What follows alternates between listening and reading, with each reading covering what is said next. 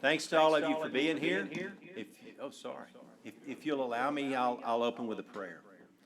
Father, thank you for this day. Lord, thank you for our community and for its citizens. Father, I thank you for their interest and for their desire to make this a better place for all of us. Lord, I ask that you guide and direct us tonight as we make decisions, Father, that we would make them in a way that would be pleasing to you, and Father, would be for the best outcome of all. Ask all these things in Jesus' name, amen. I'll call this meeting to order if you'll stand for the pledge. Pledge allegiance to the flag of the United States of America and to the republic for which it stands, one nation, under God, indivisible, with liberty and justice for all.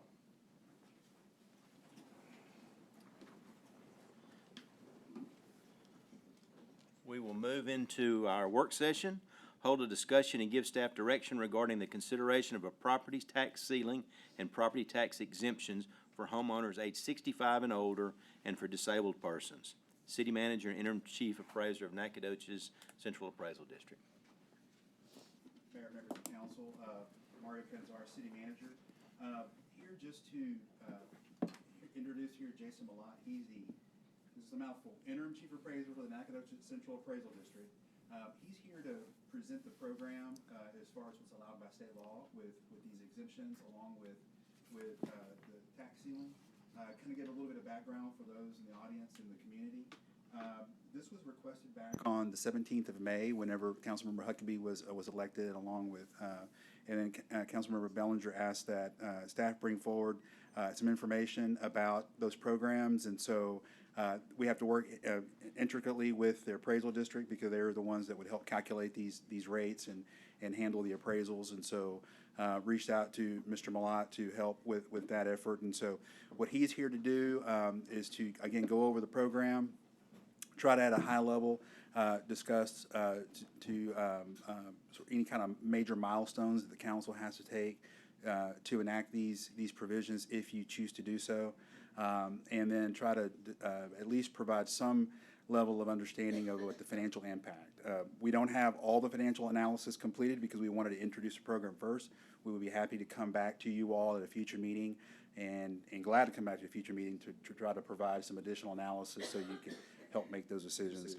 One thing I did forget to mention is I had attended a Northeast Ward meeting, Councilmember Bellinger, and the additional thing that was asked in addition to the tax freeze was to increase the exemption rates, the exemptions for seniors. And so I believe Mr. Malott can try to describe both and go through that, and then from there try to seek some direction. How do you want us to proceed as far as bringing more additional analysis so that you can take action at some point in the future? There's no need to take action tonight because I believe there is some time, but I think it's important for you all to hear what the program's about and go from there. Any questions of me before I turn it over to Mr. Malott? Okay, thank you. Council members, Mayor, here to talk about the tax ceiling. I'll start with that. They're two different issues. The tax ceiling, if it's enacted this year, we'll create a ceiling for those who qualify, and those who qualify would be the 65 and older homesteads and the disabled persons homesteads. It would be for both. There's no income requirement for it. Low income, high income, doesn't matter. And there's been a lot of requests in my office, for this topic. The first year it's done, it won't impact the city in my rough calculations.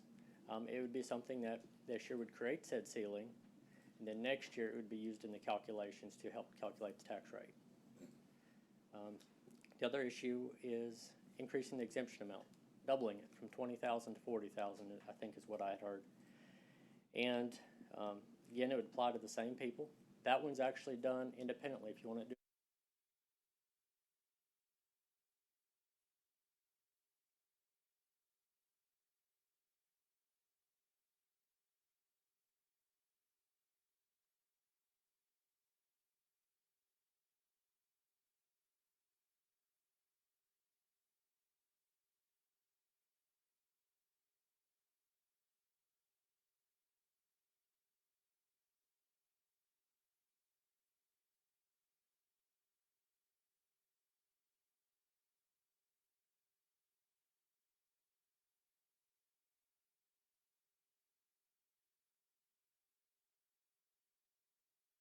$100 for city tax. That's their cap, their limit.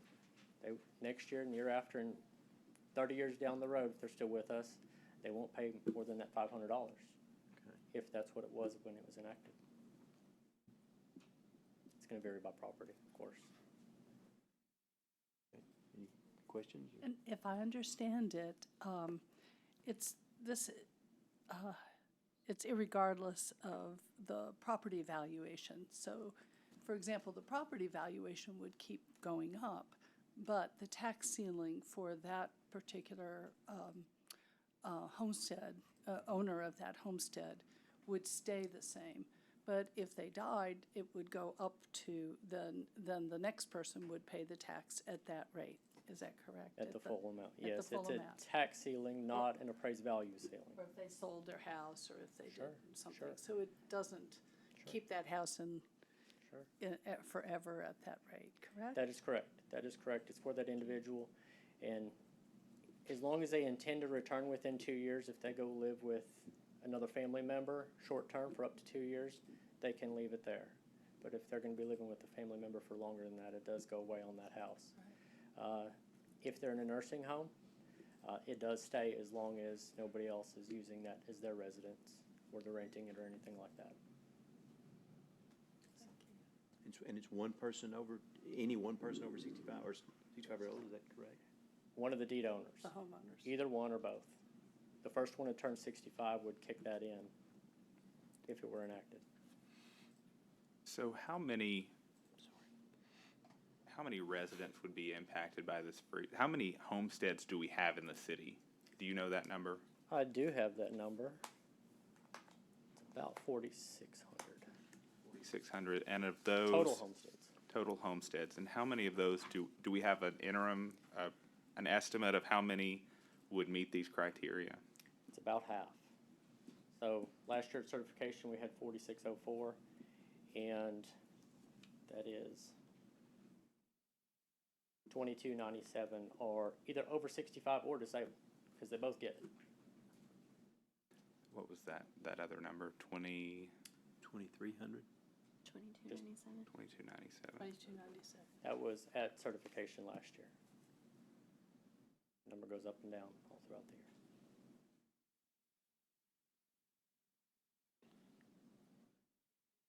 Mr. Huckabee, anything else? So do we have the long-term estimates of how much this would impact the city? Is our proportion of homesteads 65 plus and disabled going to increase over the foreseeable future? Do we know that? We don't know that at this time. That would be speculative to say if we're going to have younger people moving here, older people moving here, what it might do. We can look to the county, who's been doing it for a while, since approximately 1992, and try to see what it's done for them. There's a lot at play. As market values go up or come down, all those numbers change. So from year to year, it could be different. Fisher? Oh, sorry. We can come back to you. No, too. I'm Okay. good. On the tax ceiling, is it a fixed rate or is it a fixed amount, like Tax. dollar amount? Tax amount that each individual paid Okay. when they first qualified or when the city enacts it. Okay, that they pay. So whatever they paid at that year is what it's going to stay frozen at. Is the idea? That's the higher limitation. If values dropped off or tax rates came down, Okay. Then they could pay less. Okay. Again, we're just shifting the burden from a certain group of people and asking everybody else to pay in a little bit more, so the city gets the same amount of money at the end of the day. I was going to ask you to actually elaborate on that burden shifting, if you could, a little bit more. Okay. I mean, you say to the rest of the population, and I think an important consideration in this is having a better idea of what that looks like for people. Sure. I don't have numbers for you today, but I think I said 2,300, 2,400 would qualify for it. Mm-hmm. So we have that many property owners or taxpayers that would get the benefit of this. And then we're gonna disperse that to everybody else. That's businesses, rental properties, and general homesteads. And so when you take that small number of people and you divide it by everybody else, it's not a huge additional burden on everybody to do this. What this does, it just raises your tax rate. And so as the rate goes up, everybody pays in a little bit more. What does not huge additional burden mean? It matters depending, because if we're talking about doing this regardless of income level, right? Then that means that the burden is shifting to the rest of the population also regardless of income level. And so, you know, what might seem like a modest tax increase Well, to low-income people wouldn't be. sure. So if there are roughly 15,000 parcels in the city of Nacogdoches, and we're talking about shifting the burden from 2,400 to 15,000 people, it's a pretty small shift.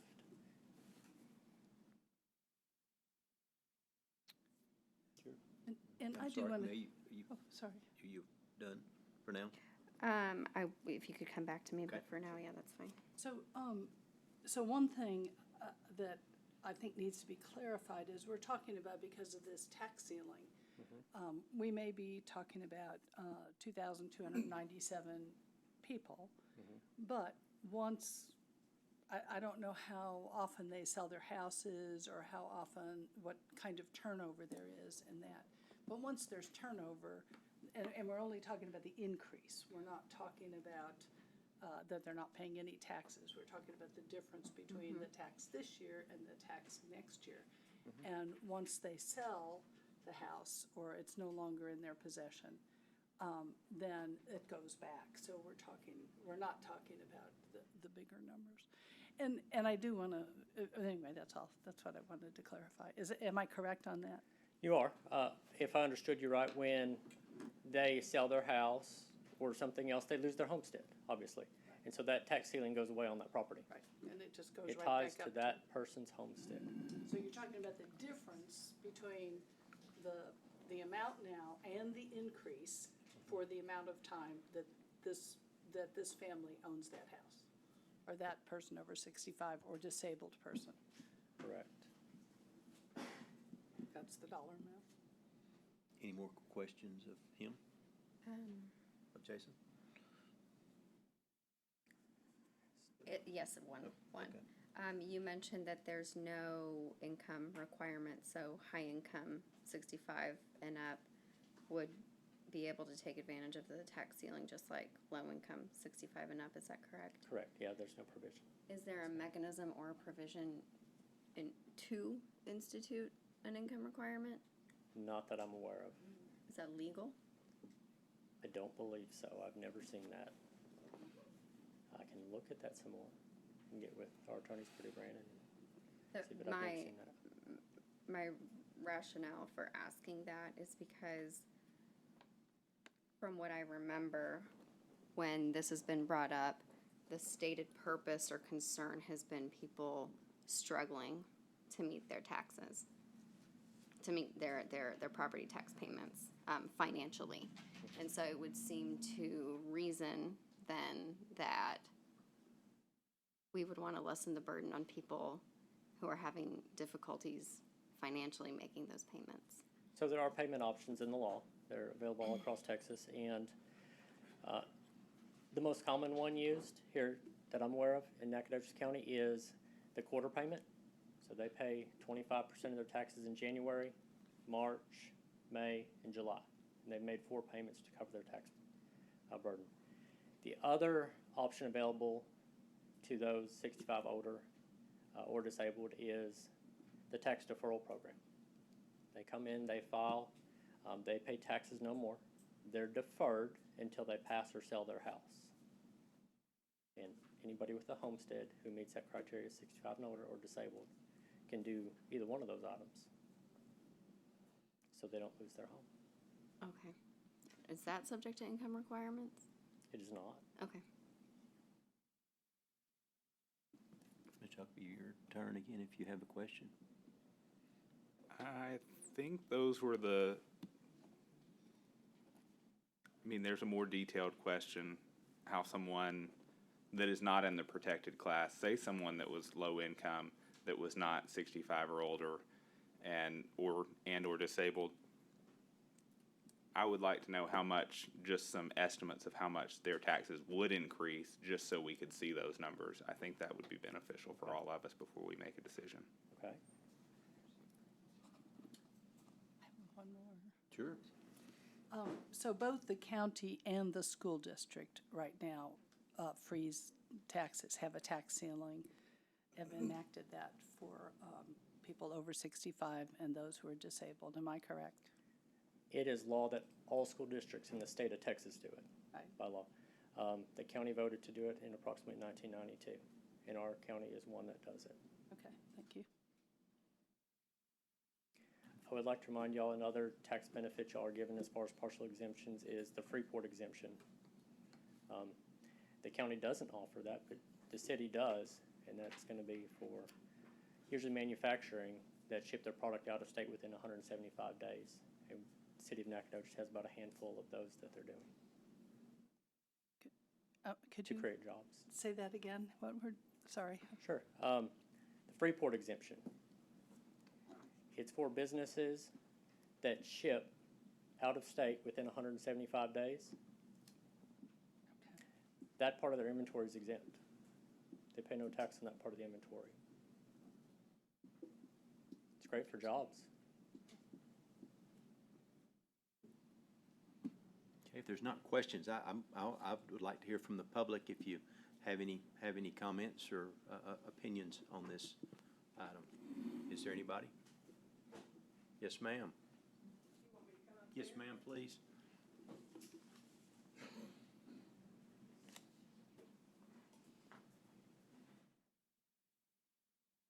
My name is Mary Roan. I live at 700 Northwood Circle. And my statement that I would like to make to the city council is that I'm 72. I live on a fixed income. Whether you perceive it one way or the other is really not your business. It's my business. And a law that would give people in general in an age group or a qualification group a tax break should not hinge on anything except their age group and their ability group. I want you to just remember that. Thank you. Thank you, Ms. Roan. Anyone else? Okay. Oh, sure.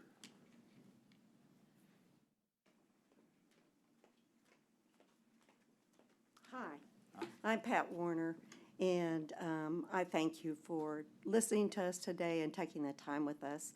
And I've heard your comments. I do want to speak for, first of all, for myself, because I am 74, and I've been in my home about 17 years where I am now. I have lost my husband, and I am doing everything I can to make sure that I can pay my bills and pay my taxes and live in my home that I worked very hard to, and I would like to keep. If our taxes keep going up for those that are seniors, you were talking about those who are wanting to keep their homes and not struggle, and I certainly understand that. But those of us who have been working hard and some have retired and looked forward to this time, as you know, the economy is outrageous right now, and the inflation is much inflated, and we know that that's going to settle down. But for us that are 65 and over, we do need some consideration for us, and that we would like to stay in our homes, and I don't want to be taxed out of my home. And I know that, and I hear you as a younger person being concerned, and I get that, because if I have a daughter, I wouldn't want to lay the whole burden on her. I get that about the burden, because I feel that coming on myself as my taxes are going up. And I have come in every year and asked for something to be done. And finally, I've decided that it was time to speak up. And I'm not good at doing this, and I don't like to do this. It's not my favorite thing. But if I can help our city to help people stay in the city, and I will tell you, I do have friends that are saying, let's move out beyond the city limits so that we can live comfortably. I don't want to move out of the city limits. I moved into the city limits, and I would like to stay here, but I need your help to help me to do that. Now, I happen to know that there are new values that are coming into Nacogdoches. And I know that we have recently, I think, voted to have a new planning going on and new ways that to help our city. And I think some of those ways are coming about with creative ways to raise our, to bring tax income into the city. I'm very glad to hear we're going to start having some new events, if I understand it correctly, in the city. We're going to start doing some rallies and doing some downtown kind of events, bringing big trucks in, I understand, and we've been having things in the park. And then besides that, if I understand correctly, Memorial Hospital has just recently become privately owned, if I'm not mistaken, and they're going to start paying taxes, we hope. And of course, we want the best for them as well.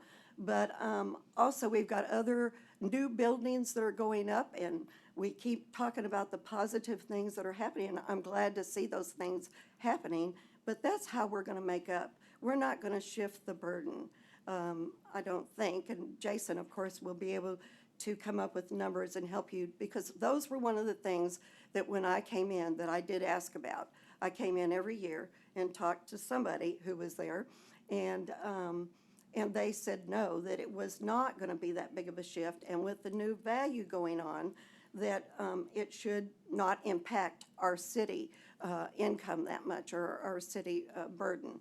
And so I think those are things that you need to take into consideration as well. And I'm asking each of you to sit down with Jason, really look at the numbers, and to remember that we have asked that, if I understand correctly, you folks work for the best of your city and for us as residents. And we're asking you to work for us and to let us know that you care about us as well.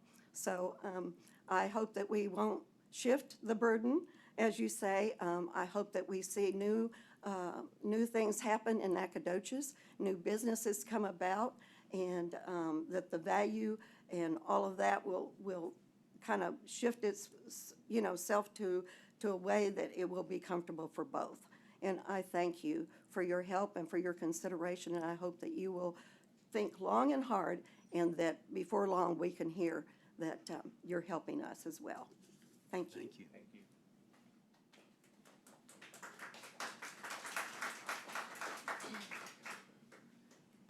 Yes, ma'am. How are y'all tonight? Good. Good. Sherilyn Stratton. I just have a question, because I was looking at my tax statement, since this is all about taxes, and I have a 65 exemption. The question that I have is, because last year my proposed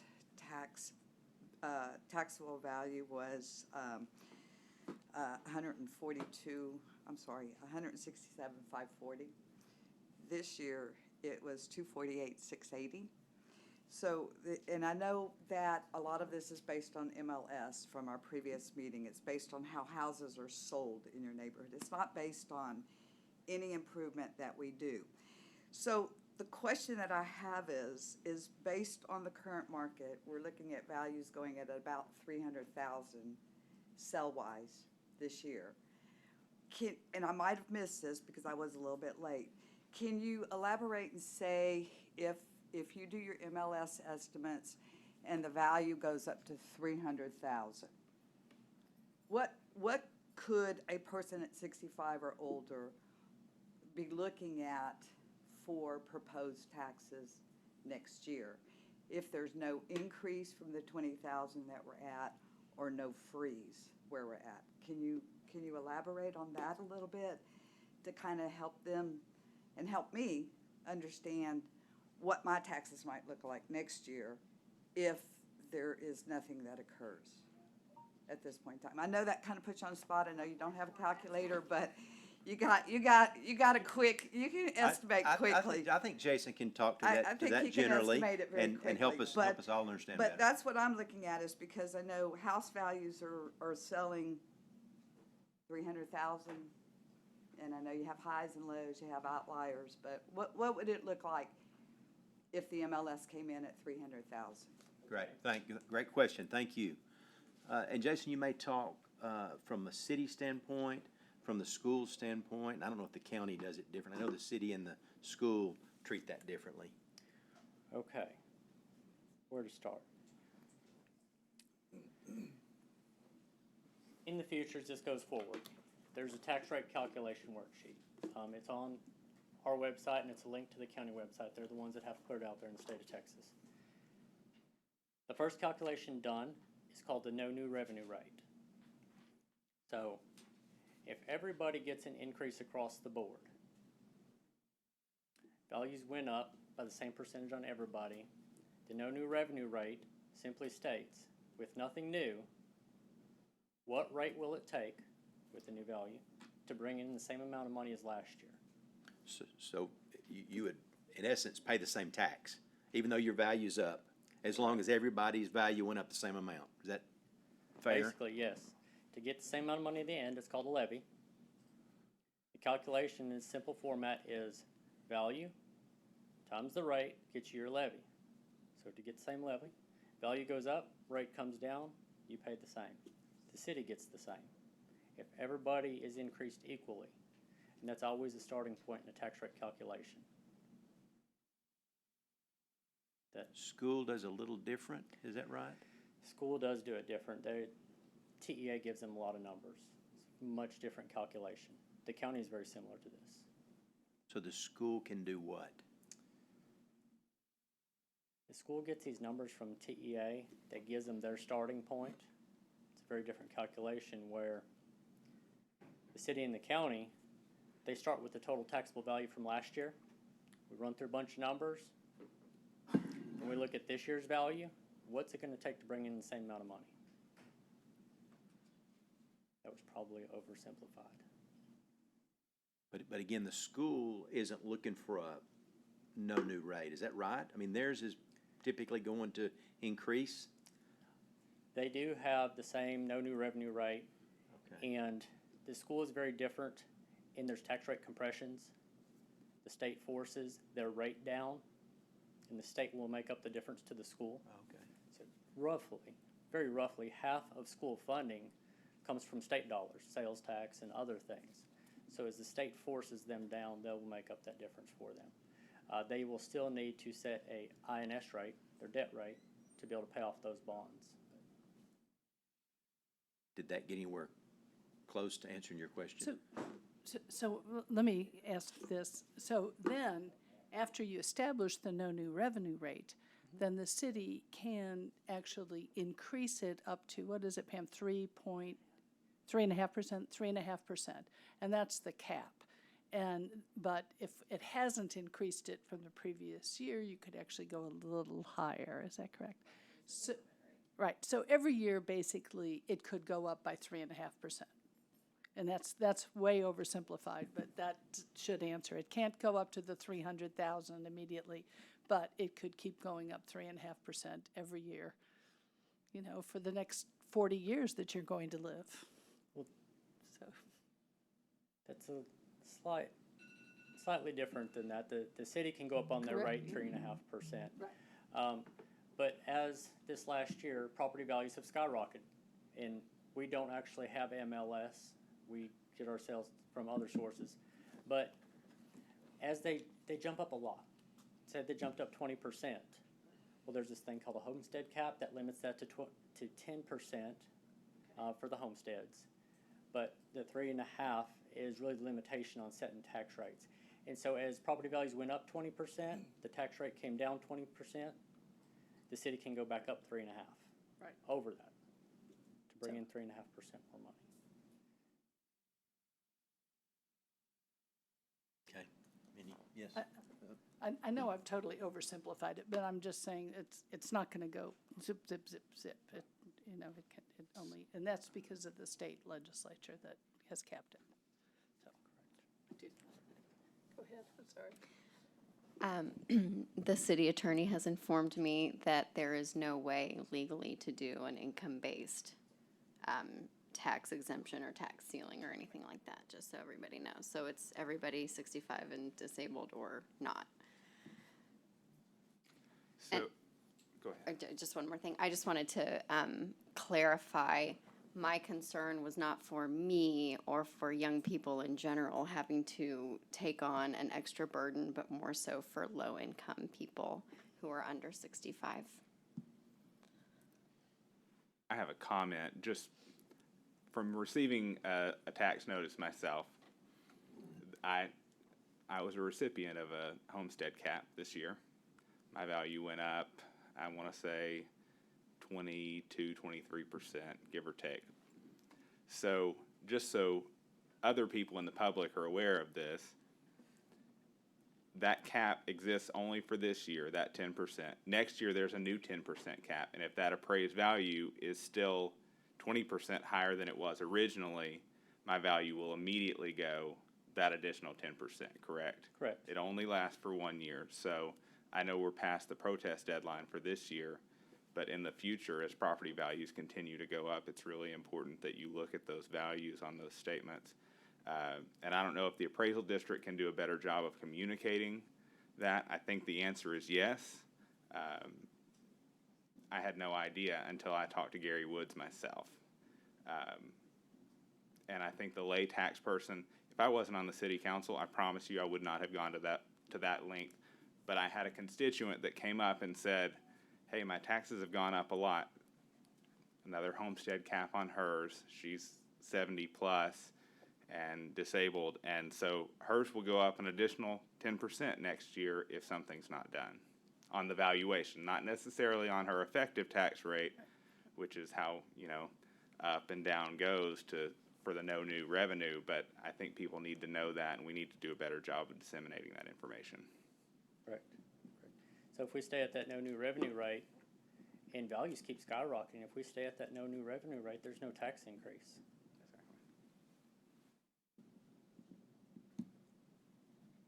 Okay. Any more comments? Anybody else in the public? We've got a little more time.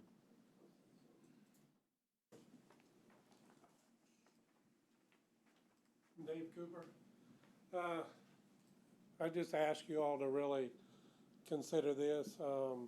It would be a shame for somebody that's worked their whole life and supported the city to have to move away just because they couldn't afford the taxes, Just because we're old don't mean we're bad people. It seems like the county can make it work. You certainly think the city could make it work. The schools make it work. They're in a little different situation, and I even think the city of Garrison does this. There's a lot of other entities that do it, so I would certainly think that city of Nacogdoches could do this. Thank you. Thank you. Thank you. Yes, sir.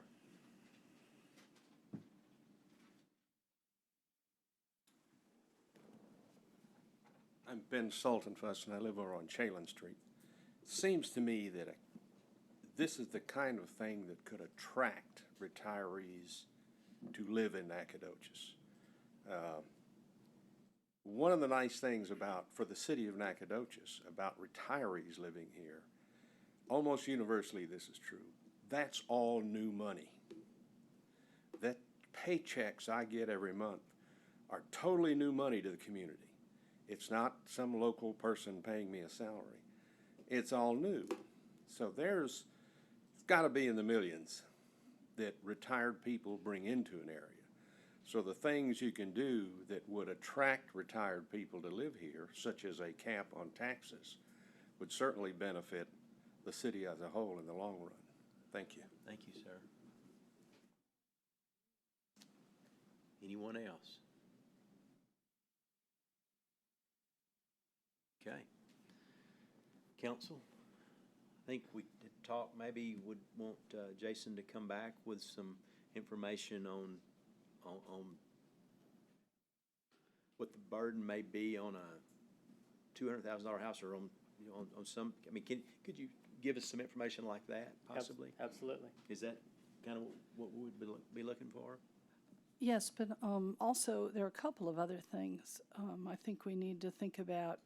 And if you can get a gauge on, I think there are people moving out of the city because of city taxes and elderly people who, and I think some people in this room who've gotten up and talked actually work part-time just to pay those taxes, you know, in over 70 working just to pay the bills. It's an interesting thing. But anyway, as you go through and do those calculations, I'd like to know the impact on business, you know, how much, you know, these taxes, because is it just people in homes, or is part of that burden shared by business? I didn't understand that. I didn't know that. Is that correct, or? It's shared by everyone else, and I talked about approximately 15,000 parcels here inside the city, that 2,400 would get the benefit, and you split that difference out to a lot of people. So we're just talking about the freeze, and we'll talk separately about the increasing Probably want to see the effects of it also. I mean, is that a separate discussion we're going to have, or is this part, or have we had that discussion about increasing the homestead exemption to 40,000 for people? They're two separate issues. Yeah, but like I say, I think he's talked about both, and Okay. we'd certainly want to see the effect before we consider. Right. I just wanted to consider doing make it. sure nobody else had a discussion about increasing the homes. We've only been talking about setting a ceiling or a freeze.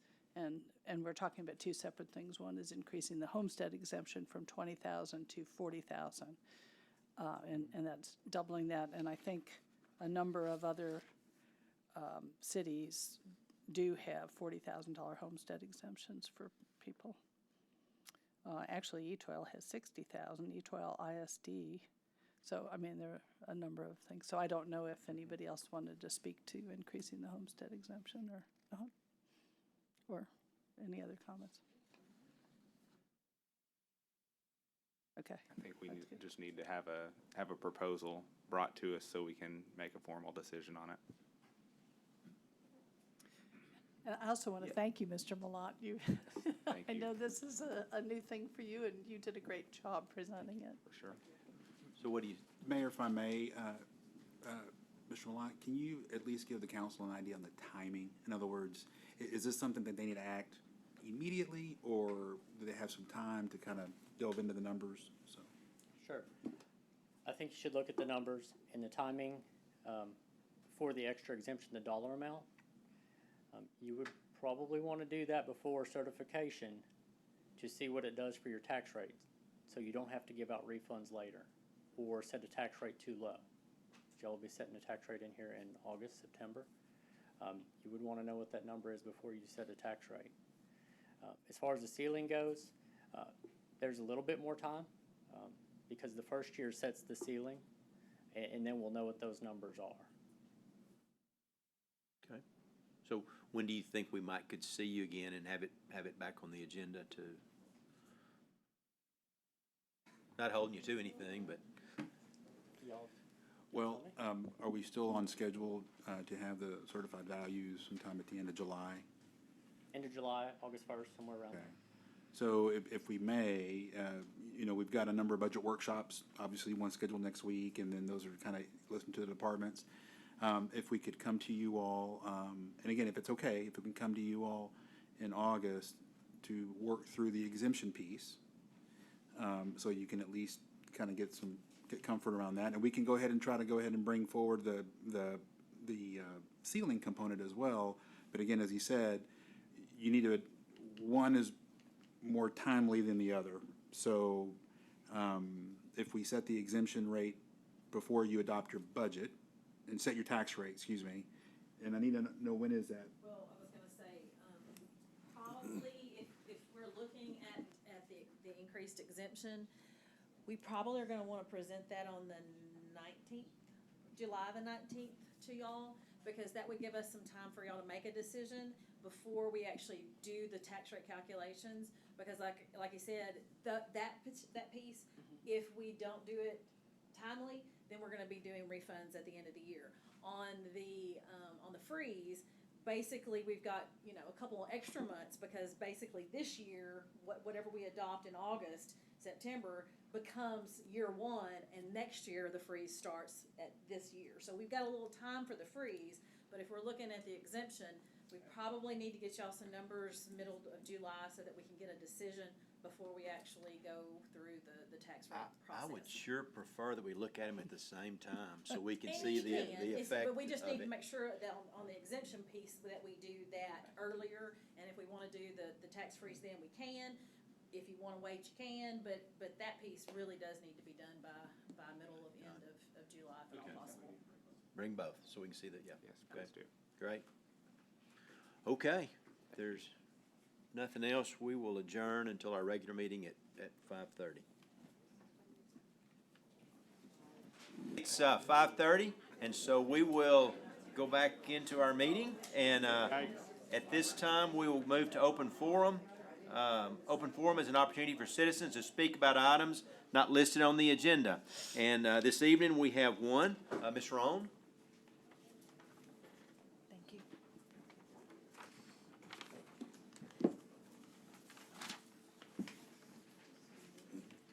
Mary Roan, 700 Northwood Circle, same.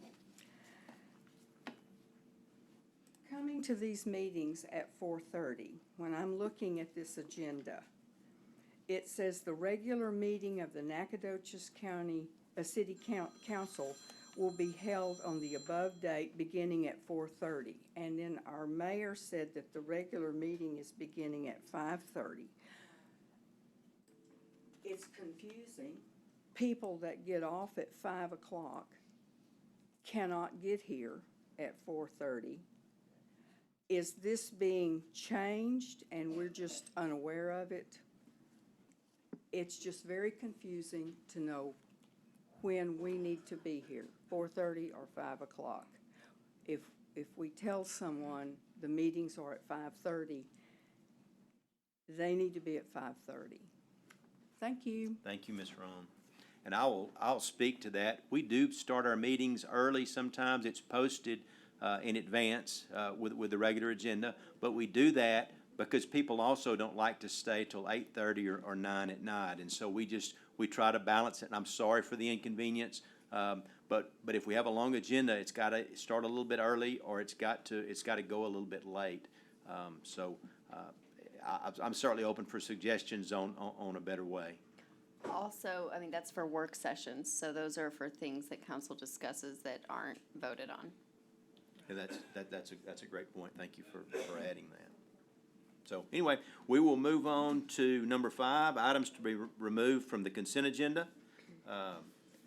Consent agenda items require little or no deliberation by council. Are there any that need to be removed, council?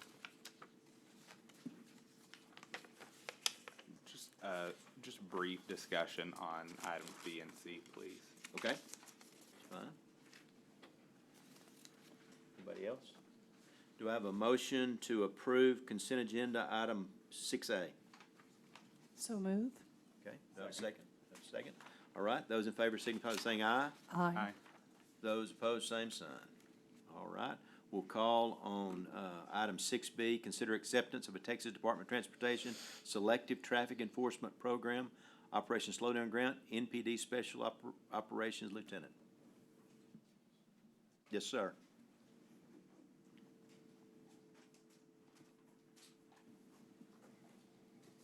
Sir, Nick Stewart. Can you just kind of briefly tell us about the program? Yes, sir. So the STEP grant is a grant provided by TxDOT for us at the police department to put additional officers on the street for specialized traffic enforcement. So this particular one is called Operation Slowdown. So it's intended to focus on speed violations in certain areas in our community. So I guess my question on it is not just what is the program, but is this a beneficial program for us? Do you have any measurable data to say that this has helped us in reducing the speeds on our roads? So this is our first year to get back into the STEP program. In the years past, the program has shown to be beneficial. It increases officers' presence on the streets. And currently, with this the way they've redesigned the STEP program, they actually put an emphasis on education and more so than the enforcement side. So this particular STEP program requires us to meet certain media requirements and public education and public engagement requirements.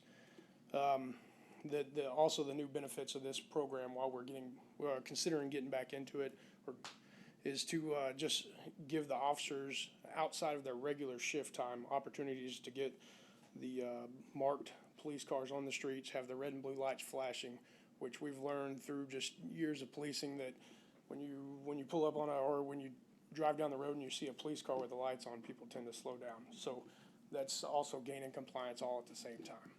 So that's what we're looking for. So as far as the actual numbers, we don't have those in.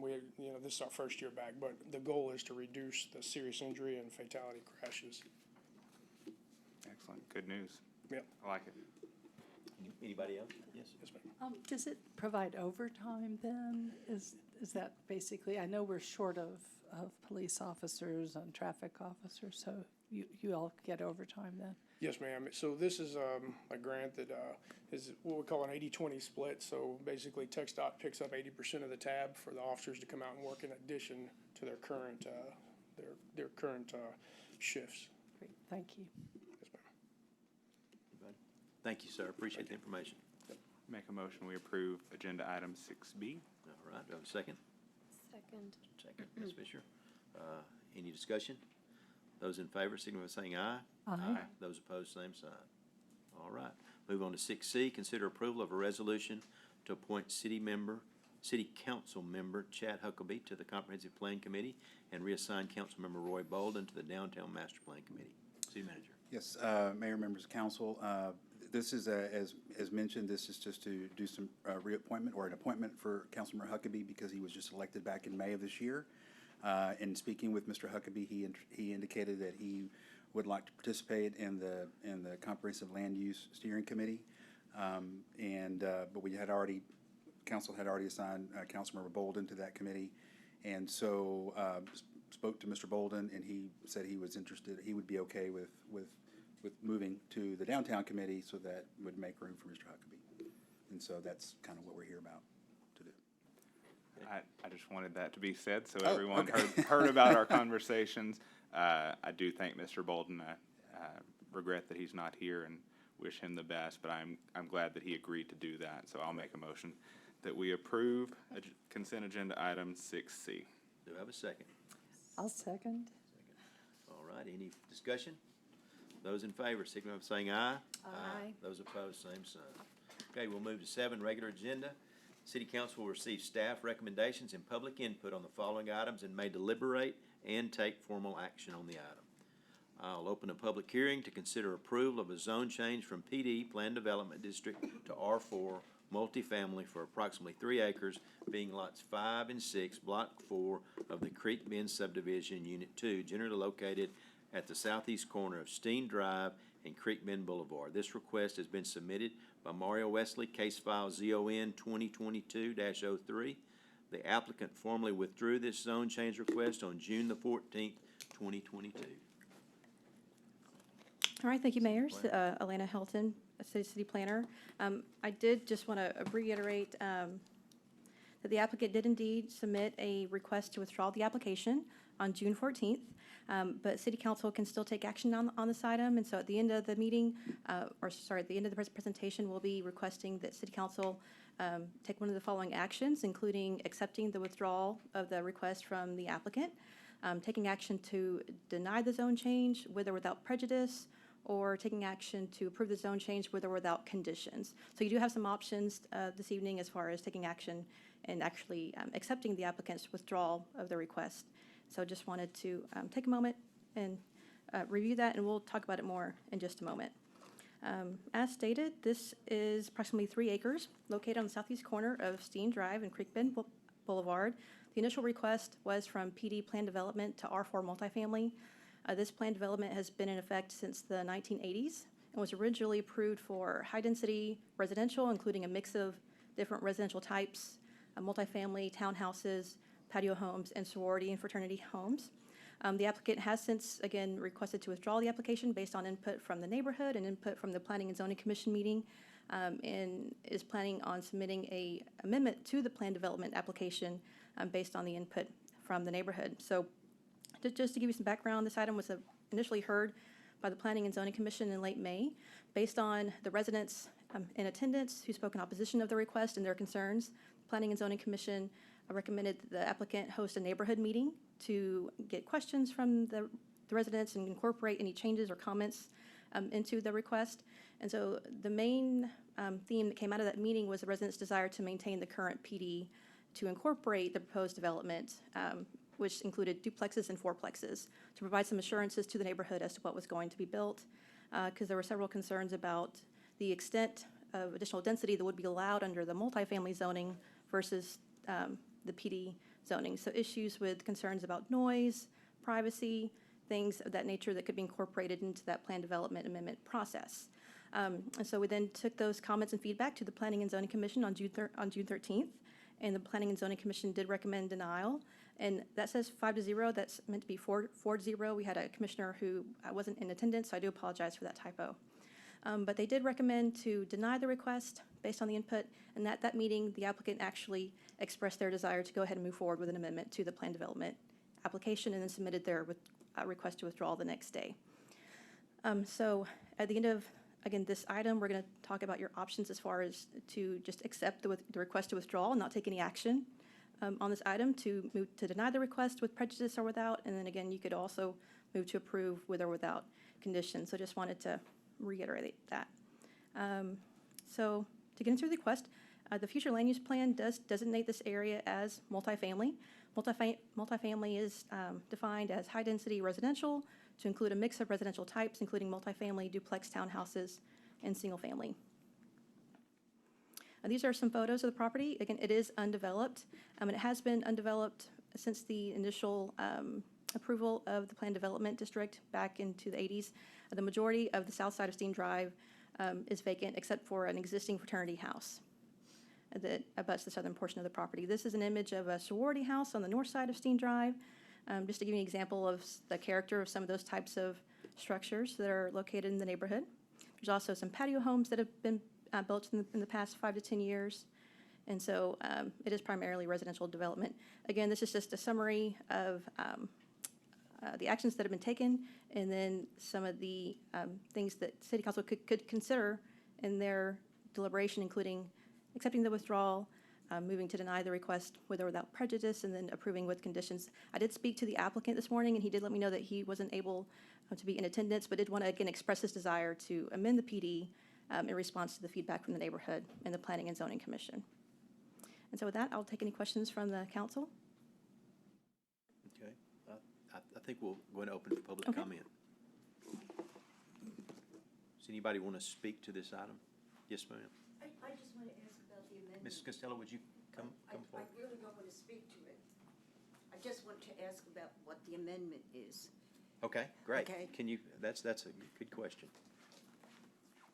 All right, so the process for amending the PD is very similar to the process of a typical zone change. And so they'll submit a request to staff.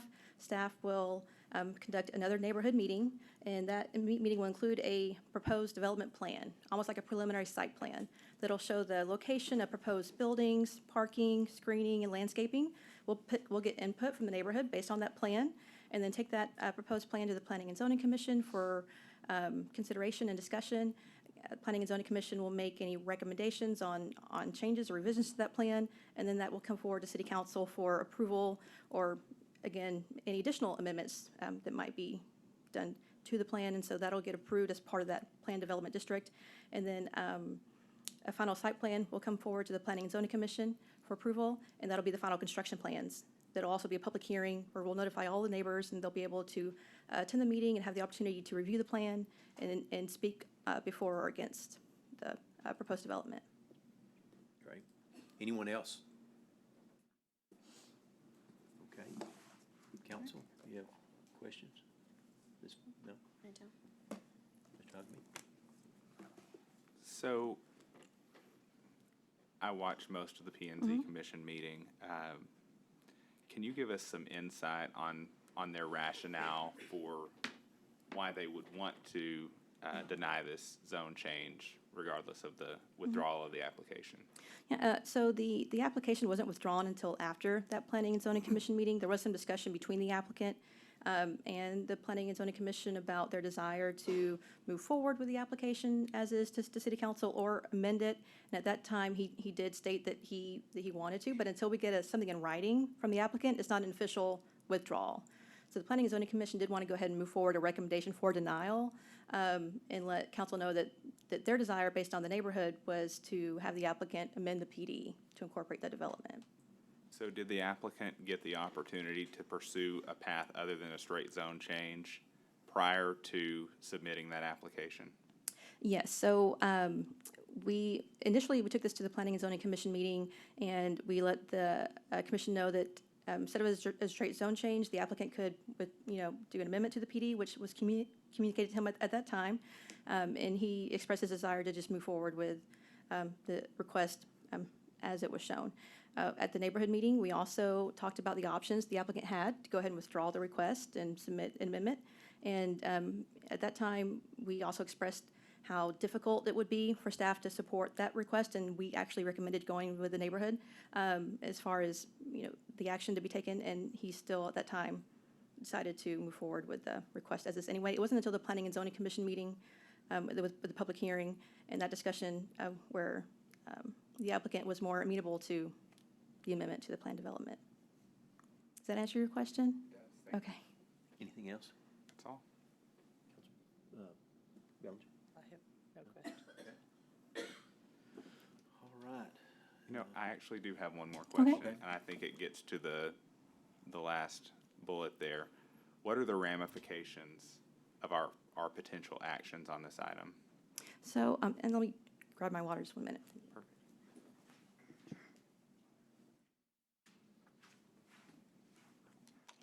So if the city council were to take no action and accept the withdrawal, it would be as if the applicant had never submitted an application and would be able to submit a new zone change application tomorrow, whether that be a zone change for a different district or an amendment to the plan development. If you were to move to deny the request with prejudice, essentially that means that the applicant or anyone else could not submit another zone change application for that property unless it was for a less intense land use. And so amendment to the PD would fall under that less intense land use because the actual proposal development is less intense than what an R4 would allow by right. If you move to deny it without prejudice, then they can submit within a year if it's a different zone change application, but there's not a condition that it be a less intense zoning district, that it just be different.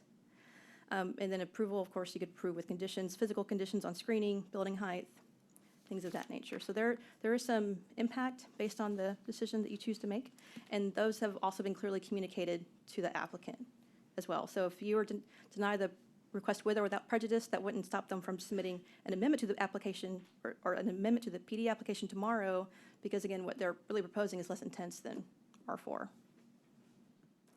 All right. Is there a motion?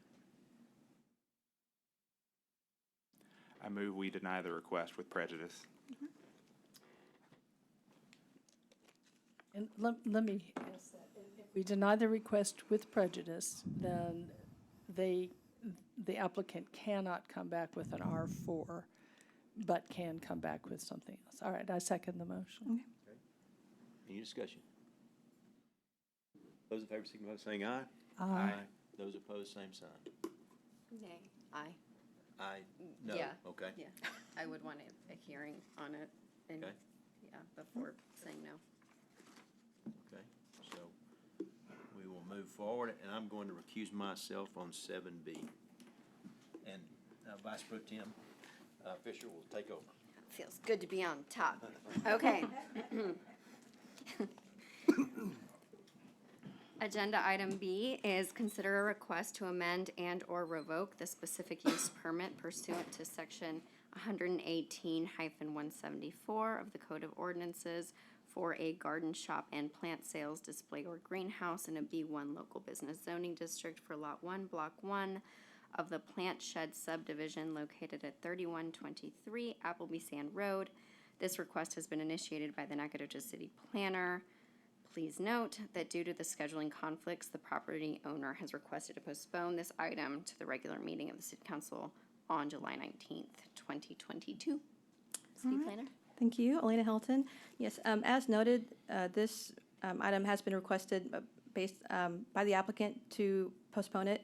We also spoke to the neighbors that immediately live immediately behind the property, Ms. German and Ms. Foltz, and they're also amenable to the request. Ms. German actually wasn't able to attend the Planning and Zoning Commission meeting, so all the neighbors that are immediately impacted are also in favor of postponing this item. And so we ask that you not take any action and that this be moved to the July 19th City Council meeting. Okay. Council have any questions?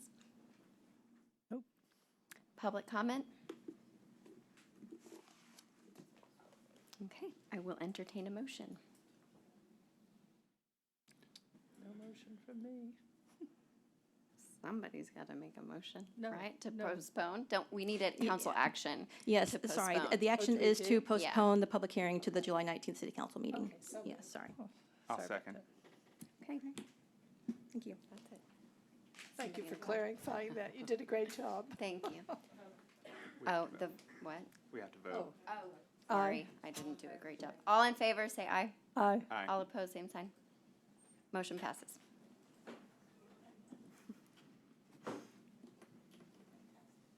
Well, I kind of forgot the vote.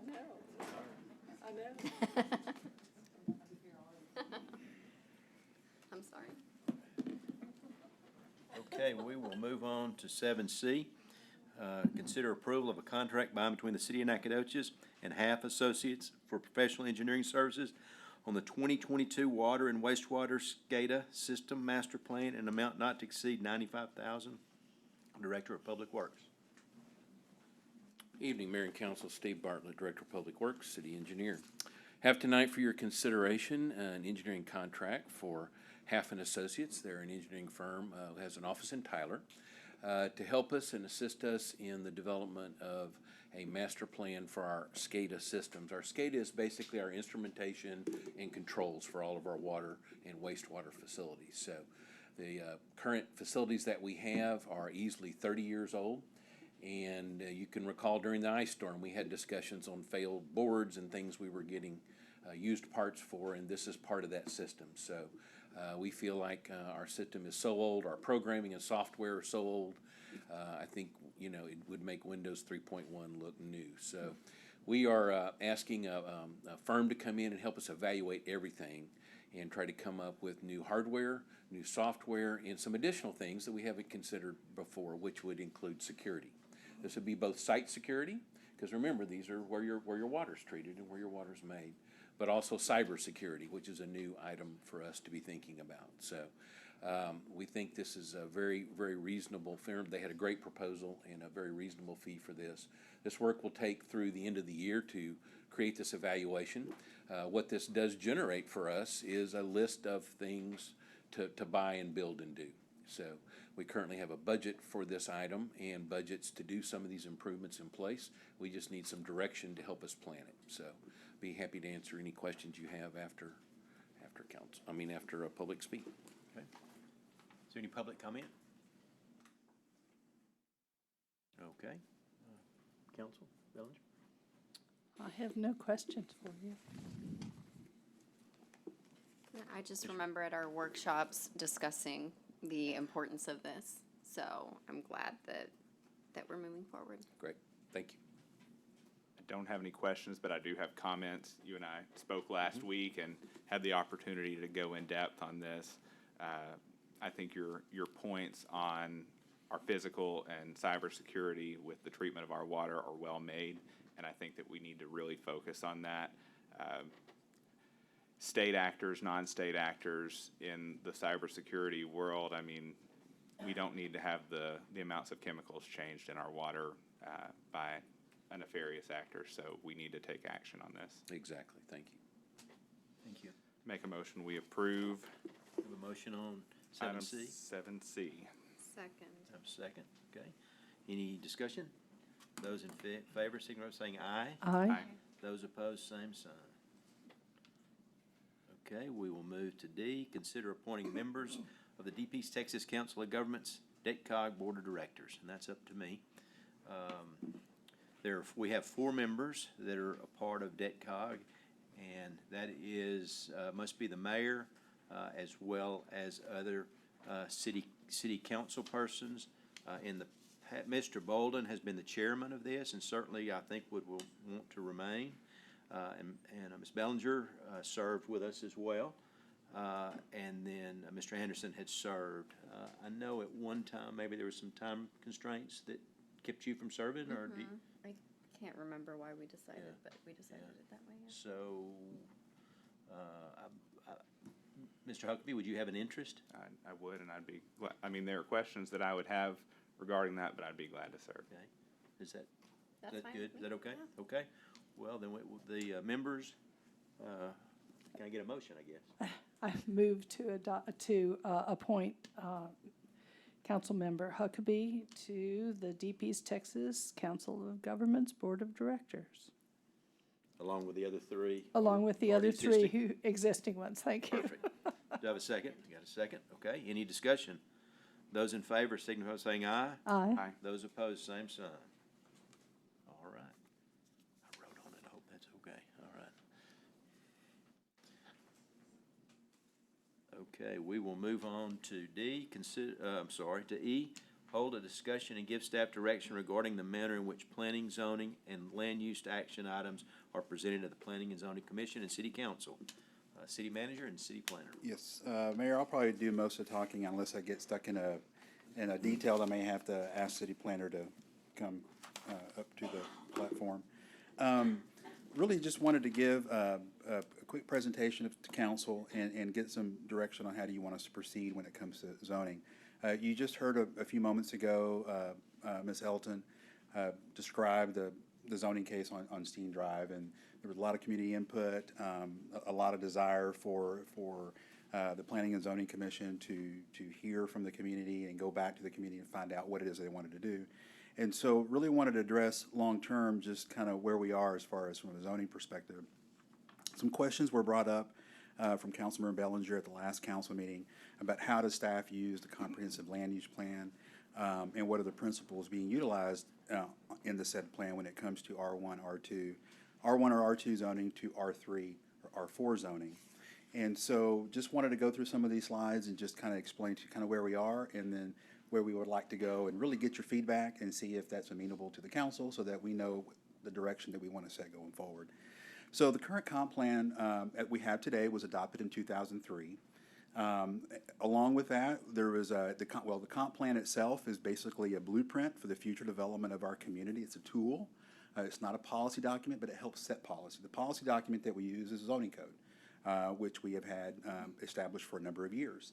Another component of the comp plan is a future land use plan. And what that is basically it's a graphic representation of the city's long-term desire, how you want your city to develop. That was also adopted in 2003. During that time, neither one of those two documents have been updated in the last 19 years. As a result, as staff, we follow those documents. That's the philosophy that has been adopted by council from 2003, and it's been in play all these many years. And so because it hasn't been amended or hasn't been updated, that's what we have. And so that's what we've been using. One of the other things that we do, again, I mentioned it's part of the zoning code that helps guide and direct how land use is done here in Nacogdoches. There are some things that has to be done from a conditions of what is approved for a zoning change. And I'm not going to go through all of these. There's 8 components that are 8 conditions that are needed for zoning approval. It's enumerated in your ordinance, section 118-139. And again, I'm not going to read through these. I've just got a couple of slides.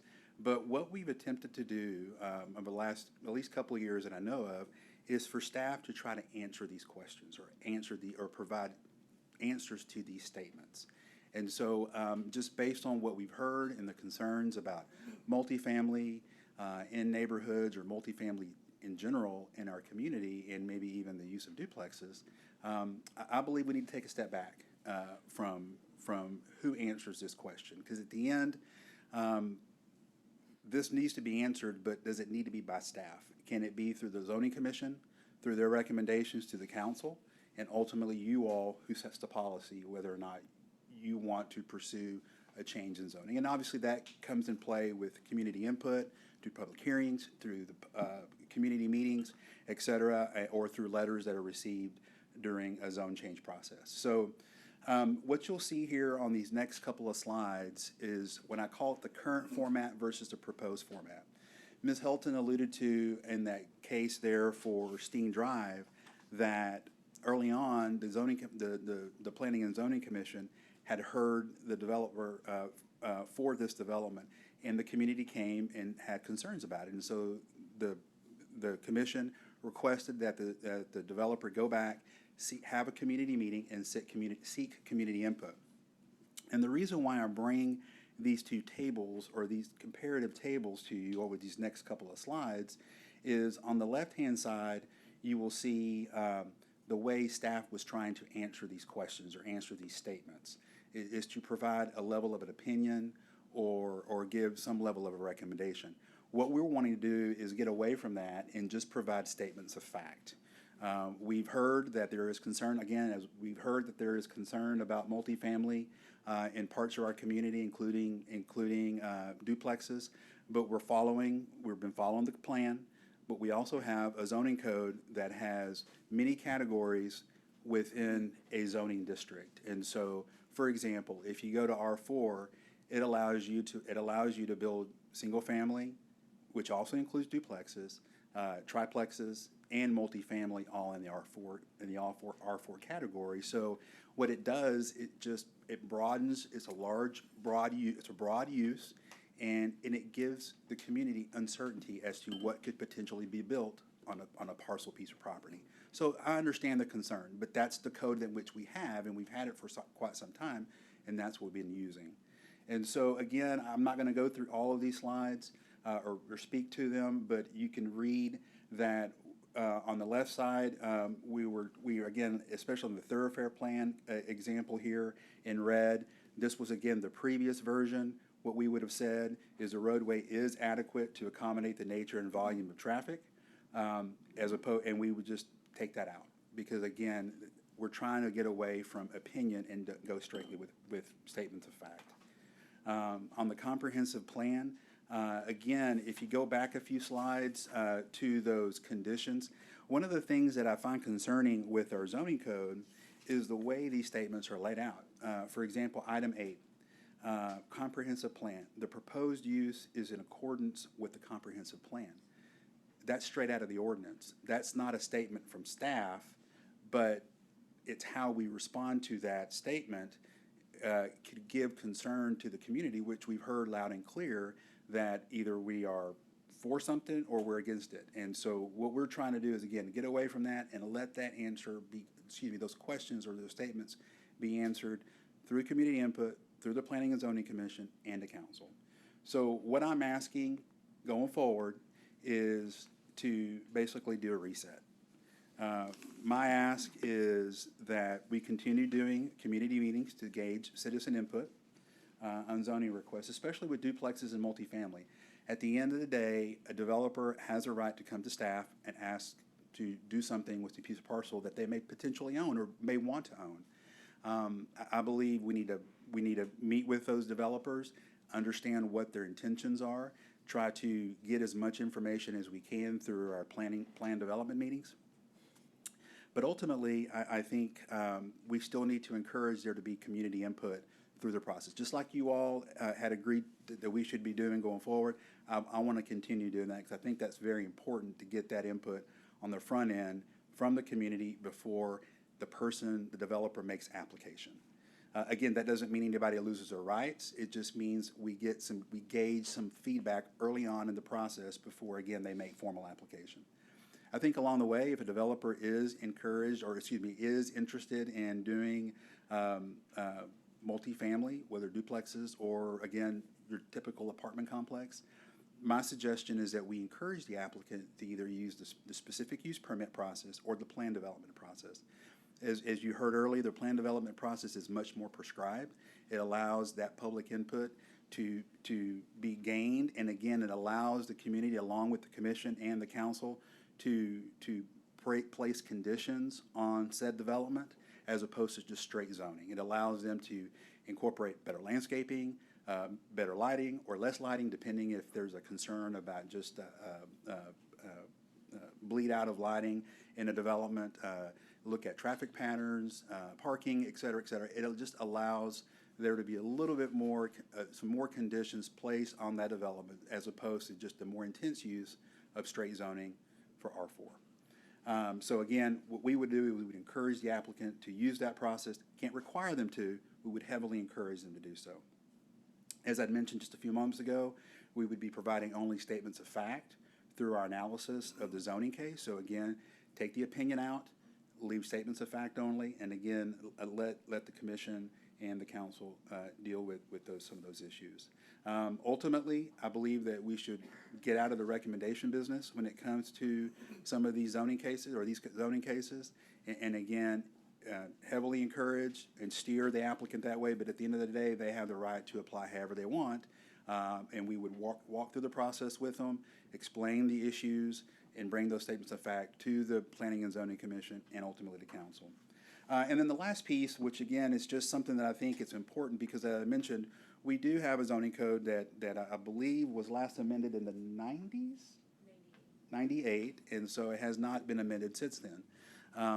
And my ask is that our city staff will work with the Planning Commission to identify some areas of our zoning code that may be a little dated, and could we workshop those things to see if there is some proposed revisions while we're going through the comprehensive land use plan process, because I would imagine that a component or a recommendation from that process through that effort is to update your development code. And so we're at least 9 to 12 months out before that comp plan process is complete, and there's probably another 12 or 14 or 15 months beyond that, and it may be less, but I'm just kind of hedging my time here as far as just staff capacity and doing that work. Maybe some additional time that's needed to update our development code, and so what can we do in the interim, that stopgap measure for the next 12 to 18 months time, so that we don't, in my opinion, perpetuate potentially bad policy. And I'll give you, for example, the plan development process. My experiences in other communities are when a plan development, and ours is we have a 2-year time frame in which a plan development must be enacted. If the developer doesn't do anything with that plan development, according to our code, it just stays dormant. What I've seen in other communities, if a plan development doesn't get enacted, in other words, no development happened, it reverts back to its original zoning classification. Right now, it's just held in limbo. That happened with the property on Maroney, and it's the same thing that just happened with what Ms. Helton presented on Steen Drive, is that plan development occurred, many, many years ago. The development never happened, and so it's just stuck. And so, again, I'm not saying that is the perfect solution, but that's what other cities have done, and is that something that the Planning and Zoning Commission should analyze and look at and compare what other communities are doing, and then render some recommendation to council, and then you all determine whether or not you'd like to amend the zoning code so that when it comes time to do a complete overhaul of said code, we at least have some things in place for the next several months. And with that, I'll be happy to step aside and let the community speak or answer any questions of council. Great, thank you. Anyone from the community want to speak? Yes, ma'am.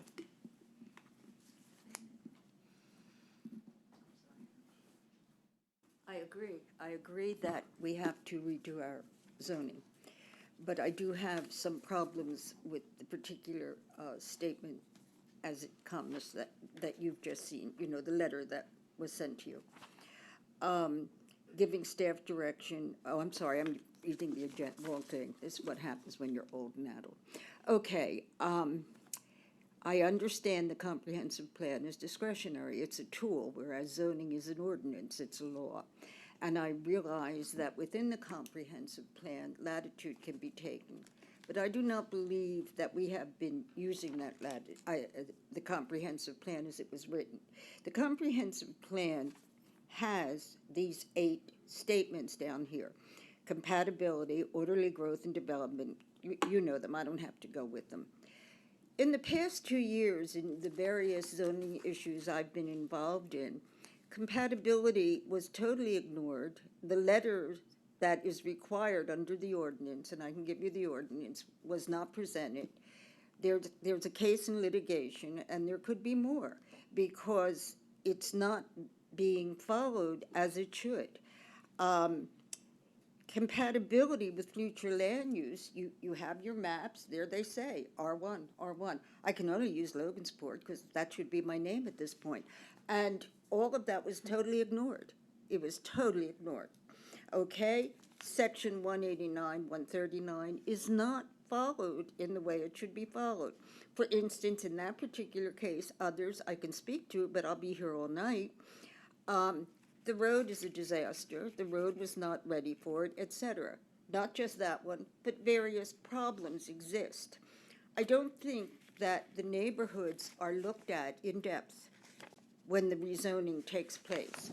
I don't think that the developers that come in, and all developers aren't bad, but I'm not too happy with some of them. And my problem is that I don't believe that the neighborhood is taking it in accordance. I agree with the city manager. I agree with the fact that we have to rewrite our zoning ordinance. There are many ways to do it. I'm very familiar with your zoning ordinance because I helped rewrite a similar ordinance when I was on the zoning board in Duncanville, and it's out of date. There are many things you can do. You can do overlays, you can do lots of things. For instance, you can say R1, but if R1 is in a certain area, then conditions can be put on that, as opposed to, and forgive me because Logansport Street is the one I have in my head, if you read section 8 here, chapter 8 in the old comprehensive plan, you will see over and over where it refers to neighborhood integrity, places of cultural use. And I have to share a story with you because it's very important to me. When we were fighting this, and still are fighting it, a lady came up to me, a lovely lady. I was at this beautiful luncheon.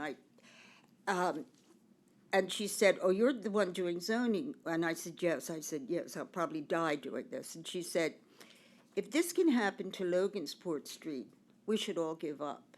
And that was, that was and we formed our thing, and over, all we asked for was to go back and redo it, but it doesn't matter. That was then, this is now. We're still fighting on it. Okay, R3, R4. We need to pay attention to what we're doing. Nacogdoches is prime for growth, prime. You now have people that can work from home. The cities are in chaos. That's a whole other story I can tell you. But anyway, people will be moving here because we have everything you want. We have everything. But our zoning is outrageous. And our way of using the zoning is just not being done properly. And this is not me saying, "Oh, you're not doing this." Well, maybe it is me saying you're not doing this. And if you're going to say compatibility, this specific use will be compatible, not injurious to the use and enjoyment of other property, nor diminish or impair property values. I had an appraiser tell me that, yeah, it would diminish my property value. I went that far because I wanted to find out. Orderly growth and development. All the rest, where we go into the roads, the drainage. The first meeting that we went to, we were told, "Oh yeah, you're on the list to repair the roads." We're not on any list. Okay, now let's go to this little book. This is what, this is the old comprehensive plan, okay? And the old comprehensive plan, I know Mr. Canizares referred to it in this letter here, saying something about Chapter 8, Housing and Neighborhood section. But if you read through this, and this is the old one here, you will see 8.4, creating and keeping neighborhoods. Creating and keeping neighborhoods, creating and maintaining quality neighborhoods begins by design, enhancement, etc. Let me go here, because there's a lot in here people are going to get mad at because of the manufactured housing. Okay. Neighborhoods should be protected through diligent enforcement. And I'm not going to bother you with it, you can read it yourself, but what it comes down to is it does state in that comprehensive plan that when you have older neighborhoods, those older neighborhoods should be recognized because they're of historical significance and cultural significance. You don't want something that goes on and on and on and is sloppily destroyed like Garner Street has been destroyed. And that's why we fought so hard. And I appreciate the fact that because of that, we now have signs out, we now have notices. I do have another problem with the notice, and I may be wrong on this, but the notice should include that the 200-foot abutters have the right to object and change the vote. I don't know, because I haven't gotten any letters recently. I do not believe that we are friendly to our older neighborhoods. I believe we rape them. If you go through Nacogdoches and you will see apartments here, look down on Cason Street, historical significance, and then we have those tiny little motel-like apartments built there. Nothing we can do about them, they're there. But that's not very historical. It's not even, I don't even want to go there. The point I'm making is, do it right. And I volunteer to be on any board to rewrite these zoning ordinances because I know them probably, well, not as well as Elena, but I know that I helped write something similar 12 years ago. Actually, it's 18 years ago now. That's all I'm saying. We're moving in the right direction. But we must do a few things. Our zoning board people need to know their ordinances. Our zoning board people need to be involved with the ethics of the zoning as put out by the state. We don't do that. Or if we do it, I don't know that we do it. All I'm saying is, yes, we're moving in the right direction. But serious mistakes have been made in zoning in the past 2 years. Thank you. Thank you, Ms. Costello. Anybody else?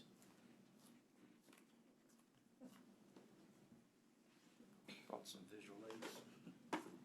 Philip Blackburn, I'm from Logansport Street as well. I just wanted to add a few things to what Pat just said. I actually have the comprehensive plan here. I mean, it's pretty thick. This is printed on both sides. Comprehensive plan is pretty thick. I think what has been happening, and I'm glad we're changing some things, what has been happening up until now is that the comprehensive plan was kind of used like a buffet. And you would go in there and you would pick out this one thing and say, oh, we're going to run with this. Kind of like what this is talking about right here. We go to chapter 8 and we mention these things. Let's see, here it is. The goal and the objective and the action, that's off of page 8-6 of the, and it's basically a chapter and a subcategory about maintaining affordability. And that's all fine and good, and I agree with everything that's there. But it doesn't stop at that, you know, because there's other chapters in this comprehensive plan. There's a chapter on land use, there's a chapter on the historic, and the comprehensive plan, everything dovetails together.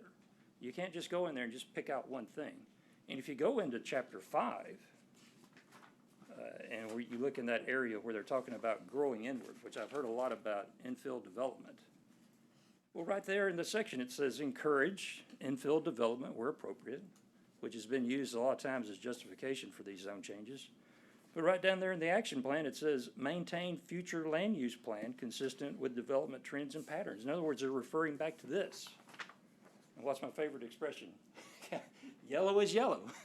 So you can't go in there and just pick one thing out and run with that without it dovetailing with all the other things. Yes, we want infill development. If there's a vacant lot in a single-family residential neighborhood, then let's infill it. But we should infill it with something that's appropriate, something that is from the future land use map, which it means infill it with a single-family residential house. Why infill it with a multifamily? And I know that there's a tendency to do this multifamily just all over. And I don't quite understand the logic of it. Maybe someone will correct me on this, because it's in an attempt to raise city taxes.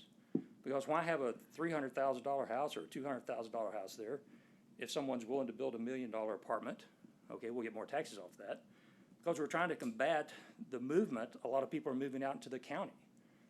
Okay, so let's run with that. Okay, so you're gonna let someone build $1 million apartment complex in the middle of a single-family residential neighborhood, and you're gonna get a lot of taxes off that, but then it runs everybody else off out into the county.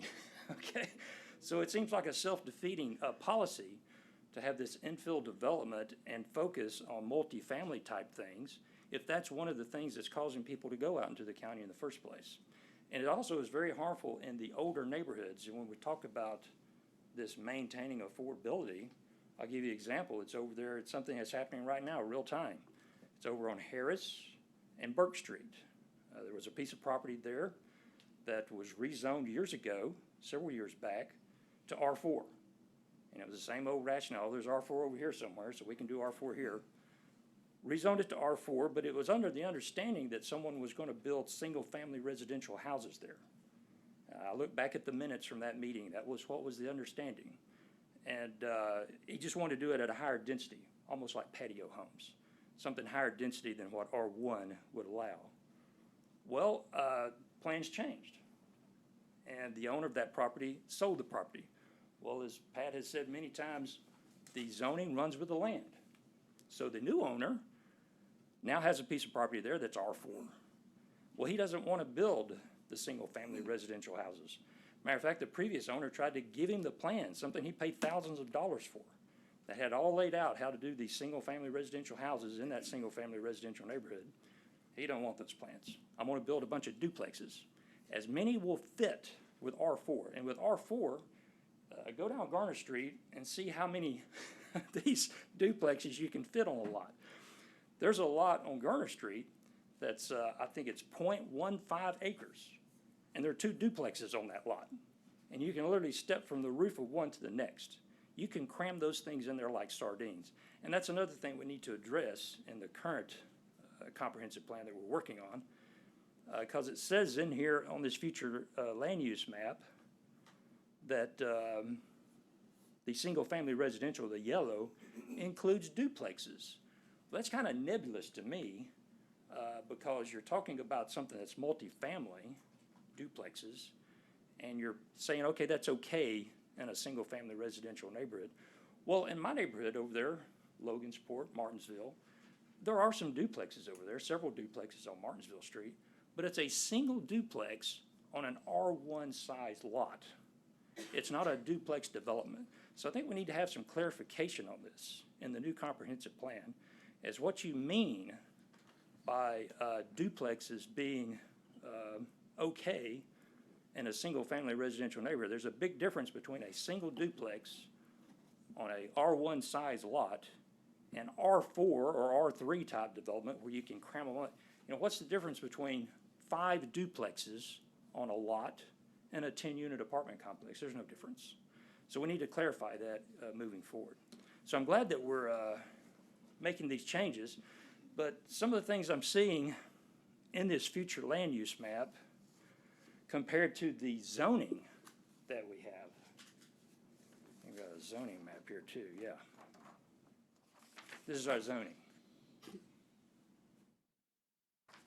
Well, the brown, it's kind of like the deal where the guys were fighting the alligators. And they're up to their elbows in alligators. And what I'm finally realizing, well, you know, the prime objective was to drain the swamp. What is the real problem that we're having here, especially in my neighborhood and there's other neighborhoods, where you have R4 that's in the neighborhood, and it goes all the way back to 1970. This is the original. We haven't always had planning in zoning. It started in 1970. And the original map, this thing's like 8 feet tall, right? It's about 8 feet tall. There's R4 all over the place.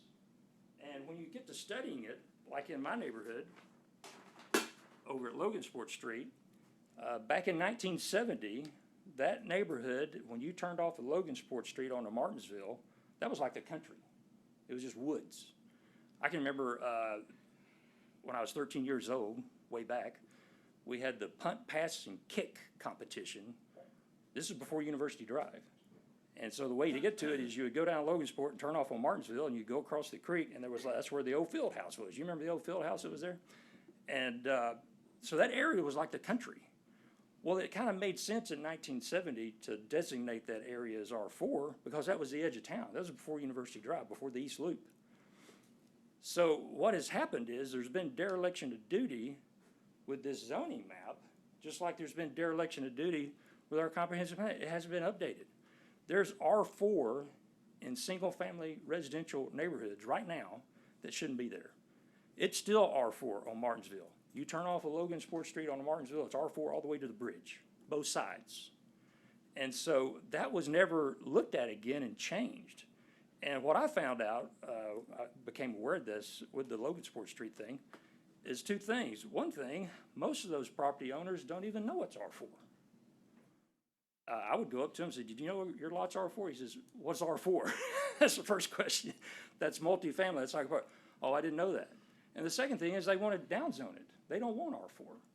And so I think there's been some hesitation on the city's part to go in here and clean up some of this R4 that was done back in 1970, because you get into that idea, oh, we're going to have to compensate them for them, because that would be a taking. If you go in there and tell them we're going to downzone your property from R4 to R2 or R1, whatever, then that could effectively be a taking. And so the city has been kind of hesitant to get into that because they don't want to have to compensate. Well, most people want to downzone just to downzone. They don't want R4 in their neighborhood. So I would ask the city council to give some direction to the P&Z that this be a project that they work on, is to, when they're cleaning up this zoning, look at these areas that have this legacy R4 zoning that goes back to 1970. Our neighborhood never developed like that. After University Drive was built, they built the apartments on University Drive. After the loop was built, they built the apartments out on the loop. Our neighborhood continued to develop R1, R2, single family. On Martinsville Street, all the new construction over there, most of it has been single family residential houses. So go back and look at that and work with the neighborhoods, because most of them don't want it. You wouldn't even have to do a taking. You just say, hey, do y'all want this R4? Just an educational type thing. I think, and what I found, I've talked to just about everyone on Martinsville Street, they all want a downzone. So we're going to get a petition together. Hopefully we can do that all in one block and get that downzone. But there's other neighborhoods at risk too. And this is very important because in an older neighborhood like Harris, what has happened on Harris Street, they should have learned their lesson way back, because there right now is a R4 development about midways down on Harris Street that they're trying to tear down because it's abandoned and the windows are all boarded up, the roofs are caving in. R4 apartments can go sideways like that one. So if they're allowed to build that duplex development on the corner of Harris Street and Burke Street, that could be very damaging to the neighborhood in the long run. Learn the lesson from the one that's just right down the street. That's what can happen to them. Well, those neighborhoods like that is where the affordable housing is. I mean, those houses in there are selling for less than $100,000, some of them. It's a great opportunity for a first-time homeowner to buy a house, but who's going to buy a house in a neighborhood where it's got trash like that? So it's very important to protect the older neighborhoods that aren't protected with the deed restrictions with this, with our zoning regulations, and not allow multifamily development to come in there and potentially destroy the neighborhood, because that is our affordable housing. No one's going to put in a subdivision with houses that cost less than $100,000. We just found we're having to subsidize a new subdivision out on the East Loop, because when the developer has to put in all the roads and the infrastructure and all that, he can't make any money, and he's going to sell those houses at $300,000. So why are we ever going to think that anyone's going to come into the city limits and build an affordable housing subdivision, houses costing less than $100,000, when the guy can't make money at $300,000? So it's very important then to protect the older neighborhoods, because those are good first-time owner housing. All right, that's all I had to say. Thank you, Mr. Blackburn.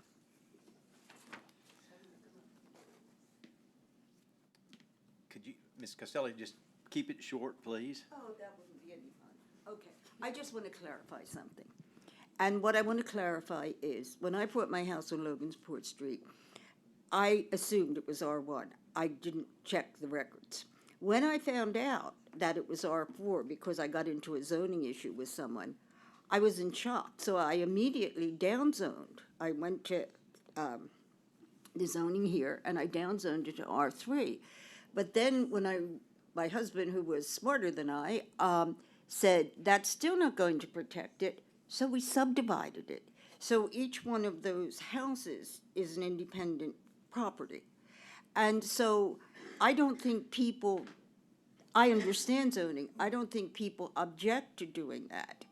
And I think that, as we are saying, that we should not look at a blanket map and assume the buildings are whatever the zoning is, because you can change the zoning and you can downzone yourself. And it is not a taking when you downzone yourself.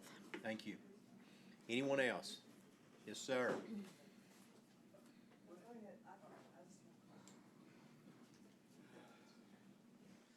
I think what we're talking about here is. Okay, I'm sorry, could you? Matt Moore. Thank you, sir. I think what we are talking about, the item is, let me set my timer. I think the item is how the city staff deals with recommendations for zoning. I'd like to say, to me, zoning is a discretionary decision by the 5 members of the city council. Either 3 people or 4 people vote and they change it. Everything else is irrelevant. Y'all just make a decision, you have it, and that's it. That decision is mainly informed by people that show up in opposition. And so it becomes kind of a popularity deal. Will this be an unpopular decision? Will this be a popular decision? If there's a terrible zoning case in an area that people are unaware, they're not really engaged with the city, and there's no opposition, the zoning is going to get changed. Is the zoning change going to happen in a neighborhood where people are informed and the government, they feel that they're part of the government, then the chances are that it won't get changed. I'd also like to address this issue of segregated land use types. Single family house, this and that. Now, I live on Church Street. When you go down just right by my house at Price and Mound Street, you know, if you're coming down, I'm just going to walk you down. Goodwill, bar, residence, bar restaurant, brewery, office building, single family house / office, fourplex, Fortney's home, single family house, multi-family house, Mockingbird Suite. You know, I know people that used to live there all the time as a rooming house. Several single-family houses. Church across the street is a big high school. Fraternity house, I think it's still a fraternity house. Couple more single-family houses. Another multi-family house. Take a ride on Houston Street, and you go around and you see, you know, the multifamily housing there. If you go the other way on Houston, you'll pass some multifamily there. Take a left on, maybe that's Pecan Street, there's multifamily housing there. So the issue is not this blind, yellow is yellow sort of approach to zoning. The idea is, what do the buildings look like? How do they function? You're going to have to tell me my time because my timer didn't start. How do those buildings function, and what is the community we're building? What's it like? I mean, if you go to any city, anywhere, you know, what you do is once you get out of these older neighborhoods, you just run into these areas that are just suburban sprawl. You got your single family houses, you get in your car, you go to the shopping center. One of these days, there's going to be a shopping center probably at the northwest corner of 259 and 59, you know, right there. That's going to be some big mall right there. And then all our growth is going to be in Central Heights because, you know, we provided utilities then. We provided utilities to the school district. We provided utilities all out there. We provided utilities to Appleby Sand Road. So what we're doing is we're you know, and we're locked in. Our city limits, we're not gonna be able to annex. I mean, the state has decided we're not going to allow cities to grow. We're going to allow the counties to grow. And the reason they do that is because developers make more money in a less regulated environment. So we should be focusing on making what is inside of our city a great city. And a great city, in my opinion, has a lot of uses that fit together in an architecturally creative way. And I hope that as we go through this comprehensive plan process, which we haven't done yet, I mean, the biggest discussion, and Ms. Bellinger was there, I think the most talked about thing at the comprehensive plan committee last week was the logo. You know, we're 5 months into it and we're still talking about the logo. You know, was the questions right? Can we redo the questions? Yeah, the questions aren't perfect, but we need those guys coming here and talking to us about what cities can be built like, what different ideas are. But I don't think they've even come. They're going to come for 2 days in August when, you know, it's going to be hot and, you know, people aren't going to be here. They should be moving here. We should get them an apartment and they should be teaching us about all our options. And they're not doing that. So I would encourage you to really engage in this comprehensive planning thing and get those guys, the consultants. I don't know if the contract will allow it, but get them to come over here and start having workshop, guest speakers, luncheons, and talking things, showing pictures. Images are everything. I mean, to talk in terms like this is meaningless. You got to look at what the buildings look like, how they function. I love that building on the corner of Price and Mountain Street, that fourplex. That's a gorgeous, beautiful building. It's a fourplex. It fits in better than, if they tore that down and built an ugly single-family house there, that would be a loss to our city. So anyway, I think my 3 minutes are out. So Thank you, Mr. Moore. Anyone else? Yes, ma'am. I just need a point of clarification, because I'm looking at the language here. And is it that you're trying to change the language to open the language up for planning and zoning to make stronger decisions on what happens? Or is it that you're looking at the planning the way it is now? And because like that one statement about using PD and SUP and using that instead of just a straight up R3 and R4, because I know people are talking about all the R3s and R4s and how it needs to be cleaned up. So I'm trying to get a clarification on what is it that your goal is in changing the language to where the language is now and all of the other layers that are going on with that language. Good questions. Thank you. Yeah. If you'll be seated, then he can answer that question. Thank you, though. Sorry, I kind of fouled that up. Look at you. The intent is, the practice has been, for the most part, is to use straight zoning. In other words, what it does, the way our zoning code operates, it starts at R1, meaning R1 and R2 are single-family residential. I guess it's determined by lot size. And so as you go to R3, it allows for, again, single-family. It allows for it stacks up, it pyramids up. So when you get to the R4, it allows for single-family, duplexes, and multifamily.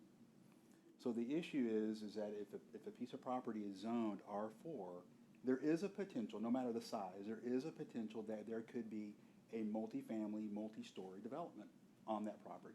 And that's become a concern, and that is a concern of many people in the community. And so what we're trying to do is, again, can't require, but we can encourage developers to go through the plan development process, which allows for more restrictions or conditions. In other words, if someone says, I want to build duplexes on a piece of parcel, right now, if depending on the size of that parcel, they may be, the only option they have is to go to R4. They may say they want to do duplexes, but they could theoretically build apartments, which is not what the community wants. And just like Mr.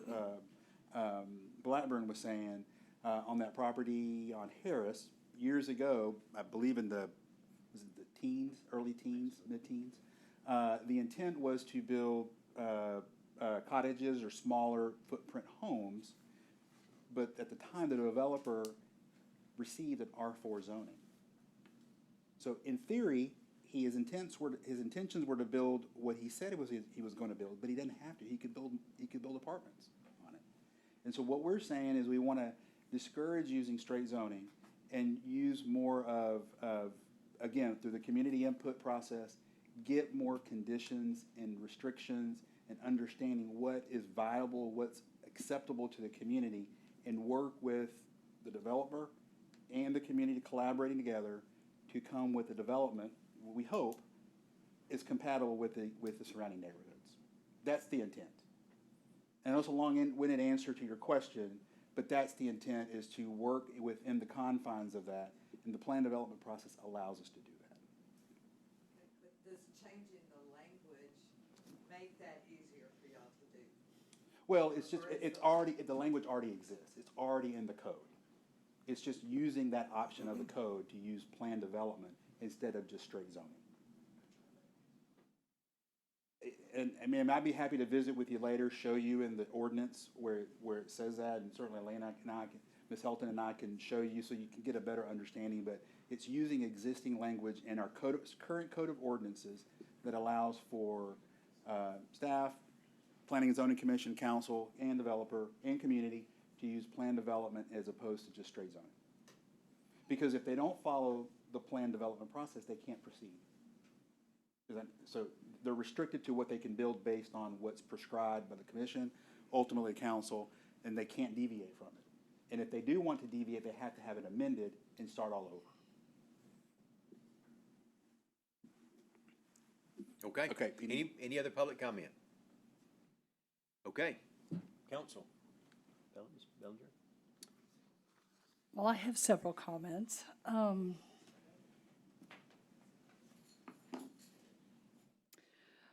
First of all, I'm just going to go down them, but if you want me to take a break and hear from other people, you can. But first of all, I think it's great to continue to have community meetings, engage citizen feedback as long as we're not dependent, because the last zoning one we heard, there wasn't community feedback against it, and yet there was definite community feedback at the time of the presentation. So as long as that's not. The second. Sorry, I didn't hear. Which was that now? The one on Pearl Street. There was, Gotcha. there was no comment during the community meeting, my understanding. I think I'm correct on that. And yet, there were definite objections. People are uncomfortable coming in, standing up and talking to their neighbors sometimes. Gotcha. So as long as we don't assume that there's no. The second thing, in utilizing specific use permits and plan developments are for developments. They're not for little pieces of property. They are actually for what we just saw, this, the one where it'll, there are multiple complexes, there are multiple buildings being built there. I'm concerned that the plan development and special use permit will actually be spot zoning or no zoning or individualized, whatever. So I have real concerns about that. The problem we hit in the past was not necessarily staff opinion, because staff didn't say, this is my opinion. Staff said, these are the facts. And the facts were wrong. And we have seen that a number of times over the past year. It is not a fact that this was in accordance with the comprehensive plan. It's not a fact that there was adequate infrastructure for that zoning change. So it is a fact, it is my understanding that it was declared a fact that 3627 Appleby Sand is a house, not manufactured housing or industrial housing. And that particular statement, there's no appeal. I've asked for a number of clarifications if that ruling or that statement can be appealed, but no, that house, industrial housing, manufactured housing on Appleby Sand Road still sits there. So the question of what's a fact and what is analysis is a problem for me, particularly, then the next one, cease providing staff recommendations. you are both highly paid professionals, the city planner and the city manager. You should be able to look at the current comprehensive plan, the land use map, and make recommendations that fit with that. The idea that because it's from 2003, that it's not anything we need to consider is really problematic. We still have a functioning comprehensive plan and a land use map. So finally, I will get to the bottom line. We are the elected officials here. We're the ones who have to think about this city and how it's going to grow. We do have assets I would believe would be available to us. So, Mr. Moore, even though I haven't visited with you, I actually concur with you in your recommendation. I believe that immediately we should have access to both sub-consultants, Catalyst and Livable, Jane Narayana and Jason Claunch, and sit down and discuss with them our major zoning issues, our major concerns, how we actually preserve our neighborhoods, where mixed-use development is appropriate and where it's not, how we actually take care of our fragile neighborhoods.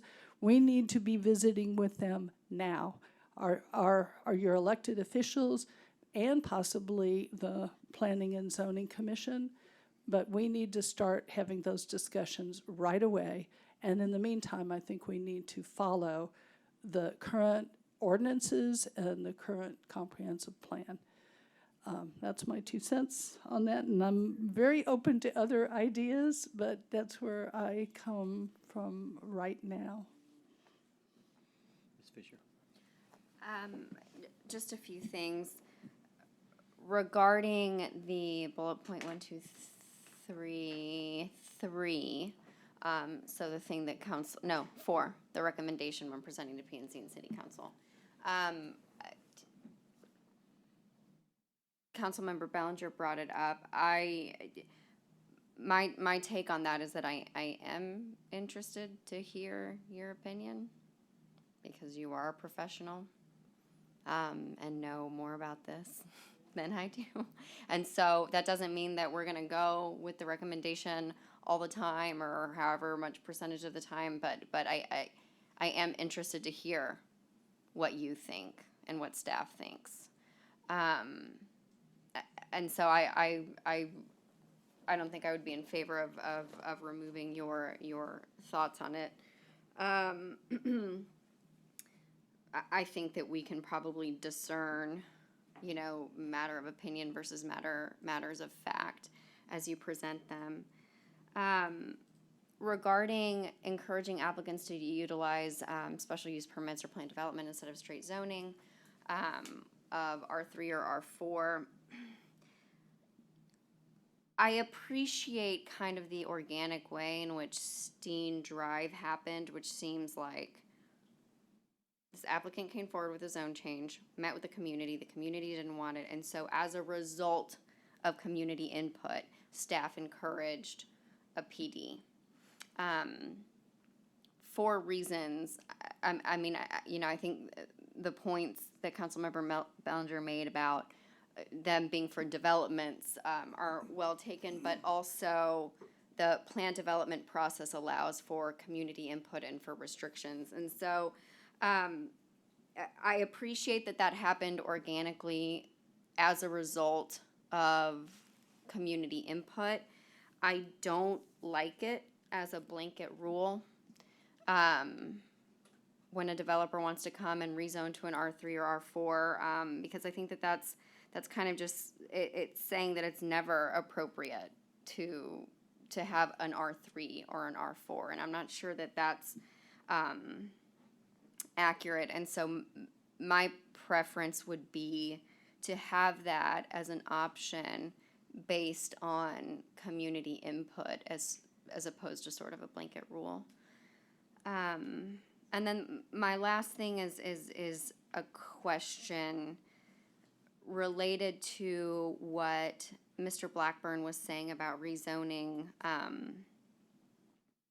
R4 lots to R1 lots, and I am not the expert on this, but from what I understand, there are lot size distinctions between R1 and R4, right? And so down zoning isn't as simple as just saying I want a down zone, because I think then you're running into a problem of turning a conforming lot into a non-conforming lot, which I think then can affect the homeowner or the property owner moving forward in terms of updates, selling, and so I was just wondering if you could speak to that.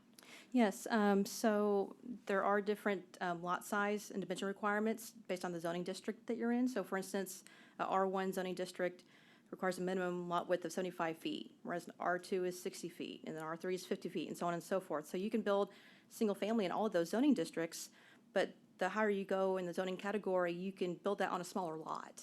And so, being the oldest town in Texas, we have a lot of developments and neighborhoods that were built prior to even adopting zoning ordinances.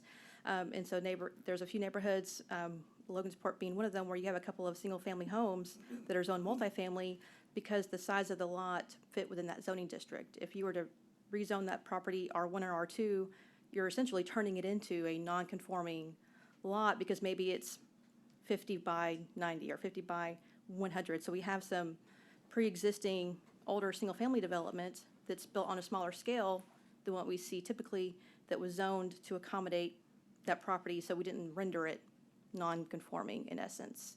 Does that make sense? And So the choice was to keep it R4 versus rendering it non-conforming? Yes, ma'am.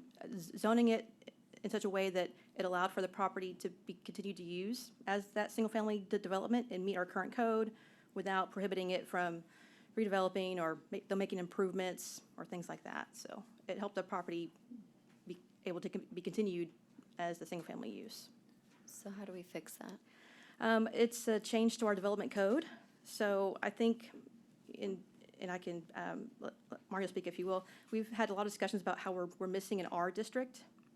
We have R1, R2, R3, R4, but I think there's some room to accommodate an additional zoning district that met somewhere in the middle, or amending our zoning code to allow more flexibility for a single-family zoning district that will allow, smaller lot sizes and smaller setbacks without increasing the density, so to speak. So I think it's a conversation that we're having right now already with our consultant and things that we're going to bring up during these public engagement initiatives to talk about what do we want to see as a community as far as development, and how do we incorporate that into our code to allow that to take place without someone seeking a variance, or without someone seeking a planned development district, or without, someone seeking an R4, when really they need something somewhere in the middle. Does that make sense? Yep. Okay. Thank you. You're welcome. I'm done. Thank you. Jacoby? So I have several questions, and that second bullet point is a question that I have also. I'll direct it to either of you, whoever wants to answer that. City managers, we've had discussions on this over the course of my time on the council and before. This encouragement of applicants to utilize the SUPs or plan developments instead of straight zoning, this is a stopgap measure. This is not our path forward for forever, right? That would be our... You would hope that if we do have to rewrite our zoning code, that it would obviously be We would current, resolve those modernized, issues. and we would have the appropriate categories that would fit the type of housing and development that we want in our city. So this would be a stopgap measure, yes, sir. I just wanted to make sure that I had clarity on that. From your perspective and reading of the ordinance, what is the role of each party in the planning and zoning process, whether that be the applicant, city staff, planning and zoning commission, and then the council? Right. Well, the applicant is obviously the investor. I mean, whether they are the owner of said property or may have a property on an option to purchase and is looking to make the investment. I think staff's role is to meet with said developer to help them understand what the code requirements are, to help them understand what they can and can't do based on the codes that we have on the books, and honestly, at least from my take, is to try to provide some appropriate solutions to them if there is a concern or there's some impediments. And it doesn't necessarily mean that we're for it, but it gives them the options to understand what they can and can't do. And at the end of the day, it's really their options to proceed or not proceed on the development. But we are there to answer questions, to receive the applications, to review it, make sure it meets the respective codes.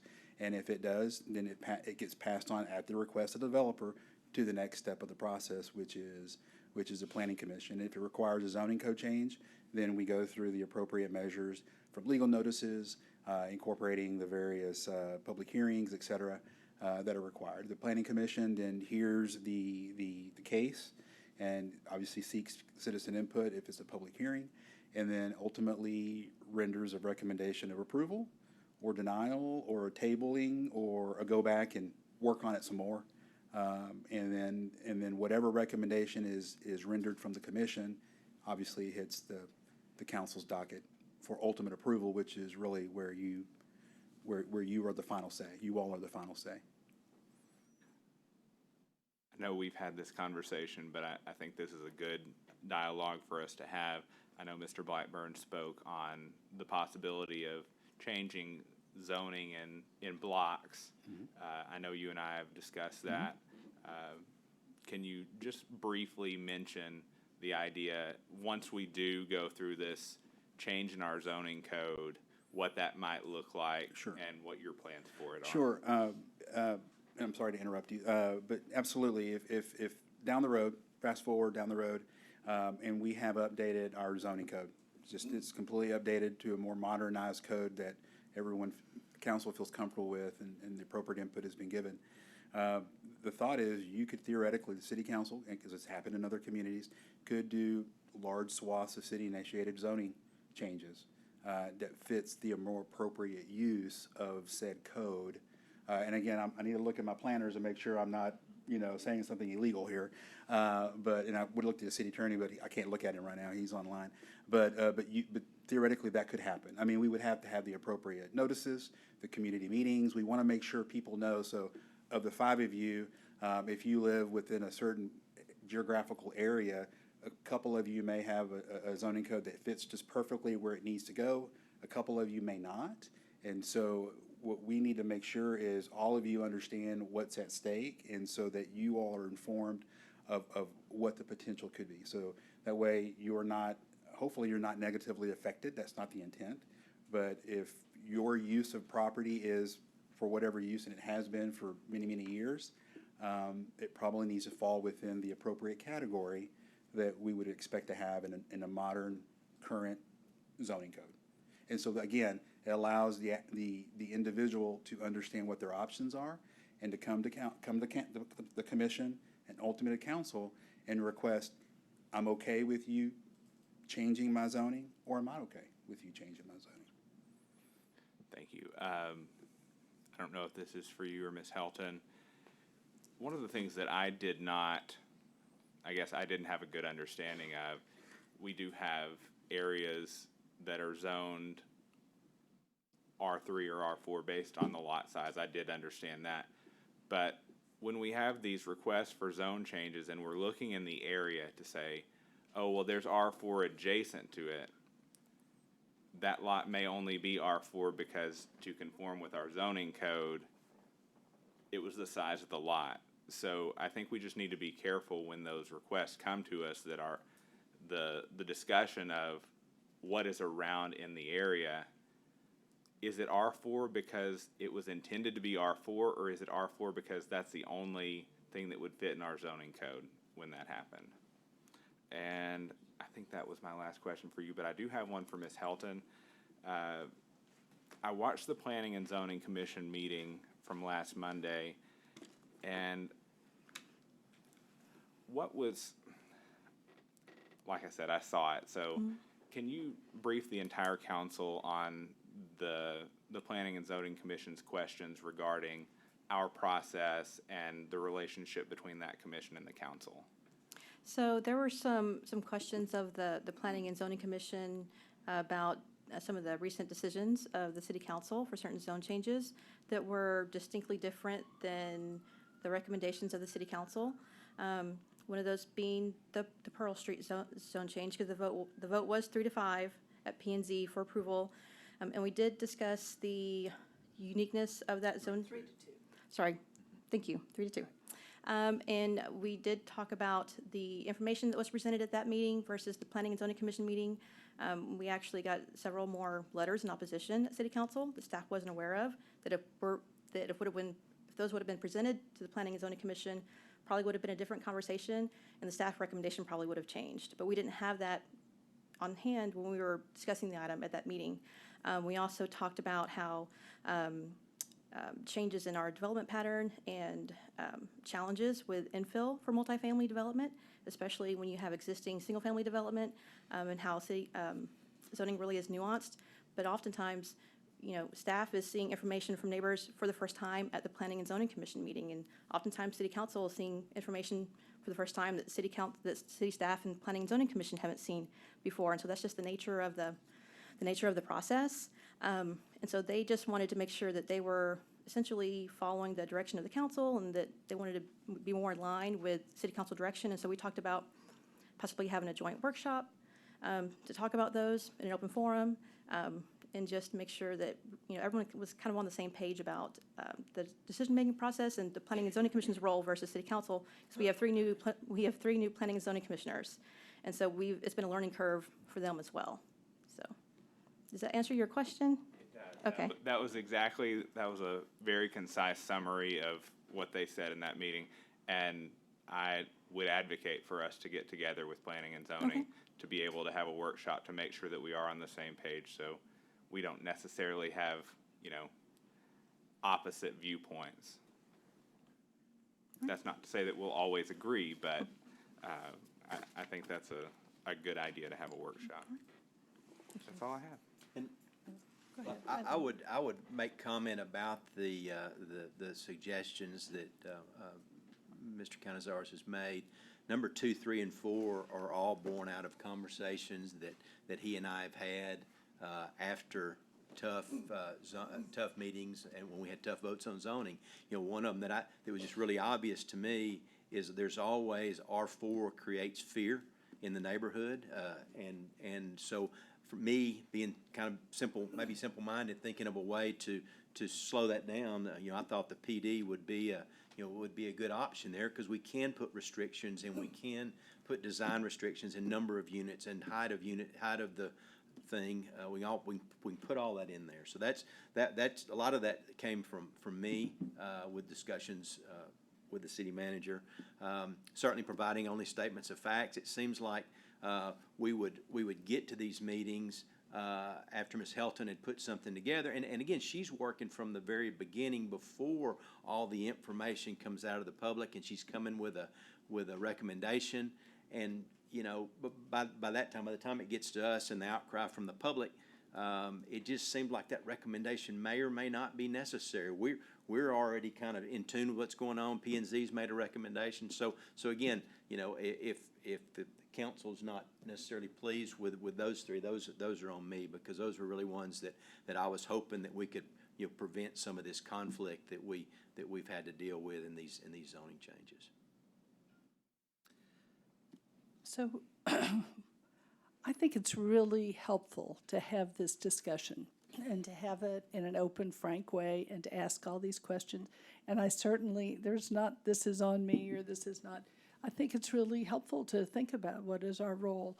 And I would like to really emphasize the role of the people that we're working for, that all of us here are working for. And that's what concerns me the most. We have had so many people so concerned over the last 2 years at many changes, a lot more zoning requests, a lot more. We, people, and the elected people have to be involved from the ground up. I know, Mr. Canizares, you just said that the city council has the ultimate approval, so we're kind of left out of everything until the ultimate approval, and then we sit up here and say, no, you can't build, or yes, you can build.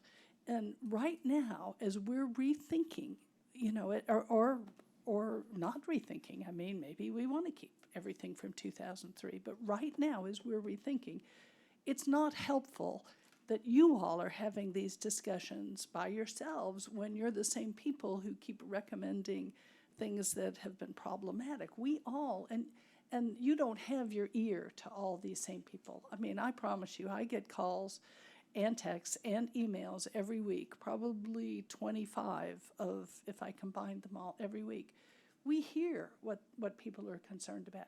We need to be working right now with the comprehensive planning subcontractors who deal with housing and zoning. You have two, I've looked into them. They're my favorite of your subcontractors, other than our local representative engineer. But they have some good ideas. I want to see those good ideas because I care about every single one of these people. I care about all the people in Kenbrook, all the people on Appleby Sand, in those subdivisions, Chalon, I don't know how Chalon, all those people, they care, and we need to be part of that decision-making. So I'm asking you all to please rethink this. Your recommendation, your statement of facts, it doesn't make any difference. Where we've debated is statement of facts, not recommendations. I mean, the recommendations ultimately, but we need to be involved with trying to figure this out from ground zero here and not be the ultimate approval part. And how you do that, whether we have a special task force, which I certainly want to be involved with, and I'm sure other city council members may want to be involved with that task force, we need to be starting to do it now. I don't mind a stopgap measure for using special use permits or planned developments, but I certainly don't want them as a matter of fact, because a person comes in and says, this is what I want to do, and the response is, well, we have no idea because it's totally up to the city council. When you get through all of this, we don't want that. We want them to be able to think through, and if they're in accordance with the comprehensive plan that is in existence, then we can keep going with them in pretty good assurance that we're okay with what they're asking. So anyway, we need to use our mechanism of having representation right now as we think through all of this. And that's I hope it's more than 2 cents, 4 cents, anyway. Mr. Mayor, I have one more comment, and it may be a question for Ms. Helton also. I know Mr. Blackburn brought up the property on Harris Street that is scheduled for, that's been condemned. We do have, and this is a general question, not specific to that, we do have some tracts that are zoned a certain way, and the buildings on those don't conform, correct? Mm-hmm. And that particular one is not zoned R4, correct? Correct. The adjacent fourplex is also zoned single family. And so that it's not an uncommon scenario to have zoning that doesn't align with what's actually built on the ground. That was my last thing. What do we do about that? I think part of the issue is, lack of implementation of current comp plan, through city-initiated zone changes. And then the idea is that for a lot of these properties, the desire is for it to be single family. So as they redevelop, the redevelopment is for single family. And so those multifamily developments that are grandfathered are aged out as the city sees interest and reinvestment in these neighborhoods. And so for that particular area, I think single family is appropriate, because essentially we want those properties to redevelop and transition to single family to match the majority of the neighborhood. So it's just different depending on the neighborhood. But I think some reasons why you see zoning that matches the desire for that change, for that use to change in the future to whatever the zoning is. And beyond that, I think it's just a kind of case-by-case scenario. Thank you. I hope that answers your question. It does, and I think it is just a case study in how complicated the job of planning is. Mm-hmm. And so thank you for all you do. You're welcome. All right. Move on to, okay. I have no idea what we're supposed to be doing.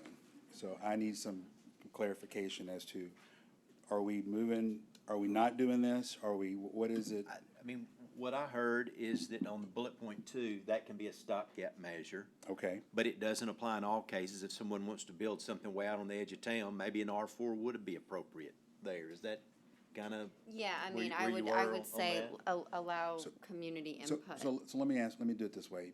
I know Mr. Blackburn had the future land use plan map, I don't have it, but if he did, and if that use did conform with, say, R4, is it okay to proceed with R4 if it showed that on the map from when the future land use plan was adopted in '03? So I would say you'll need to use some judgment, because if it's R4 just because it's legacy and all you have is single-family homes around there, I mean, I definitely would not say, oh yeah, go build an apartment house here. I mean, you have to, you are professionals. No, I understand. I'm just talking about like the, out on the loop and what the mayor Where was other talking. apartment complexes Another, are. yes, that's what I was saying. So, again, at the end, and I'll just be frank, this is not intended to cause arguments. You know, we understand that there's concerns in the community. I hear from folks too, maybe not as much as Ms. Bellinger, because I know you are very involved in many circles, but we hear the same things. And so this is not intended to have a philosophical battle between staff and the council or staff and the planning. Not at all. This is, I'll be honest with you, we have dated codes. We have a dated comp plan. And just like Ms. Castella and Mr. Blackburn said, there are provisions. I mean, I have the same things. I have, you know, I can highlight those very same chapters and read it in a completely different way. And so when you're trying to interpret something from 20 years ago, when the community was vastly different, development was vastly different, we've had how many changes in staffing, city managers, city councils, and so what we're trying to do is provide a level of certainty for certainly the commission, certainly the community, because they're the ones that are going to be, you know, left around it, and ultimately the council. And so that's why we've encouraged from early on is to go through a process to get these comp plan documents updated to more current means, so ultimately we get to an updated zoning code or development code. And so again, I'm not trying to be defensive, it's just trying to interpret something from 20 years ago when I can read it completely different to Mr. Blackburn and Ms. Castella and any five of you, and then we debate it amongst ourselves. Well, no, it doesn't mean that. Well, yes, it does. And so it's trying to honestly just trying to prognosticate what's not going to make people mad. And that's a challenge because people have a right to make applications. And we need to give them guidance and not certainty that they're going to get approved. We need to give them guidance, the developer, that their development is going to potentially get approved or their development has no chance. And so we want to make sure that if we tell the developer you have no chance in making it, I guarantee you one of them will contact you. And they're going to know, why is staff in the way of my development? Because it happens. And then I have to answer that question. And so, again, it's just trying to work within the system that we have, and it's dated, and it's not modern, and it's challenging. So we will be happy to revisit this and try to come up with the best options. I believe in community input. I believe in the engagement piece and trying to get an understanding of what the community wants with these developers. We will not stop doing that. We will continue doing that. We can certainly, through a stopgap measure, encourage a way to carve out components of said development so it's in keeping and conforming with what the community desires are. So there are some restrictions and constraints in what they're wanting to do. We'll be happy to do that. You know, certainly whether statement of facts or our opinions, we can certainly provide those if that's appropriate. It's just that when our opinion differs with your opinion, I want you to be hard on the issue, not on staff. And that's my ask, because it doesn't feel that way sometimes. And I'm sorry that I have to say it, but that's the truth. So be hard on the issue, but not the staff. Okay? That's what I ask. And then lastly, again, you know, we'll be happy to make recommendations to council and to Planning and Zoning Commission. But again, that doesn't necessarily mean that you're always going to agree with us or you're always going to agree with the Planning Commission, because you have the right as council to have a different opinion, and that's okay. But it's one of those things, and I know there's concerns about all these zoning applications. To me, what that shows is there is a huge interest in developing in our city. And is that a good thing or a bad thing? It depends on who you ask. But if we institute, you know, what you all talked about earlier about looking at making some changes with our how we do appraisal, not us, but how appraisals are done and they're capped, it is all about new development. We've got to have new growth to be able to pay the bills for the future. but we want good quality growth. And so my hope is through this process, this comp plan process, we can encourage good development in our city so that it sets us up for future progress and enjoyment for all. And so, anyway, sorry, I'll be quiet. I don't want you to be quiet. Yeah. Personally, I would really like you to address my concern about our involvement right now, early on, with the subcontractors about, as we're talking about, you're already talking about changing ordinances. You're already talking Well, about. we can certainly get with them, and, you know, and if we need to, we can visit with them on how to kind of do some things kind of out of sequence, per se, or there's some stopgap measures to help us with that.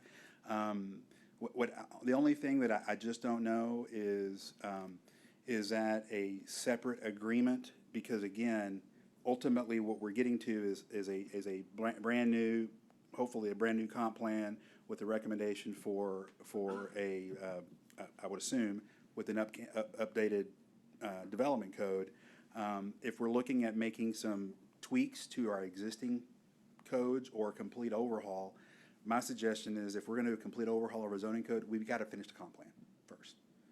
But if we're looking at tweaks and some changes along the way, I believe we can work with our consultant and see if there is an opportunity to see how that could be done. I just don't know, Councilmember. I'll have to ask them to see how that can be done to do some tweaks. We will be engaged with them in a discussion about zoning and about housing and. Well, we already are with housing. We, the council. The council or the committees, either one. Well, Somebody who represents the community. Yeah, I mean, I think that's exactly what the committees are all about, is to have them fully engaged into the process. And again, I may be bleeding into my next item, but that's the intent of the committees, is to have that level of input and say and quite honestly, be just sort of help formulate what are the things that you all are seeing through your various areas of influence, the conversations that you all are having, the committee members, and help steer the consultant in that way to bring those kinds of recommendations and updates to the committee, so that ultimately you approve those, hopefully, and get those to the Planning and Zoning Commission or the Downtown or Main Street Board. I guess I'm seeing confusion on your face, so. I'm confused. Yeah, well, I mean, again, the committees are there to. When will people be able to engage about this particular issue with the contractors? With the Again, I think we're bleeding, subcontractors, can I park it for next one? Because I want to make sure that Elena and Jessica have been obviously intricately involved with them, and so I don't know the specifics as to when the consultant's going to be on site to do those specific tasks. I just don't know that. As long as we understand in this planning and zoning and in changing the ordinances, that we need to have an earlier discussion about absolutely. what's being proposed, rather than, as you stated, ultimate approval. We need earlier engagement because there are so many people very, very concerned. Okay. Okay with that? Okay, so I'm good. Okay, we'll move on from 7E to 7F. Mr. Mayor, could we have a Yes. short recess? Have a recess. Move on to 7F, hold a discussion and give staff direction regarding the city's strategic studies, comprehensive plan update, and downtown master plan, which includes a project and expenditures update and the roles and responsibilities of the committees and its members. City Manager. Yes, I'm sorry, Mayor, let me bring up the different presentation, maybe. I know, hold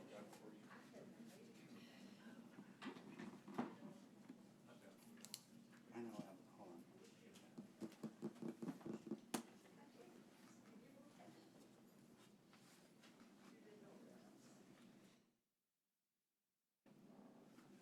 All right, thank you, Mayor, sorry about that. Mario Canizar, City Manager. Just wanted to give you, I hope my piece is very, very short, and then obviously allow plenty of time for Q&A from you all. Just kind of give you an update, as you mentioned in the caption, about kind of the prices and the cost so far. You know, again, you've seen this slide, many of you have seen this slide before. This was the contract that was awarded by council back in mid-January of this year. Total fee of $450,000 to DTJ Consultants. As you can see, there is basically the breakdown of the percentages of the tasks that were requested of the consultant through the procurement process. So again, this just kind of gives you the breakdown of cost. Here is a sort of a Gantt chart that just shows where we are as far as what the effort is, as far as the different levels. We are approximately in month 3 or 4 of this process. Many of you, if you remember, you all made appointments, and again, this is one of my slides that I'll show here shortly.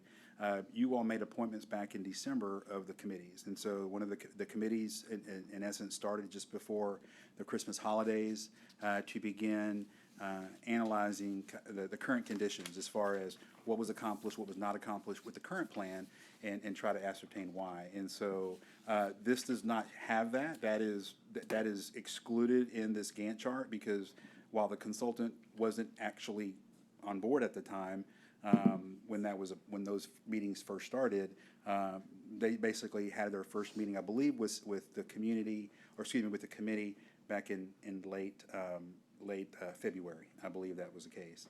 And so they're basically in month 3 or 4 of this process. Just want to kind of give you kind of a snapshot of kind of where we are. To date, we've been billed $40,164. Based on my understanding, those fees have not been fully paid.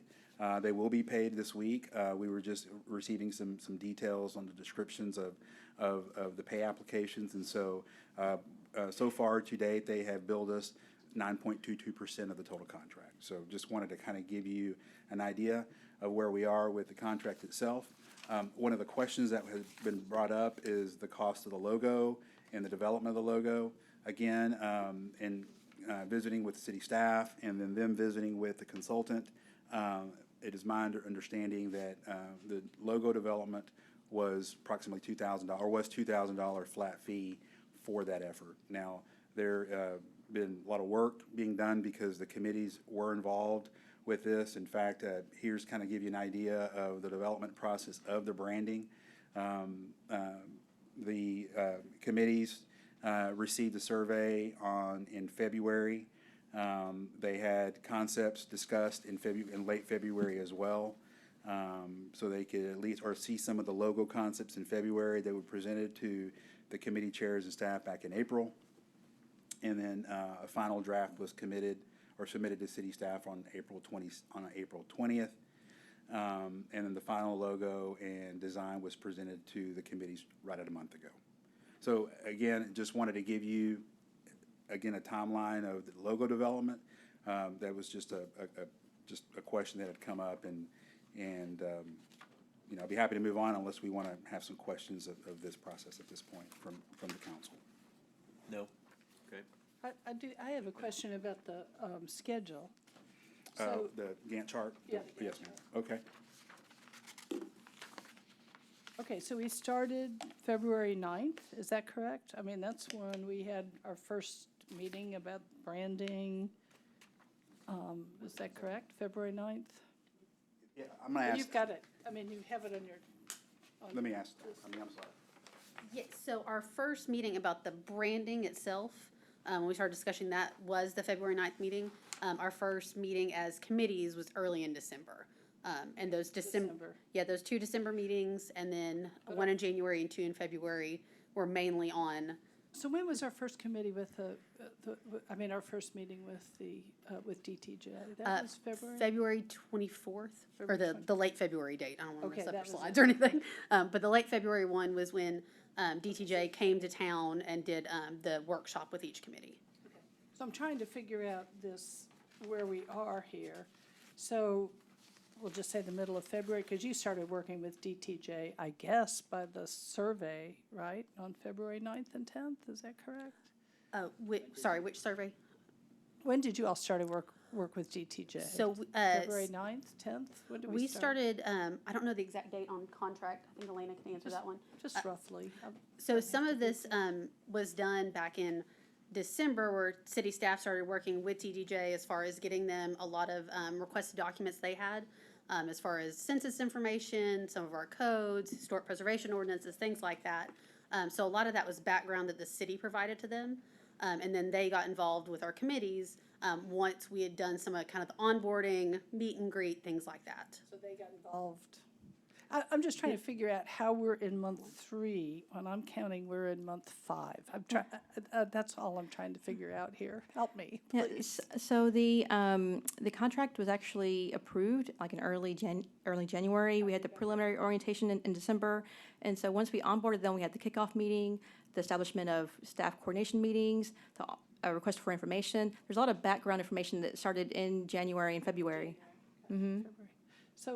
So if month 1 is February, and month 2 is March, and month 3 is April, and month 4 is May, and month 5 is June, I see we're kind of in month 4 or 5, or, I mean, I'm just confused about this. I'm not trying to be, I'm just trying to, I love Gantt charts, so I'm trying to figure out where on earth we are. Who doesn't love a good Gantt chart? Yeah. And so I will mention that. I required them of all my students, by the way. And so in March, we did not have a meeting, just since we had those 2 in February. So March, we kind of skipped that month. Yeah, we skipped that month because we didn't want the committees to get a little too burn out, where we had 2 February meetings and then a March one right afterwards. So we did skip March, and so really it's about month 3 of the committees really working with DTJ, not so much the staff working with them, because a lot of that pre-planning, getting the committees on board, was done even before this month 1, if you want to consider that. Well, I think it'd be helpful if we just keep the same Gantt chart, but we know whether the committees are meeting or the committees are not meeting, with where we are in the plan, because I think that's, I mean, from here on out, it'd be really helpful to just keep that gauge, you know. So, and you can put dates above it. Many of them have the dates, and we can see. So anyway, sorry, that was that. And I did ask about the cost for the logo, which is, I mean, I know the logo is not the most important thing, and as a matter of fact, it's a tiny little piece, but it really was the only thing really that we've had input into from committees. And so there's a significant cost in that logo development just from the committee people talking about it. So all these committees, their time is valuable, and your time is valuable, and you've spent a lot of time doing it, and they have spent time doing it. I imagine beyond the $2,000, I imagine you've met with them and talked with them, and they've billed their hours, sometimes multiple people at one time billing their hours. So I'm going back to this part, and I know in our committee, we had discussions about what, you know, one specific member, you may remember this, Ms. Helton, that one specific member said, boy, I don't like that at all. I don't like this thing you're doing. Will you come back to us?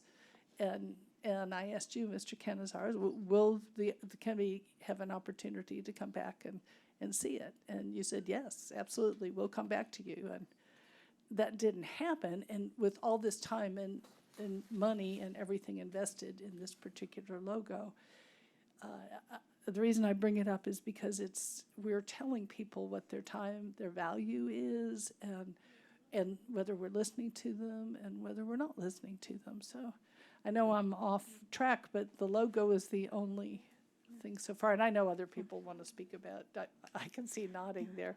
But I just want to, that $2,000 is not the expense. It's a bunch of time, and it's a bunch of effort, and it's... Yeah.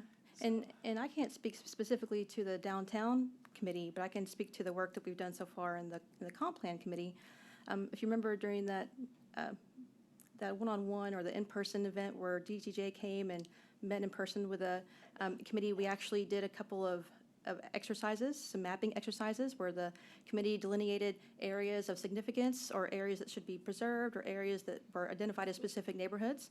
And then based on that data, they came back and created a number of neighborhood units. And we actually, we're doing it right now, where we're asking the committees to help us gather character information about those neighborhood units that you identified during that initial exercise. I'm just going on what we did Oh, now, okay. because I know Just you're for the gonna logo? present Okay. more. Just on the logo, that Yeah. was all. So, Okay. I mean, if you don't mind. Oh, no, I just wanted to make sure that there's some other things that we've done besides the logo. Right. I mean, I know there's activities that we've done, but it's what we've had anyway, that's a whole other discussion, what we have input into, but I just wanted to just bring that up about the logo. And I know there are other people who have questions about the logo too. Could you, just for clarification, could you, what is the complaint or the criticism on the logo? I'm trying to understand Well, there's some what people. all of that. So, first of all, there's a lot of investment in this logo beyond $2,000. In terms of time. And time, but also staff time and also DTJ time. I mean, and in the development of a logo. And whatever a logo is, but in our particular committee, we just happened to have a large discussion because people definitely did not like the knack together. But I mean, I don't care one way or the other what our logo is, but they didn't, but they wanted to have a say in it, and were told they would have a say coming back, and they didn't. And that was really important. I've had several people call me and say, we're in consensus, and we're supposed to be doing things by consensus, and we can't even have have it brought back to us, just that one thing about bringing it back to us. So, Okay, so twofold, too much investment, too much time spent on the logo. well, I don't know what the cost is. Too much time spent on this logo. I mean, because it's a common logo, it doesn't seem to be much of anything. It doesn't seem to really, say who we are or how we're unique in the whole world or whatever.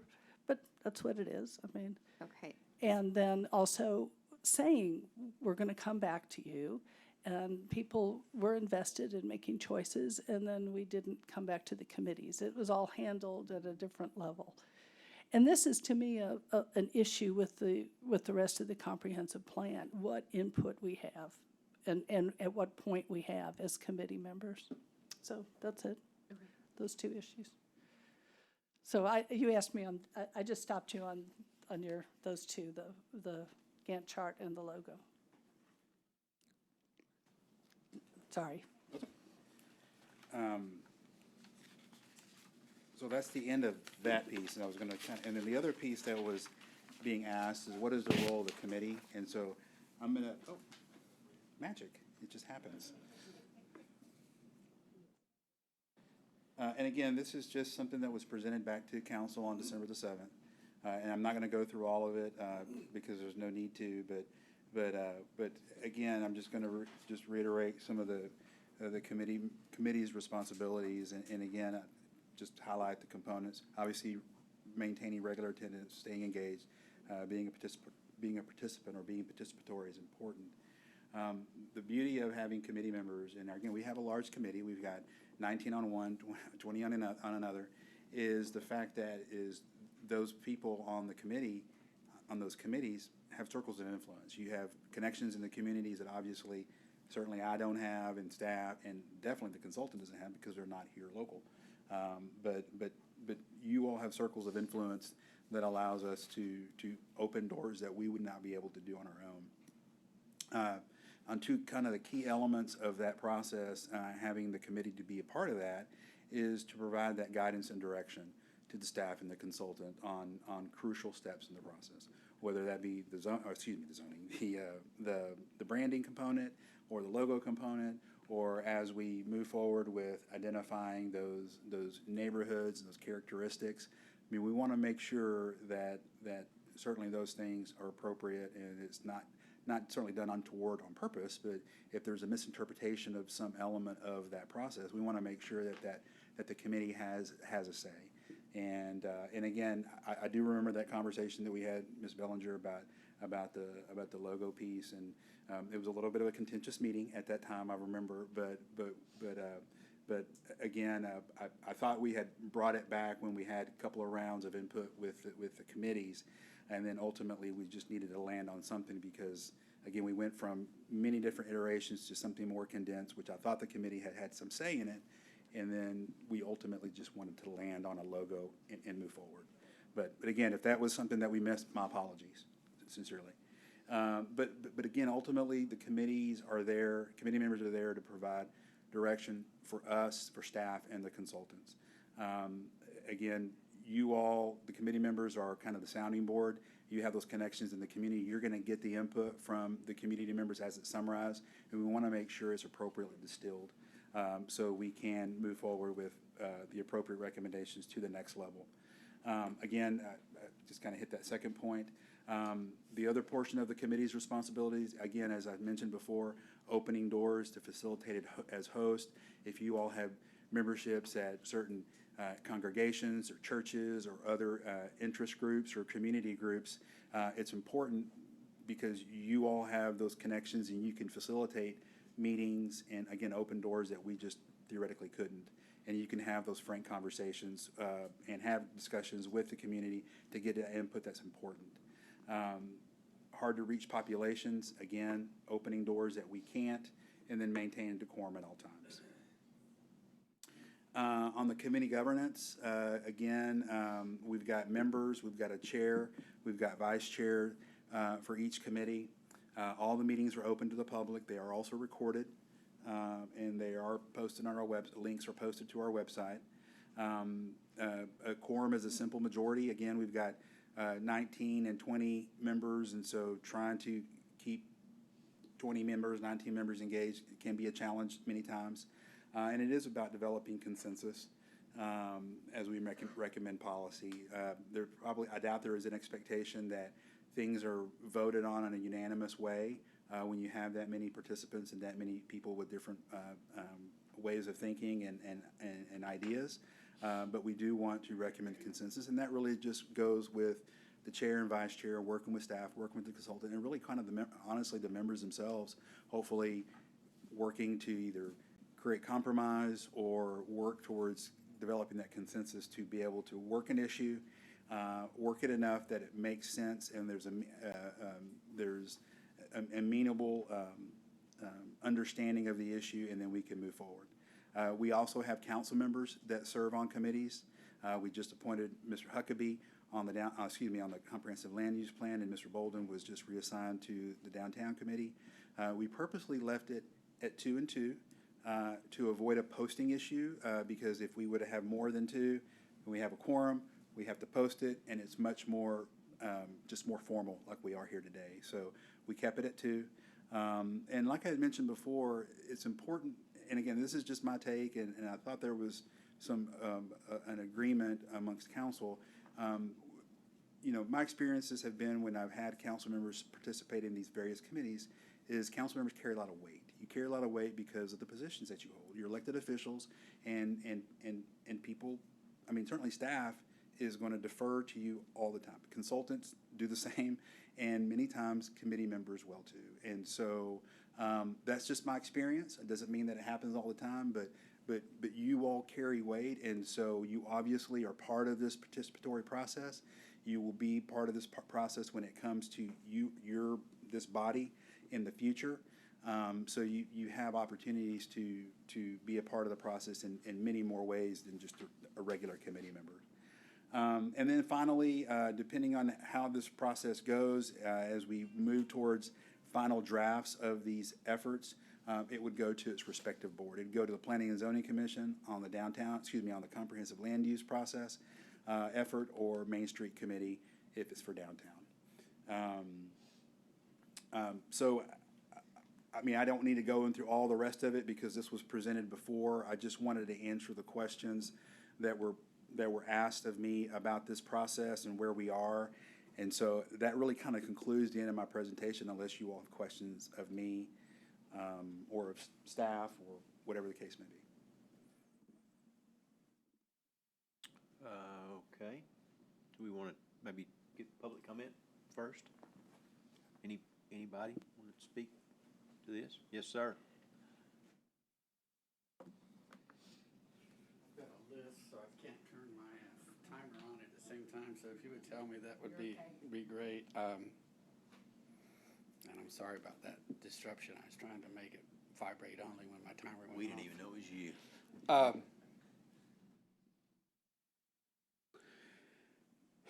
There's a couple of things here. I really would like, I wish a thing that we had would be spend some money on bringing in some guest speakers to do slide presentations on what city planning is about.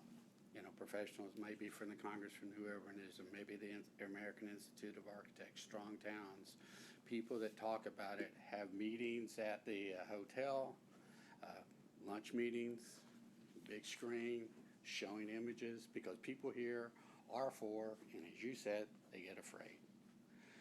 They get afraid because when they hear R4, they think, you know, the legends or whatever, you know, it's like, no, if you've got a half-acre lot, you're not going to build a giant apartment complex. You know, there's so many other things that go into building a project other than the zoning. All the zoning tells you is what you can't do. There's so many other things: impervious covers, setbacks, buffer streets, lighting, parking, landscaping, you know, many, many, many things that we don't even talk about. They're not even part of it. It's just zoning is it. And that's like painting a portrait of somebody with a paintbrush for painting a house.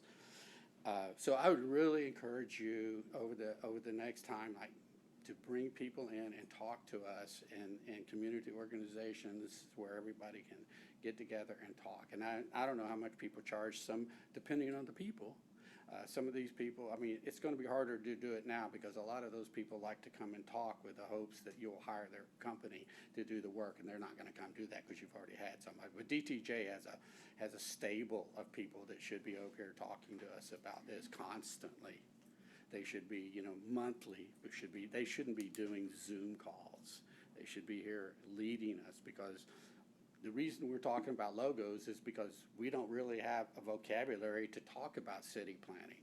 We don't have the words, we don't have the pictures, we don't have the images, we don't have the understanding, we don't have the sophistication to really deal with those issues. And if we don't do it now, we're just going to have another city plan like the other city plan that won't get done. Specific, I would like a list of dates of deliverables.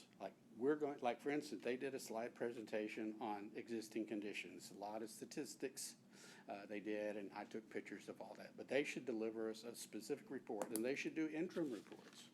Like, this is what we've been doing, this is the data we've collected, this is where we are in the process. And then, you know, we should have, you know, what deliverables are they going to give us, you know, that we can actually get a copy of, we can look at it, and we can comment. There are specific documents. And the committees, I mean, I've been to probably 4 or 5 of those meetings, and not just me, but other people that serve on those committees say, we're not doing anything. It's just not happening. I mean, you go to those meetings like the one we had before, I don't think the chair even opened his mouth. Now, forgot the man's name that is the chair. What's his name? Ken Deppish. Ken, he's a great guy. He's got really good ideas. I'm not saying anything bad. I think he's got fantastic ideas. He's a good leader, and he's a good leader of that committee. But nothing gets talked about in those meetings. And you're going to find, you were there. You were on the Zoom call, and you saw that. I don't think planning even got discussed there. Really, it's really awful. So I would think that these committees, they should be issuing, and maybe the staff does it, I don't know, maybe they issue what we talked about, but there should be some kind of official document that is issued after each one of those meetings so we can monitor the progress as they're going along, is what is getting done. Because what I fear is going to happen is at the end of, you know, I think it's proposed to be approved in April, and so next April we're just going to be handed a plan, and this is the plan, and then it's going to get approved, and there's just not enough going into it. But the most important thing that I would wish that we could do is we need to be inspired. We need that's what the speakers that could come in and they could show us what great cities are. Y'all have probably traveled a lot more than I have, but you know, I see people that take pictures of these beautiful Italian cities, or you know, Paris, or I mean, those are just in Mexico. You've probably been to Mexico a few times, and you know, some of those cities are just gorgeous, and Nacogdoches has gorgeous places, parts of it. But some of the rules that we're trying to set in place prohibit that from being done in the future. So we're gonna look at our historical Washington Square area, and we can say this is the part we love, but we're gonna build, you know, single-family subdivisions on cul-de-sacs with everybody, and I'm not against that. I am not against that, but that's not really planning for, a city of 100 years down the road that people are going to look back and say, there was the Mize Council, and they came up with a really great idea and led the way forward. So I encourage y'all to, to inspire us, and the best way you can inspire us is to, get some people come in here that do, so there are people out there that do fantastic presentations about what city planning is about, going through CNU and other organizations. So I hope you do that, and then lay out, maybe Mr. Canizares can say what specific dates we're going to get specific things, like when is this going to be delivered? So that would be a nice thing to do. I've done a lot of engineering, and when you sign a contract, you have a deliverable. You're going to turn this in, preliminary plan, this is going to be done, and we need to be seeing some of that stuff. Theoretically, I think we're a third of the way through the process.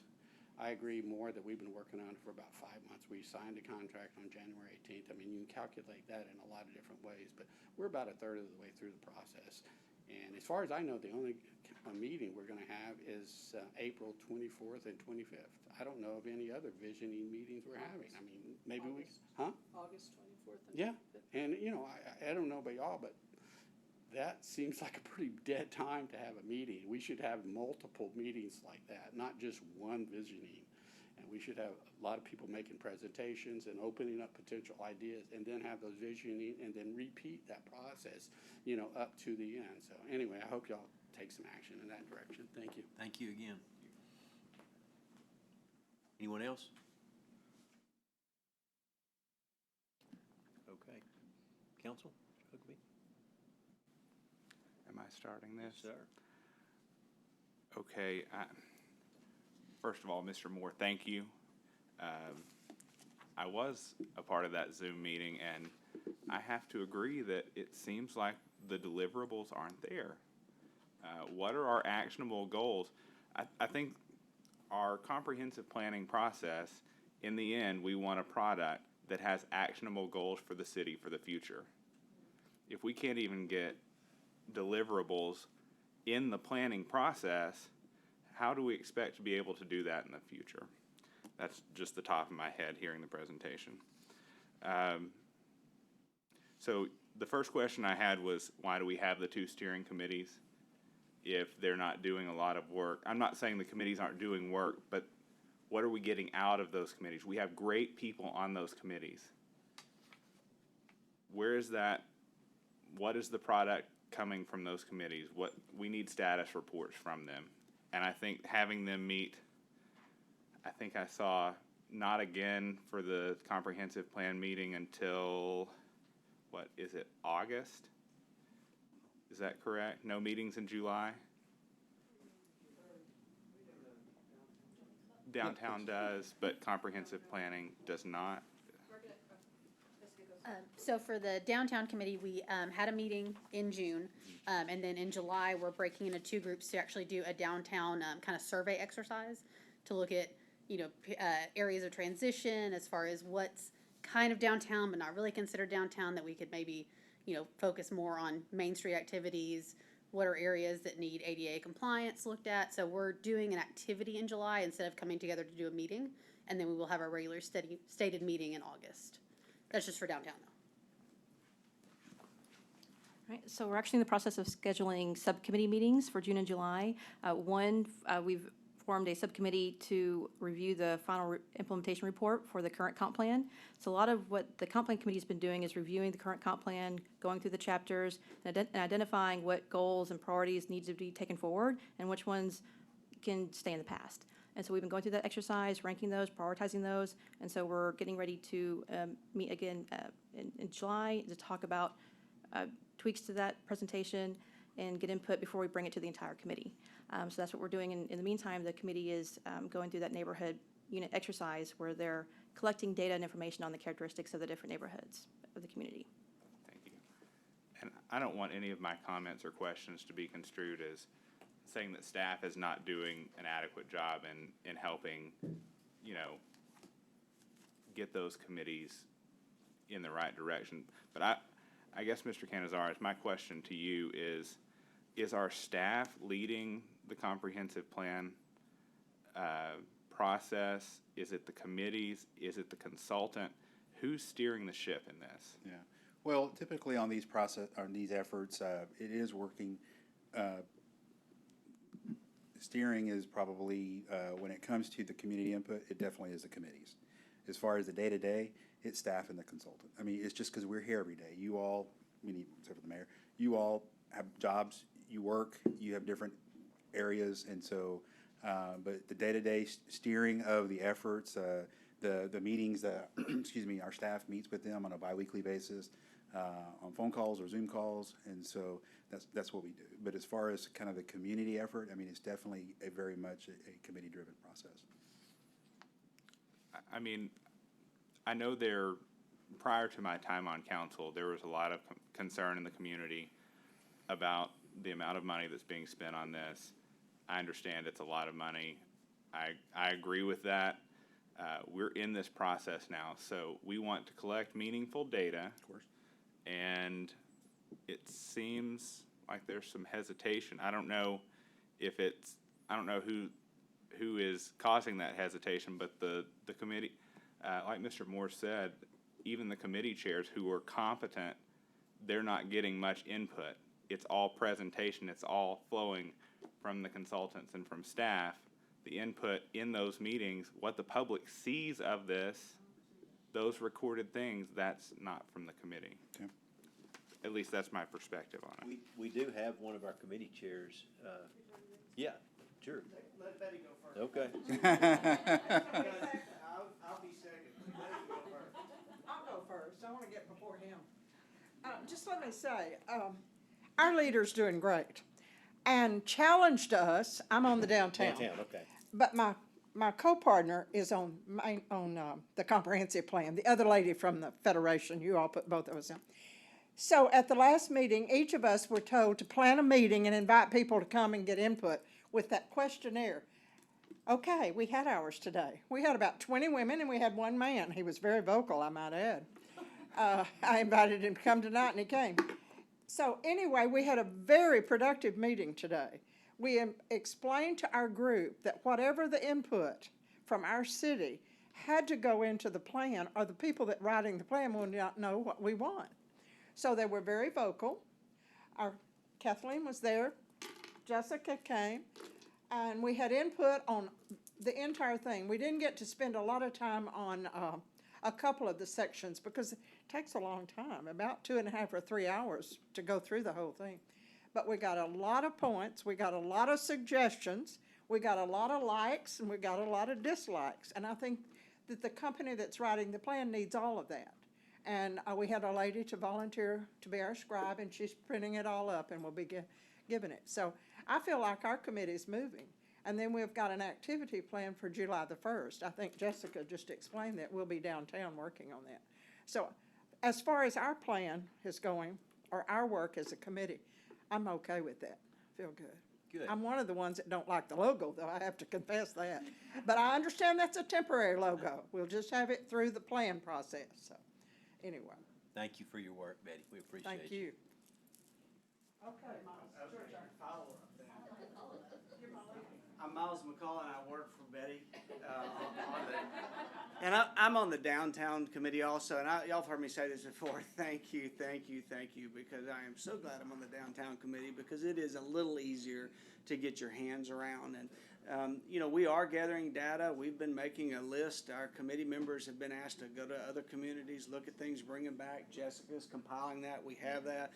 I recently worked the booth at the Blueberry Festival. We passed out the flyer with the QR code, and it gave people an opportunity to do surveys. And I've already asked Jessica, can we get that data? How many people scanned the QR code? And so we're beginning to look at stuff like that.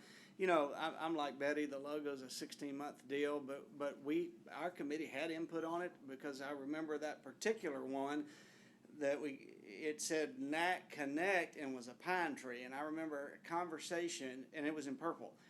And I remember a conversation in our committee meeting when we said, well, first of all, you know, with everything going on with Suddenlink and the merger, that almost sounds like some kind of cable optic fiber thing. And so they were actually in the meeting pulling pieces from logos. We love purple because of SFA, but we also know that Lufkin had just finished theirs and their logo was purple. And so we didn't want to go with that purple. And so I remember input that said, you know, we think the color base ought to be green. And then there was discussion about, you know, make it Texas and put the star where. So there's been, from our committee, we've been able to have input, and we see products come back to us. I don't have time to design the logo, but we see products come back to us, and we get something where the committee is suggesting and doing things. It then goes to Never Never Land, which is, I go to Jessica, and then I don't know what happens, but it seems to come out of the consultant's mouth the next time we have a meeting that she has told them what we talked about, and we get some kind of response. So I think a lot of it's just perspective and where it is, but I would say this. We did pay those people a lot of money, and they've done this a lot of time with a lot of cities, and they've got a process planned out, and that process isn't moving the pace we want it to, but sometimes you have to trust the process. We're feeling more and more engaged. At first, I felt like, when do we have our next meeting? But now we're getting those opportunities. It was great at the Blueberry Festival talking to citizens and even people from out of town, which was really neat because we want their opinion too. What draws you to Nacogdoches? How can we make Nacogdoches better? And so now we've started the meetings in the box.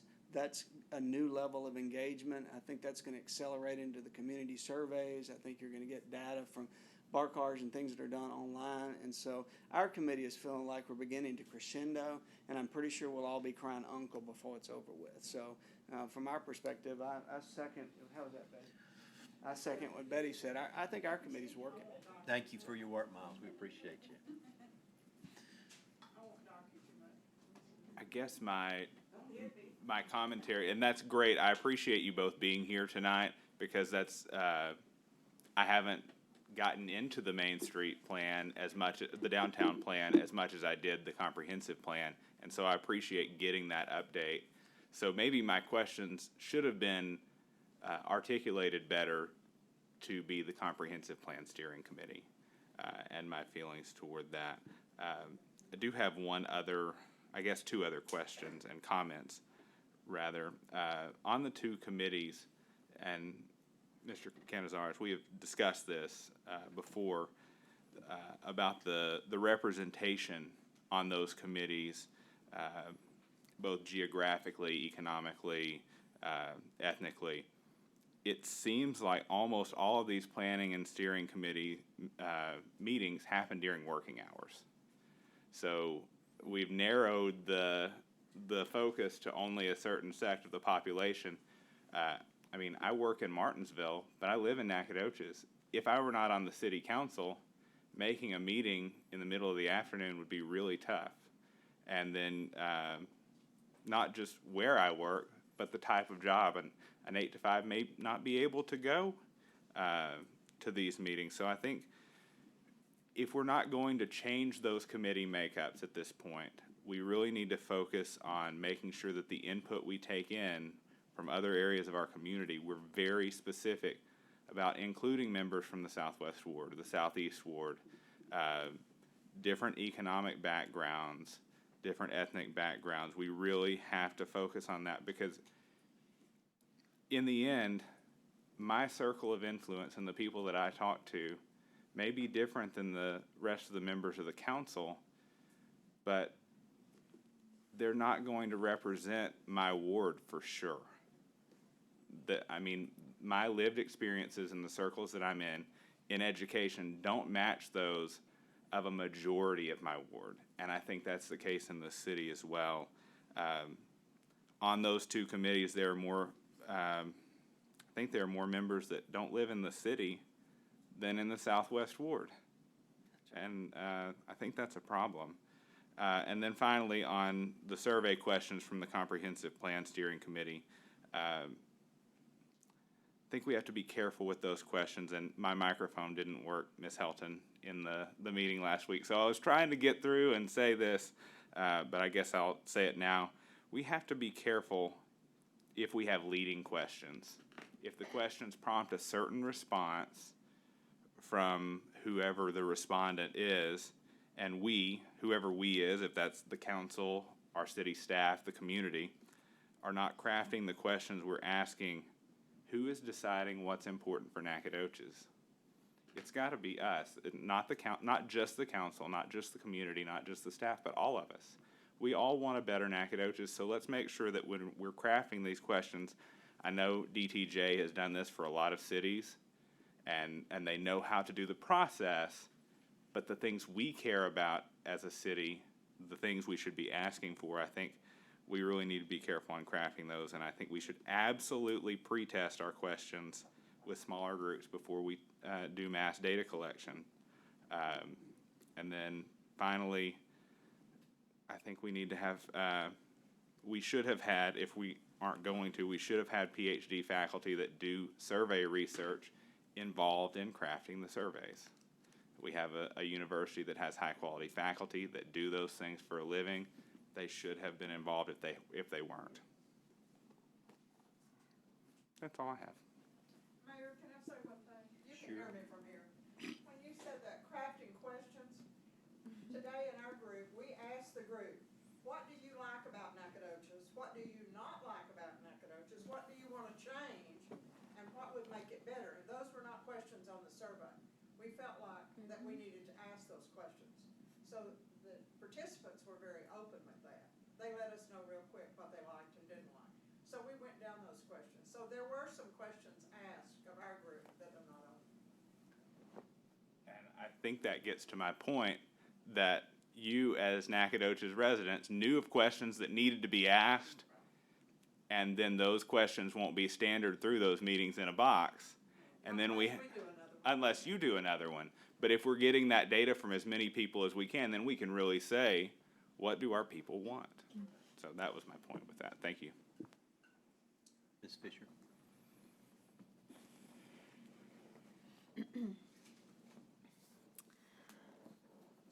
I don't really have any questions. I just wanted to comment. I'm on the downtown committee, as you know, and I second what both Miles and Ms. Shin said about how our committee's going. But even so, I do think it's a really good idea, and I would like to have deliverable reports from DTJ. I think it's helpful because even being on the committee and being on council, it a lot of times feels like since it's such a long process and there's so many moving parts, this sort of like amorphous blob of moving along, and it would be good to see something concrete. I think it's helpful in terms of direction moving forward, and also in terms of making people feel like their time is worthwhile.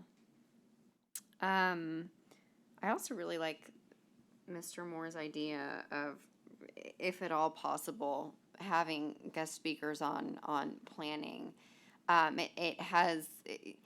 It does seem like a recurring theme. R4, R3 is bad, period.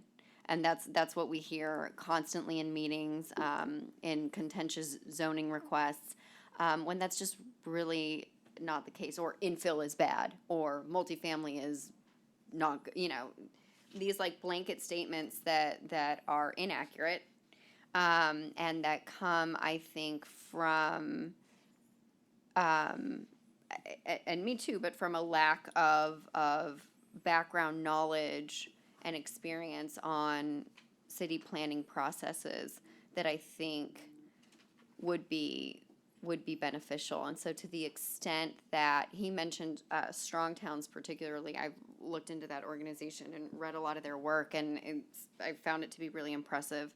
But I think that that's a really good idea, and so I just want to echo and voice my support for both of those suggestions. Can I ask just a point of clarification? Yes, you may. On that last item about the speakers, is the intent to bring, is your desire to bring the speaker to committee meetings or a meeting of the general public? I mean, I think both or And the council. mean, I think all of those. Yeah, I mean, I think ideally what it would be is a public meeting where committee members are strongly encouraged to attend and council to, because of their central role in this entire process. But I think the larger purpose of it is to educate the community, because when you hear this idea, I mean, and I think that this is also why there was so much backlash against even embarking on a comprehensive plan and like not understanding why the money is worth it. Because when you ask somebody what's a comprehensive plan or what is comprehensive city planning, they don't know. I mean, you know, a person who doesn't do this work doesn't know. And so I think that having sort of that community education component will allow people to be able to better know how to participate and why it's valuable, right? Because if you think that planning is this like high level thing that you don't know anything about, don't know what you would say, so why are you gonna, I mean, Councilmember Huckabee talks about how, you know, there are people who, when we have our committee meetings during work hours, why is somebody gonna take time off of work if they're even able to, right? Or take time away from their families if they feel like what they're going to, that they don't know what they're gonna provide. And so, yeah, long answer to your question. problem. That, I mean, I think that the general greater purpose would be general community education.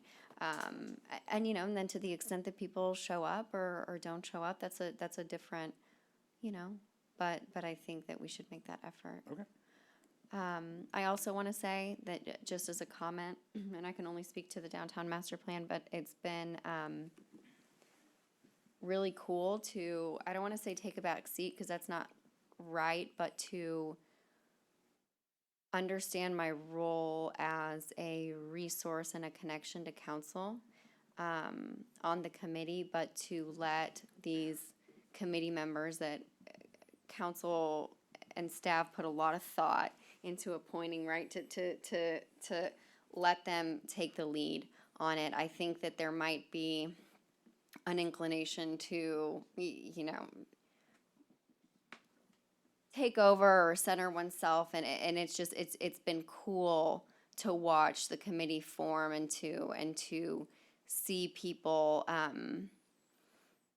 engage and participate, at least on the downtown master plan committee, and see the form that's taken. And that's just echoing really what Miles and Ms. Shin said. Thank you. I agree. Well stated. Also, by the way, my name is Chad. You can. Not formal. Anything else? Okay. I have several things. So, I totally agree on having deliverables, and I would like them much clearer. What is the role of staff in those deliverables? What is the role of the committees in the deliverables? And what is the role of DTJ? Because I think part of our issue is, what is our role? I know, Mr. Canizar, as you said, that the committees take the leadership, but I don't think that at least the larger master plan committee has been in the leadership position. We have engaged, we've listened, we've gone out and taken our pictures, and we've done, but we have not been in leadership. It's those provide guidance and direction to staff and consultant at crucial steps in the process. We were engaged, and I agree with you, that was an interesting, that end of February. But after that, we have been taking direction. And I'm fine to do that. I was very compliant and did that throughout all those. But I have had a number of people come to me afterwards saying, this is just a rubber stamp. I'm going to write a letter and withdraw from this committee. Or they had other statements, you know, this is lip service. This is, you know, we're just being told to do stuff, and we're not, you know, we're not giving direction. And that's a real concern, because these are the people who want to give direction, and they're talented, brilliant, wonderful people, and they're not engaged in even asking, you know, what are we trying to get here? So that's one of the concerns. So in the deliverables, the role of the staff, the role of the committee, and the role of VTJ. And maybe that would help clarify, I think, if we had all those things, and also have those deliverables on a time frame. I know our committee did ask for some of these documents back. I think the tendency is when you're so engaged, when staff is so engaged, they may not understand that we don't have what you have.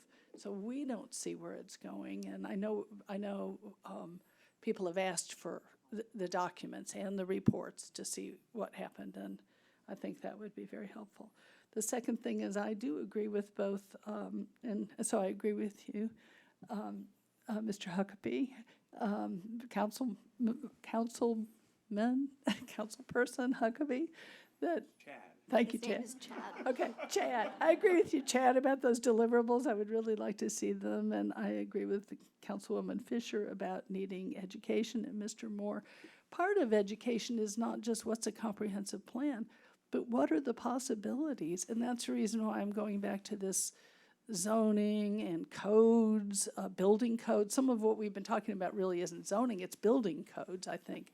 You know, we really need to have good buildings. And it's not just, do we zone R4 or R3? I don't know. I've read every book you've asked me to read, Mr. Moore, and I've actually gone and visited cities, and I've talked with city managers and people who've been engaged in comprehensive planning, and I actually have been engaged myself. But I don't know these things, and we can't make good decisions if we don't understand the possibilities of them, all the different kinds of things that can happen. And I agree with you. People are afraid of what could happen also. So having a discussion about that early on, not at the end, early on, I think would be very, very helpful. One of the things that's concerned me is that in every planning process I have ever been part of, there's a first step about what are the major questions that we want to answer with this plan. What are the important foci, the focus, what focuses do we need to have? What data do we need? What is it? And we have not asked DTJ for that data. I was so concerned when the data that was presented to us, even the census data, was actually just the census, quick facts, census quick facts that you can pull up on your phone in a minute instead of harder data. We need some deeper data about what happens by census tracts and what happens, you know, some of the things. Like, for example, it would be very helpful, even in our discussion of the homes, homestead exemptions, to understand by census tract poverty by age. And that's a little deeper dive, and that's really much more helpful to have the experts with, you know, particularly as they read, as census is always tweaking, and so it's harder to get deeper in there.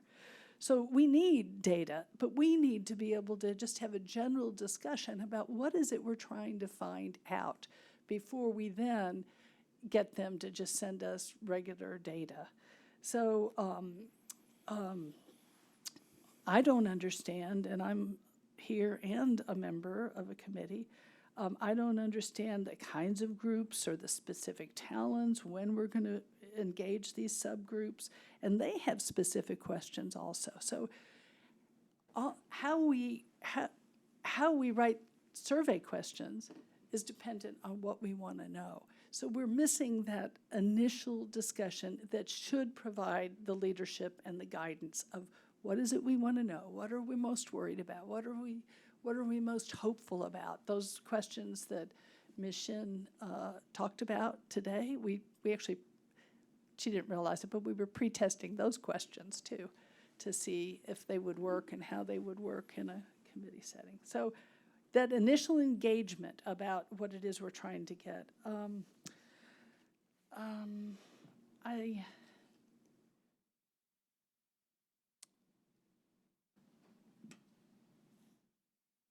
I think the idea of DTJ is used to this, so let's just depend on them and go with the process.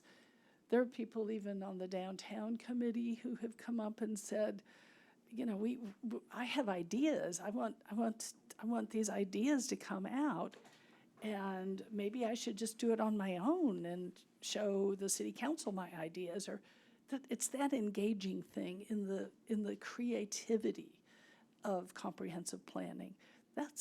So I'm hopeful that we can turn this around and get our committees, maybe the downtown committee is at the, you know, but I don't know that our committee, maybe because it's too unwieldy, that we're providing guidance and we're providing the direction, and that we even know where we're going or what we're trying to get at.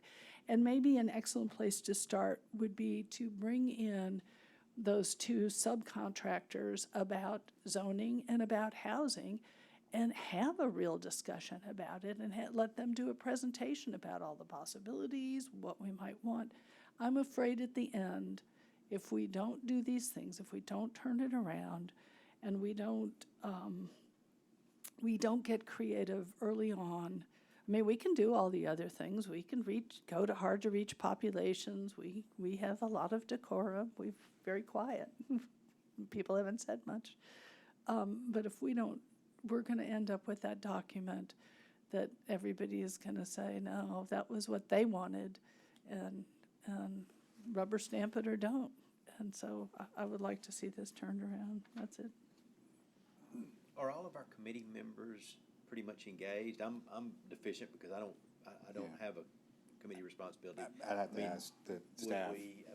We had talked about one time, replacing people if they didn't remain engaged in the committees, and are we okay there? We were actually just having a conversation about this the other day. There are one or two committee members who we've only had come to one or two meetings, and reaching out to them to confirm their interest and make sure they're still committed to the process, and if not, see if we can get another volunteer to serve on that committee in their place, because if you're on the committee, we want you to be on the committee. Right. And so we have had some attendance issues with one or two committee members, and so we're reaching out to them to, one, confirm their interest, and two, to see if there's someone else who could take their place. And so we're having those conversations right now. I assume that's both committees are. Yes. So let me rephrase that a little bit. Just because they're there doesn't mean they're engaged.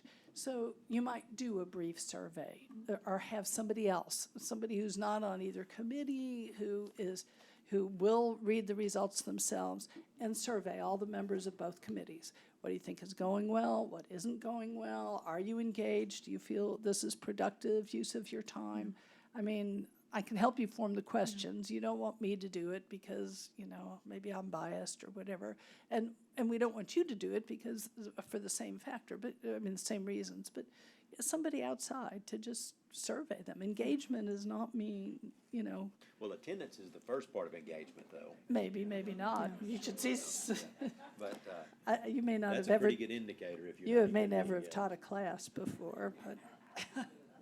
But anyway, I think we need to have a survey from outside about what's going well. Are you engaged? Or, is your time valuable? And those kinds of things. That's really important. And I have had conversations with a number of committee members on the side, and we do have a few members who don't feel as comfortable talking in an open forum like that. And so I've had conversations with our chairs about being more intentional about engaging certain people directly, like, hi, Paul, what do you think about this? So really kind of doing a better job of getting that input and being more direct in that regard, because I think there are some members who have ideas and they're very thoughtful and they listen, but they're just not as apt to directly engage as some of our other members. And so just figuring out a way to, garner that input in a different way. Oh, sorry. So if I may, it might be good to look on those committees and find a person. I think on the Comprehensive Plan Steering Committee, we have several people that are good at getting groups to give information and doing icebreakers or whatever we use today to get groups comfortable with working together and sharing those things. Some people are not going to be comfortable sharing things publicly ever, but with comfort, maybe they can open up a little more with the group. So there are two different issues here. One is, are they comfortable saying what they think? But the other is is the topic engaging? So if you're sitting there talking about who's going to go take pictures in what neighborhood, that's not something, okay, I'll go here or I'll go here. That's a task as opposed to providing guidance, or as opposed to discussing what are we going to do with our neighborhoods, or what questions are important to ask people about their neighborhoods. So when it's two separate things. One is about tasks, and and what was the last task we just listened to the presentations. So we listen a lot to the presentations, and that's not a place to engage. Do you see what I'm saying? So having something to sink your teeth into, I think, is really, really important, and that's what makes their time valuable. Because we have so many people. I have no idea what they think. I mean, not because they're talked over or they're not raising their hand, but we haven't had a topic about what do you think about this. So it's really important to do it. Have we given you good feedback? Do you see the concerns and the goods and the bads? Kind of the themes, as I've heard, is obviously deliverables, which we can work towards, providing something more in a written format. Again, if we need to re-clarify the roles of the staff and the consultant and the committees, we can certainly do that. Getting some feedback as far as just kind of their level of understanding where they are. We can create a sort of a very small, short survey instrument to kind of get input from them and start working towards that. Mr. Huckabee and I have spoken about just representation in both the southern wards there, and one of the things that I'd addressed with him was, being intentional about, again, if the representation is not as great as it could be on those on those respective committees, to be out in those communities to engage people, and whether it's at the churches or the schools or other places where people gather, and so we'll continue talking on where to do that and how to do that. So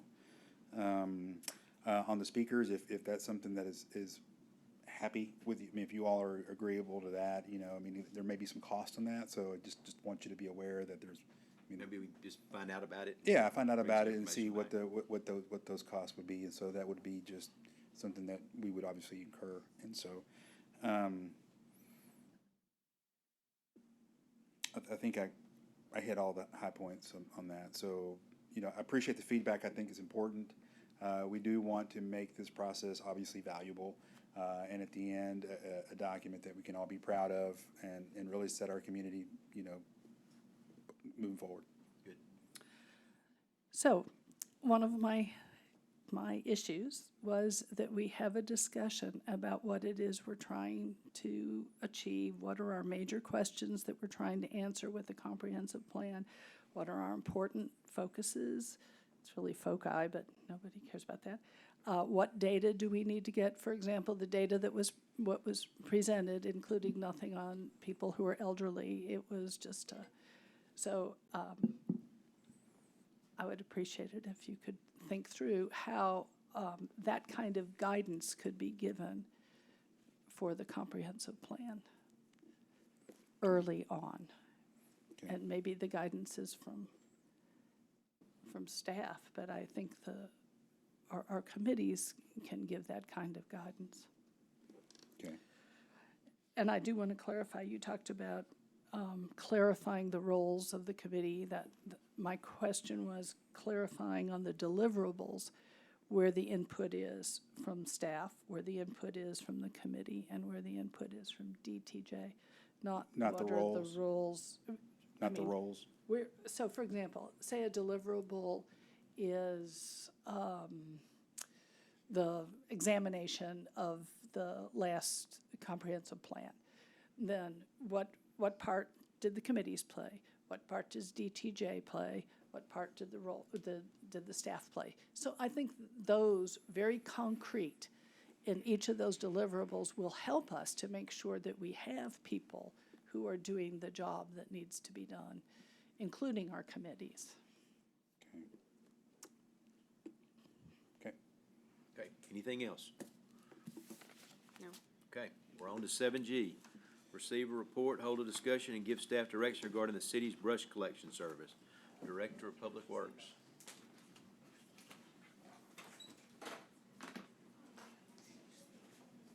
Mayor, Council, I got all stiff, sorry. Steve Bartlett, Director of Public Works. So at the request of Councilmember Huckabee, we put an item on here to give you a little update on our brush pickup and discuss how we operate in general. I think this was prompted by some of our recent overloads of brush that we had. So if you'll give me just one moment, I'm going to build a little background, and Chad and I have spoken to try to give him some background as well. But as you know, we currently provide curbside brush and bag leaf pickup for all residential customers. Several years ago, we migrated from a single brush truck and one rear load leaf truck. We use a garbage truck to collect the leaf bags with, to 2 brush trucks. And this happened in about 2018 when we bought our new brush truck, and we were going to salvage our old brush truck out on Gov Deals. And we had a storm event. We said, gee, let's use the old brush truck to catch up. And we haven't stopped since then. So we've had a lot of baling wire and duct tape. It was worn out in 2018, and I'm surprised we've kept it running. But that's currently where we are. So we run 2 crews with brush trucks plus that leaf crew as our standard. Volumes of brush have seen to increase over the years, and even after our ice storm, we're still getting dead trees today, so we're seeing elevated levels of brush. You know, with normal weather and minimal mechanical problems, which is a utopia, we really have brush pickup cycles of about 4 weeks, somewhere in a little under 4, a little over 4 weeks, and we can make it around town with those 2 trucks. So get to your yard about once a month. Of course, windstorms and even more severe events like hurricanes and ice storms elevate the brush load and delay us even further, and you're certainly aware of that. But it can cause longer periods for our residents between pickups. So during April, we had 5 different storm events. A couple of them were pretty significant, significant enough that I lost my roof. I mean, so we had some shear winds in some areas and not in others that were significant and put a lot more debris on the ground.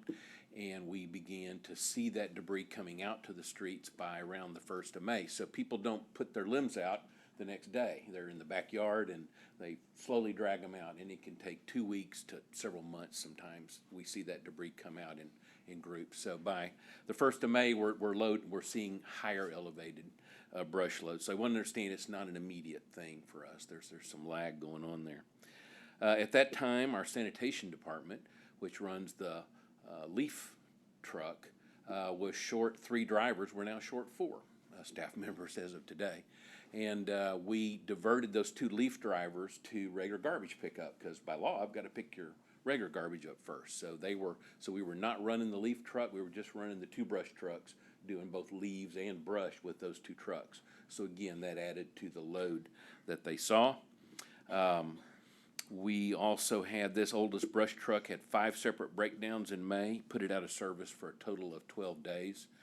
We had 2 components we couldn't even get, and we're able to get some remanufactured parts through some services. We had to make rubber hoses ourselves. It's just to the point where not only is supply chain an issue, and again, that's not an excuse. I'm just saying it's a reality for us. It's that this thing is so old we can't always find these parts. So it was not functional full time. This kind of was, excuse the pun, but a perfect storm for us. So we had a lot of brush, we had staff shortages, and we were down mechanically. And so that caused us to backlog a little bit. I sent each of you, I think, just a map to show you we have 21 zones. Those are FEMA zones. That's how we identify with FEMA where we're picking up brush loads, and we've used those zones. And so to give you some perspective, by the 1st of June, we knew we had a problem. Some of you had called me, residents had called, and we're starting to realize we've really got some elevated and we're not making it around as quick. And by that point in time, we had 16% of our areas that were up to about 7 weeks. So those were obviously some we picked up first and hadn't made it back. About 84% of them at that point were still within our normal 4, 5, 5.5 week. I mean, we usually cycle between that, but we were starting to get in trouble, and we knew it. We sent out email to y'all. We started to do some public notifications over Facebook and other facilities to let people know that we were struggling to get it done and we were going to work hard to complete it. Then I also sent you kind of a plan of action. So the things we were going to try to do to catch back up within the next few weeks. So We have done exactly what we said and even more. We put virtually every street crew we had on the ground. We put tractors out. We put dump trucks out, grapples, just trying to get this stuff all collected. And I will tell you, as of today, we are completely done. So we expected that to be in another 10 days, and they've really accelerated. Kerry did a good job. I will compliment him and the guys. They've been working overtime on weekends, nights, and so we're caught back up as of today. But the moral to the story is we suffer from mechanical problems. We suffer from personnel problems. Those aren't excuses, but I'm telling you, they're realities that delay me. So at this point, we visited with a lot of residents, some here tonight, and we had some good discussions during our break and before council started, and was able to share some of these issues with them. And I appreciate the stress of having brush in your yard for 6 weeks sometimes. And so it's a condition that we want to work on. One of the things that Councilperson Huckabee and I talked about was communications. And you know what? We can always do better. It's Chad. We can always do better with communications. I'll never tell you we were perfect. So, you know, we tend, even I do, and it's not my job, but we get in the weeds trying to fix these problems. And so we wake up, our first phone call is how to fix it, not to call Bethany to put social media out. And so, you know, I failed in that by a week or 10 days. I should have probably put some messaging out earlier. And so you have my apology for that. But certainly I want Kerry to go fix things, so I don't want him to put messaging. But anyway, that's kind of where we are. So both brush trucks are back on the road. So you say, Steve, why don't we buy another brush truck? You know, we'll approve it. Well, you did, and we ordered it back in November, and it won't be here till next January. So that's our delay. So we will have a second brush truck, and that should up our reliability level, running 2 of them. And then if we can get some staff members hired, we'll be back with the leaf truck as well. Fortunately, we're entering the time of year where it does calm down a little bit. Knock on wood, no hurricanes. So, but anyway, so my apologies to you and everybody who had delays in that. We were doing our best to get caught up. Should have communicated earlier and better, and be open to any suggestions or questions that you have. If you want to give us 4 brush trucks, we can really get there a lot quicker. So And the staff. And the staff, yeah. Be happy to answer questions after public comment. Kathleen, anything? Let's have public comment. Public comment? Y'all asleep? Okay. I don't wanna come up there, I don't wanna talk, other than to ask, why can we not have a schedule? Part of the problem seems to be, at least in our neighborhood, is people, the timing. Ma'am, is, you don't, they can't hear you on the microphone, so I do need you to come up here if you would. Yes. We want to hear what you've got to say. We value your input, we really do. The question is, why isn't there a way that there can be a better schedule for picking up our brush and that? Just simply because I know, and I can only go by my own neighborhood, what we experience is that we'll put stuff out there, and like you said, it's a big delay, but this time it's really been a long delay, and the other part is we don't know when to put it out there, because there's not a schedule of, okay, we're gonna be over there in Colony Creek or that section of the city in this scheduled time, so that we're not putting stuff out there on our yards.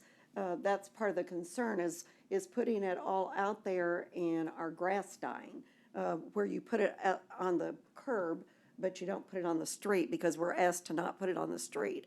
And just was wondering if there's not some way that there can be a better schedule worked out to where your different sections of the city know when to expect those trucks, instead of us calling on the phone and saying, it's still out here, kind of thing. So wondered if there's not a better way, and if it means more trucks, we're all for it. More taxes to go with that? Yeah. Yes, all that new value that's coming in, and all the Californians that's moving in. I actually tipped her before the meeting. Oh, you did? So, What, were you gonna, can you respond? go ahead and Yes, would you Sure. please? And that's, thank you, and that's a question that we get a lot. He was right? Carrie. Carrie was asking. Oh, No, and you, then- yeah, you can. Kerry will yell at me if I tell you wrong, so if he waves, you tell me. But, so as much as we'd like to have a reproducible schedule like your normal garbage, we're going to every street, every house, and we have a very known time that it takes to run those routes. So those routes are known, and the garbage load is known because every one of you rolls your green can out every week. Unlike brush, we will drive down 3 streets with no brush, and we will get to another area of town, and it is every lot, and our brush truck literally picks up 3 lots, carry 4 lots, and they're all the way back to the landfill to dump, and then 3 more lots and they're back.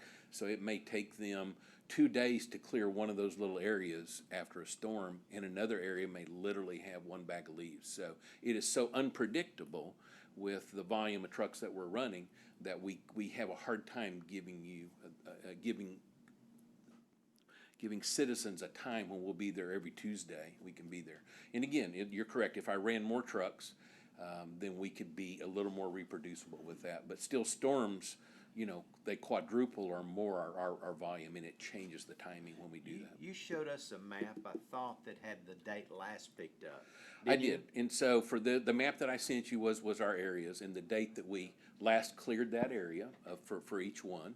And so that was just to show you that while we were getting calls that, man, my brush has been out here 6 weeks, Steve, or whatever, there were areas that had been out there 1 week, and areas that had been out there 2 weeks, and areas that had been out there 3 weeks. So those were the dates that we cleared those areas in our rotation. But you don't produce that on a regular basis? No. Now, folks call and say, hey, I haven't seen you in a while. When can you be here? And Kerry and his staff will give them a good estimate. We're in the next subdivision over, and we should be there within the next few days. So we can kind of see our targets. But when we get out much beyond a week or 10 days, our target gets fuzzy on time. So, and just a reality of kind of what we're doing. So, I mean, if we haven't, I have several questions as follow-ups to both that public comment, but if there are other public comments. Anybody else? Okay. Chad, you're up. That's not going away. I said maybe it would. I'll make the joke 3 times and then it'll stop being funny, but it didn't.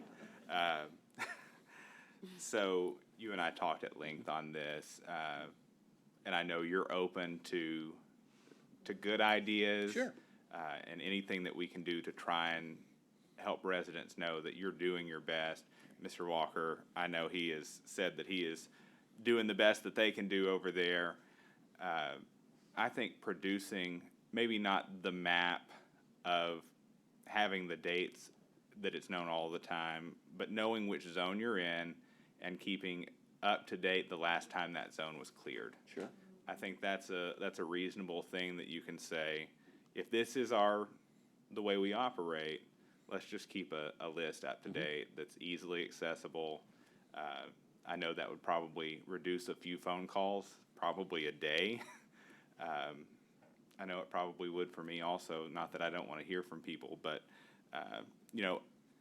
I think there's a more efficient way to do it than to go to every street. I don't know the answer. I don't know if you have some system where your sanitation trucks can push a button and report that there's brush there. And I know that's an oversimplification of what would be a harder process of mapping those GIS coordinates and all of that stuff, and then determining a new route. But I know that you and I had a discussion about artificial intelligence and how you're considering those things. So I'll let you address those. Yeah, so let me address a little bit of that. There's a couple questions there. So in the budget proposal that will be delivered to you, we originally had some routing software. So this is some high-level stuff. I think it was around $80,000. Carry about $80,000 is significant with a $35,000 annual fee. So it's some serious think about when we do. After talking, we're going to probably propose, even though we're having this discussion now, that it is not a tier 1 purchase for us in the budget. In other words, we can keep picking up brush like we are without it. I still think it's something we'd like to see in our near future, but that routing software could help us. But that's going to be in combination with some mechanism to log in requests for brush pickup. So kind of think through the process with me. So if we're going to switch from we drive by your house without you telling me to you have to tell me, there's a transition time there that's tremendous. People don't catch on to that right away. So we're going to have some frustrations with that process. And then secondly, if you call in, then every day those orders by, let me make this up, 4 o'clock have to be entered in this software, routing schedules for the trucks created so that at 5 a.m. those trucks have new routes for the day. So there's a process, not just calling it in, putting the software, to get our drivers to route every single day. So we're gonna have to be able to devote staff and energy to making sure that happens, as well as taking the call-ins now from hundreds and hundreds and hundreds of folks. None of that's a complaint. I'm just saying that system, where it may be more efficient, also has a lot of working components. And that's why I suggested, if we have the sanitation drivers driving by every single house, every single week, if the input is coming from them to report those things where the public doesn't have to do that, I don't know if there's a way to implement that, but it's just an idea. Let me address that, Mr. Chad. No, just Councilmember Chad. So, and we actually talked this morning at our staff meeting a little bit about this idea, because staff loves to throw things at me, or no, ideas at me. And so we have already been, I guess, threatened legally with the fact that each of our garbage trucks have had iPads built into them that they logged in every time they picked up. Understand they're in a parking lot picking up a dumpster, but there were complaints about it is dangerous for us to be operating push the button while we're driving down the street. So we struggle with that, and you think, well, give me a big red button, but it's still a distracting effort. So there are discussions, even with city attorneys and with practicality of doing that. So I'm not arguing that isn't a possibility, but there are pros and cons to that. And you're right, they could log where they see brush, we could pick it up, and of course the next day, another neighbor's gonna put it out, and there may be 10 days again before we can route them to it. So I don't know that I have all the mechanics and all the answer for that, and I'll tell you what, if it was easy, we'd have probably figured it out a long time ago. So there are struggles both ways, yeah. So no, I'm open to doing it. Like I say, we wanted to do the routing software for dumpsters and for regular garbage pickup, as well as brush and leaf pickup, and we may still proceed with that. It's a very expensive thing for us, and so it's a budget consideration. I guess my question on that, and I'm sure it'll come up later, is would we see significant cost savings as a result of using that? And I don't know if you've gotten that far in the... So I think, you probably, if you're more efficient in the route, you would see cost savings right now, probably in fuel and some wear and tear mileage on these trucks. These trucks only last a few years. We're coming to you every year to buy 2 trucks, so that shows you how quick they go out. Chassis wear out. So yeah, there's certainly, if we could optimize the mileage per pickup, then I think there would be some efficiencies there. How that offsets the cost of the software and the annual, I don't think we have enough data to really make that analysis other than speculate. But I think Mr. Walker will agree, we all see an advantage in moving into a system where we can route, and not only route, we're monitoring Chad too. So part of it is we know where the trucks are. So you talk about the website or talk about the public knowledge of all this. Well, with this routing software, and there's equipment on each truck that tells me where they are and what they've done, then we'll be able to have kind of real-time publishing where everything is. Right now, it's literally it's paper. It's a paper map sheet that they mark and turn it in when they get back in. So I think those are possibilities in our future. We're trying to seek those alternatives to make this faster, better, quicker. And I think better equipment and some staff will get me down to a reasonable level. And beyond that, we can look at optimizing however you guys want to direct us to. Thank you. I'd like to hear from the other council members on your opinions also. Anybody? I don't have anything to add. Well, as you well know, the issues, the calls I received were not about whether people do a good job or they don't do a good job, but about whether their brush was actually picked up at that particular time. Mm-hmm. And I know the first person who said, no, that is not, my brush was not, it's been there much longer, it was not picked up at that time. And you assured me it was, and we talked about it. And then the next person who called happened to be a judge. And I said, I'm sorry, but I need to know, verify exactly when, and, because it's going to be quite, and it differed too. So I don't know how how to, there's some discrepancy in those dates you gave and whether the brush was picked up. And I actually know on our block, I mean, there's a pile of brush that I walked past to go downtown, and it was there much longer. And now I can tell you where the brown spot is. But we need to, somehow, I need to be able to say yes or no. I don't think we should be picking up brush on demand. I mean, we're a small town. I don't think it's feasible to say, you know, I get to call you and tell you I put my brush out. Sure. But I do think we might be able to have a better schedule, even if we skipped a week. I mean, is it realistic even under the certain circumstance? I mean, even under the current circumstances to say it'll be every 5 weeks? And if we're ahead of time, then we can go do something else in the city that needs to be done. But so it's predictable, so people can put things out, you know, at a certain time.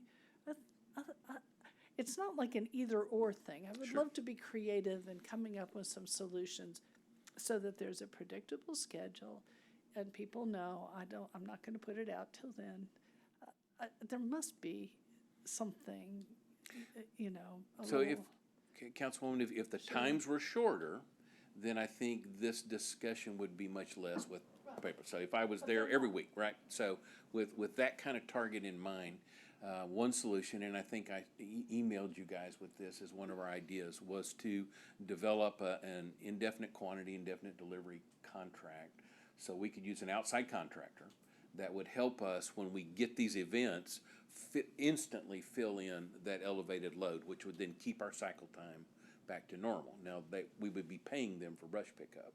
And if y'all remember, after the ice storm, we spent about $250,000 just like that with brush pickup.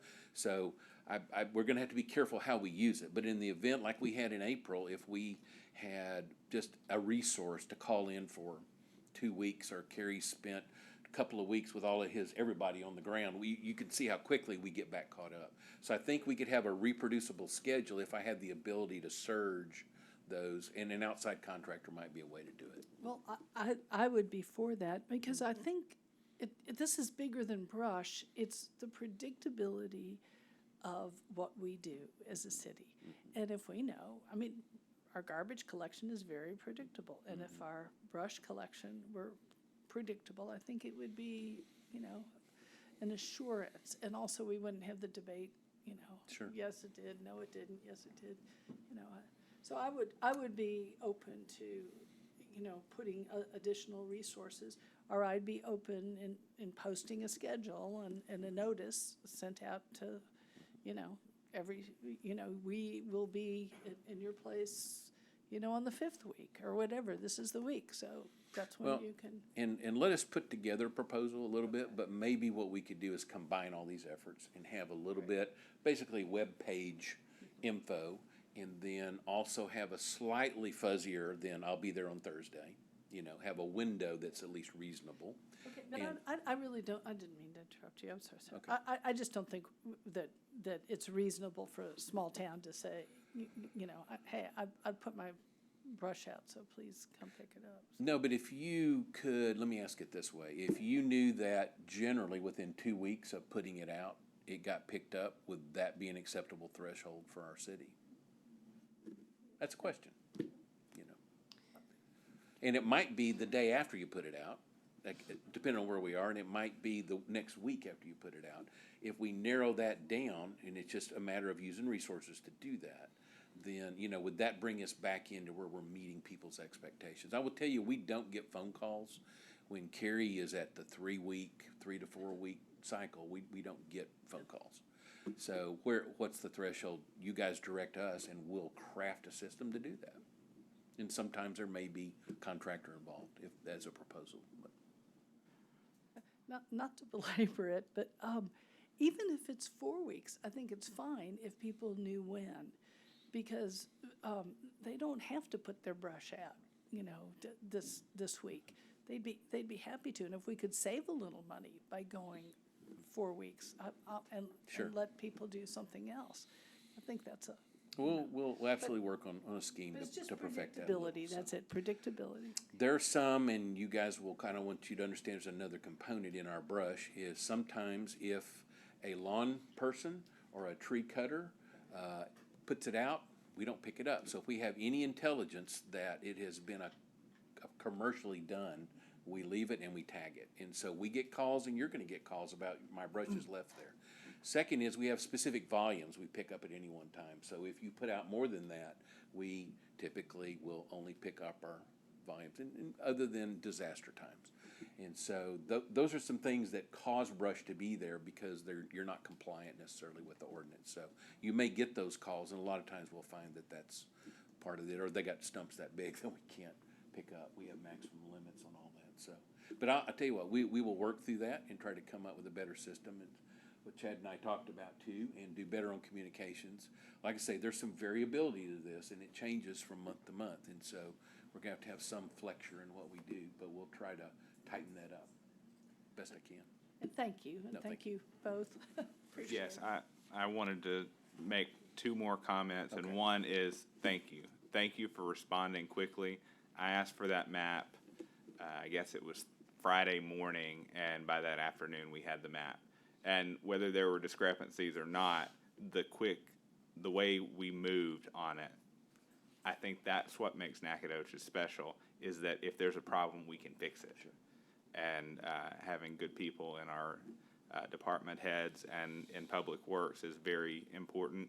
I have an anecdote for myself. We're on the Southwest Loop, and construction is all over. We have a detour in front of our house.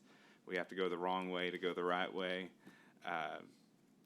I was sitting in my living room last Thursday morning. Thursday is trash pickup day for us, and I had not rolled my cart down. Yeah, I'm admitting it in front of everybody. Chad. I heard a horn honking outside. The sanitation driver honked his horn. He didn't know who I was, but he made sure that my trash got picked up. That's what Nacogdoches is about. It is. So thank you. And the last thing I'll say is on our PSAs, if we can give an update on where we are, not just have the exact same thing every time, just to say we're pretty much caught up now. And I think that's incredible work that from a week ago, we were 7 weeks behind, and now we're back on a 4-week schedule. I agree. And with that, we'll move to 7H at 5:09. Thank you, Council. You bet. Hold a discussion and give staff direction regarding communication between city staff, city council, and the community. Council member, Southwest Ward, Chad. And you just put me on the clock saying it's 5 minutes. No, until you got 9. all the time you need. I would just alert you at the time. So, brush pickup was an opportunity for me to bring up a discussion amongst the council, for us to have the opportunity to discuss generally our operating procedure as far as communications are concerned. And the city manager and I discussed this to some degree. Mr. Canizares, I have several questions for you if you don't mind coming up.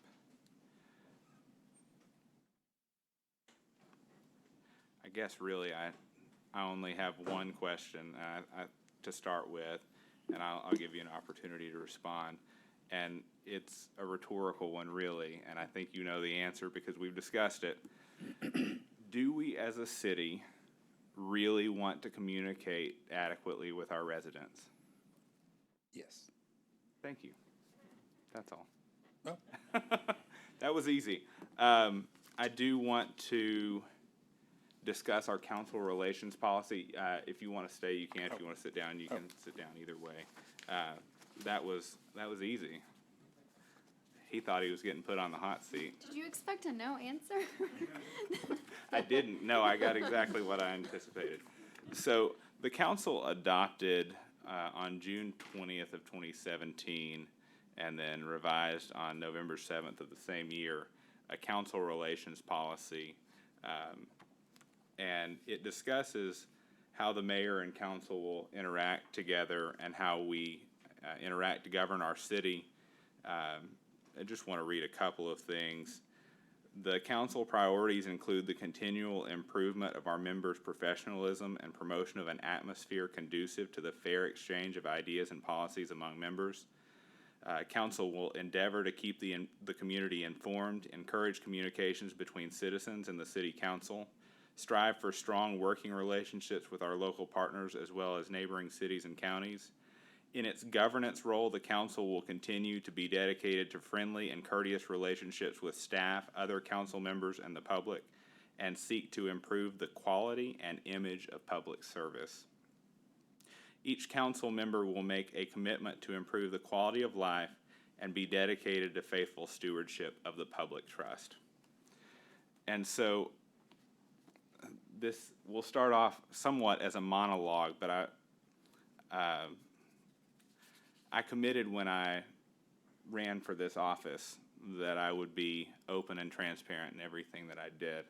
And some of that is saying things that I don't necessarily want to say. Rhetoric and relationships. What we say and how we say it matter. I think we have a serious public trust and communication issue with our city and council, with the public. If that's not apparent, consider the times in the last 2 years that there's been condescension from members of the public to the council and vice versa. Council members have had personal ad hominem attacks against them, and members of the public have seen eye rolls and contemptuous body language directed toward them. We have to have a more civil debate. I think tonight has been really refreshing. I think we've had great discussions tonight, and I would love for us to continue that. I think we have to become more civil in our debate and make sure that all are welcome to come to council meetings and voice their opinions without being ridiculed or laughed at behind doors or in public. I think that applies to the council too. Council and staff should be engaged for the entire meeting, and I think this has been one of the most engaging council meetings that I've ever attended, watched, or participated in. Even when things run long like tonight. See, I even wrote that in my notes that we would run long tonight. I knew it was coming. I knew it was coming. We should be engaged as if every agenda item is the most important to us. Because to someone, this agenda item is really important. This one's mine. But in general, someone cares about the agenda items that are being brought before this council. We all love our community. And so when those come up, we need to treat those people with respect, whether that be staff, the community, or the council. At other levels of government, the people may not be able to voice their opinions in the ways they do here. They may not be able to have their voices and opinions heard, but that shouldn't be the place in the oldest town in Texas. We're better than that, and we're all passionate about our community. We need a commitment to openness even when the information is not the best news. And I'm going to tell on myself again. I committed that I would share information about council meetings and agendas on my Facebook page, and I didn't do that this month or this meeting. So I'm telling you now that I have not done my job in the way that I should have. This is me telling you that. I had hoped that we would have a bigger audience by the time we got to this agenda item, but I knew we would run long and probably not. Mr. Bartlett and I have discussed the NAC 311 app. I believe I've discussed it with other staff members also. Just a show of hands, who knows what the NAC 311 app is? Good, almost everyone in this room.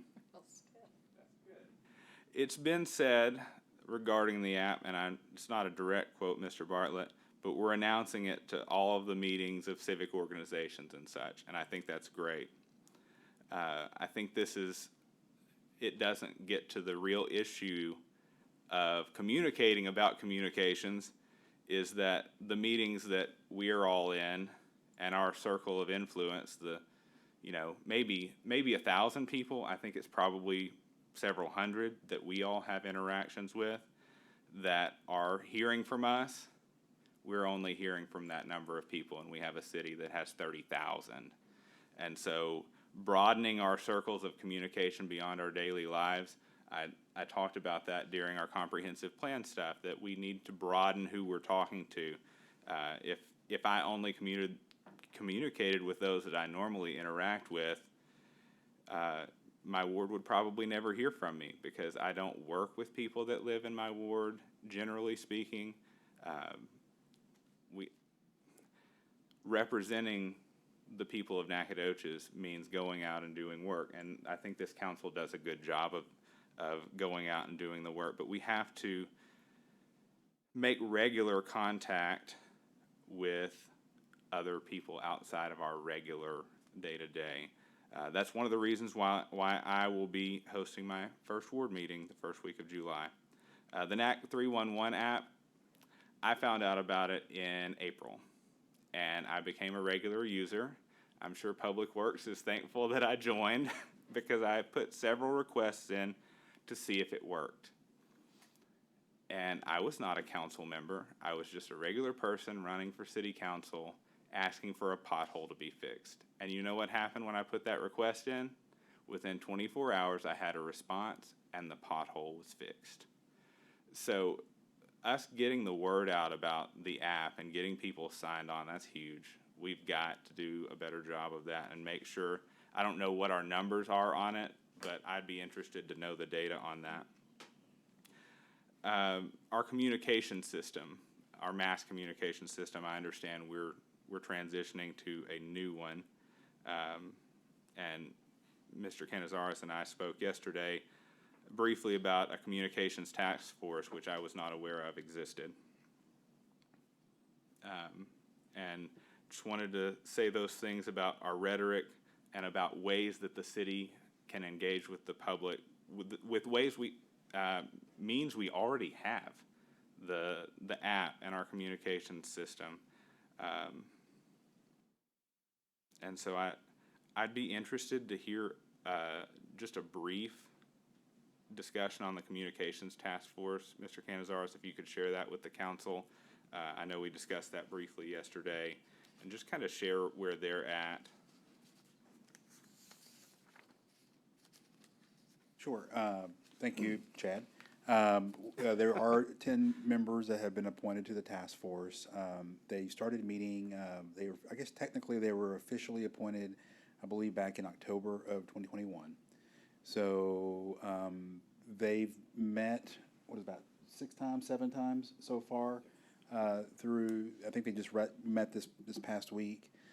They did not have a quorum at that meeting, so they were just able to discuss just a few things. So kind of the task force, the tasks that they've been assigned to work on, obviously, is to help us find ways to improve communications by far. One of their first initial things was to do a review of, we were looking at doing a refresh of our website. So they've conducted that. They've had some input on that, on the color scheme and some of the terminology and just the links and how they work. One of the things that they wanted to do was to create more of a centralized portal. So when someone types in a Google search or just a search for Nacogdoches, they don't just get, they still can get NAC City, NAC County, NAC School District, but they can also get the centralized portal where they just click on once, and then they have that choice of picking the city, the county, or the city, and again, it launches them into that respective web. It's not that we're manipulating anybody else's website; it's still ours, but it's kind of a centralized portal, supposedly make it a little easier for the end user. So that's one of the things. They've also, through the mass communications, we did a coordinated effort with the county on the mass communications, and so we wanted to make sure that the protocols that are used when we deploy these calls, because again, when you call, something's bad has happened potentially, and so we want to make sure that we use it judiciously, and so we ran that through the lens of the committee, the task force, and they gave us some recommendations on that. Some of the other components that they've done is Steve Bartlett came and presented to them earlier this spring just our efforts when it comes to construction. A lot of times with constructions we have planned construction, knowing that we're going to be on your street on X date and we're going to be there for X amount of days or Y amount of days. Those are those planned projects that we can do, but a lot of times it's emergencies. Water line breaks, sewer line breaks, which we don't like. but they do happen. And so what is our methodology of getting the word out? Because a lot of times people, they get home, they turn the water on, the water may be off. And so they're like, what's going on? And they call. And so a lot of times it's just a water line break. And so we went through that process to explain, here's a method in which we use, and we're by far very open to find out, are there better means in which to get the word out? And based on the input that we received of that full committee, that they felt that we were doing a fairly adequate job of getting the word out. So those are kind of the key things. I'm sure I'm missing some things that they've done, and I know Jessica attends those on a regular basis.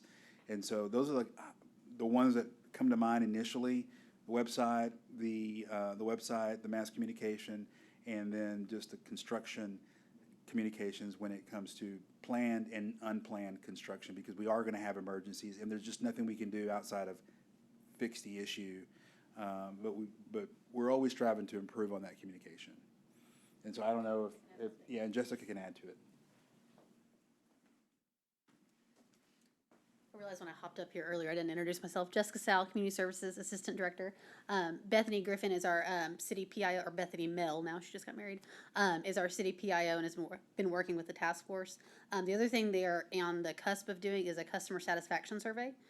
So trying to put out to all of our customers, our city residents, is how happy are you with our communication? When do you hear from us? How do you hear from us? Whether it's we only see your stuff on Facebook or we only get your emails. So they're working on that, because a lot of it's, we can do all these plans, but if people are going to tell us, well, you can do all these plans, but we only hear from you on Facebook, we need other things. So they are working on that. And then they're working on a communication, essentially a large plan. So they're going to start going through item by item, as far as, here's our disaster response and here's how we communicate that. Kind of okay that portion of the plan, move to the next section, and then at the end of this, there'll be recommendations on, when we have water line breaks, we need to put out signs. This is how much the signs cost, and kind of a good representation of what we need to do to enact, proper communication with the citizens. Excellent, thank you. Just a couple of brief things, and I don't know if we were able to answer this or not. We spoke yesterday about the data transitioning over from Blackboard Connect to our current provider. Were you able to find out any additional information on that? I was not. I apologize, but we will, and we'll get back to you. Okay, thank you. Yep. And then just any discussion that y'all want to have generally about our communications, how we interact with each other. I know this policy was adopted in 2017, which I believe was before all of us were here, the ones that are present tonight. So I want to, that's still in effect. Do we want to change those things? Do we want to revisit it? I know I had asked for that when I first got elected, because I think how we communicate with each other and with the public is really important, and how we conduct our meetings to make sure that people feel comfortable coming to council chambers for meetings and speaking, and not being afraid to speak in public and tell us what they think. Tell us where we're not doing a good job, because I think every person up here wants to hear that and can handle it if it's presented in a way that's, professional and not demeaning to us individually. I appreciate the agenda item. I've enjoyed it. I enjoyed your monologue and going through that again. I looked at it when I first got on the council, and then again here at my 1-year anniversary. And I think it's good. I think it's important. I think that's what we've got to do, and we've got to model that so the public gives that back to us. And I do think we really do need to tackle the hard questions. I mean, really, that is so important. And sometimes I wonder if we shy away from a hard discussion like zoning, or like what is the role of the city council. We can't shy away from those. We have to engage in the hard discussions. So I think that's really, really important, and for all of us. And we have to listen to the people who come up here. I think having 400 people say they have a question, not about whether or not we should plan, but with how we go about it. We have to listen to each other. I think that's why you see so many people engaged. They want to be heard. And I think that goes also when we have ward meetings, that people don't want to be told, something that, they don't count, or their ward doesn't count, or those are very, very important things. People want to be heard. So that's my 2 cents. I think that the things that you read, I'm not sure that the 2017 policy needs to be updated, because everything that you read off sounded good, and I don't remember having reviewed it and finding anything objectionable about it. There is a question of, you mentioned disrespect, vice versa, right?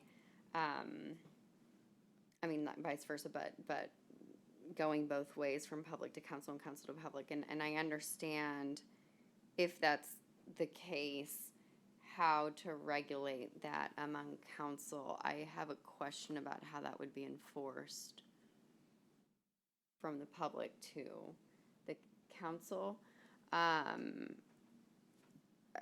Yeah, I have a question about that. But then something else, a more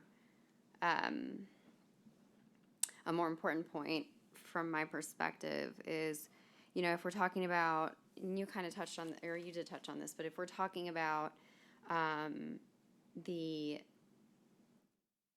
wanting to make sure that people feel comfortable telling us what we're doing wrong and what we're doing better, I think a really large, or what we can do better, I think a huge part of that is who we're hearing from. I think that the people who show up to council meetings don't have a problem telling us what we're doing wrong and what we can do better. I have not felt that way at all. But I think that the glaring question here is who isn't showing up and why aren't they showing up? And it's tied to a work session that we had, that a topic that I did. When was it? I don't think you were here yet. On the community services. I don't think that. Yes, you were. Yes, you were. Yes, you were. Of course, you were. The community relations committee and that kind of thing. That This the communication task force? No. My presentation on the community relations committee about being more inclusive, about people who are engaged with city government and city council, and what that looked like. But I remember you here. This before last week. I'm trying to. It was before last week. Yeah, I think that if we're concerned about making sure that the public feels heard, I think that a bigger question is what part of the public doesn't feel heard and why, and what can we do about that? Because I think that the people that are showing up know how to make themselves feel heard.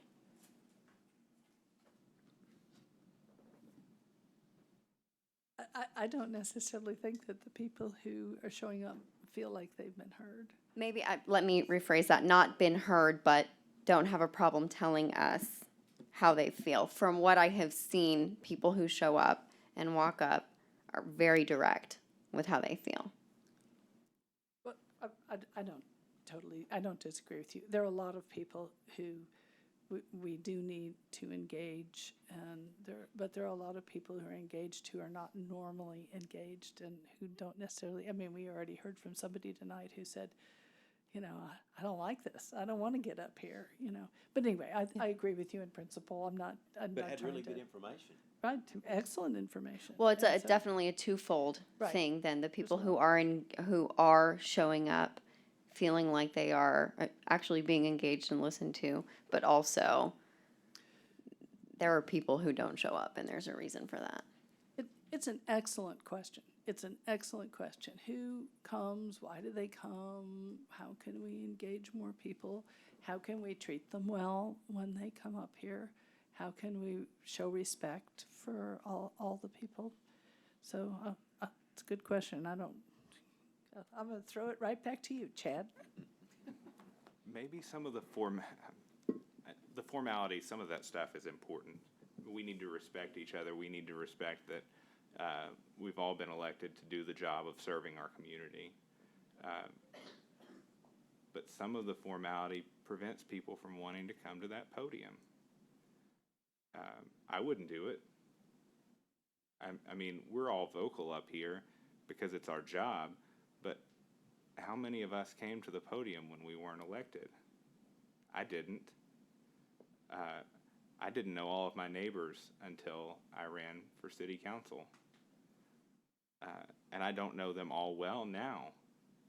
But I think us making the effort to try and engage more people and engage those that aren't typically involved in the process, even those that care, I think this is a good first step for us to acknowledge that we can do better.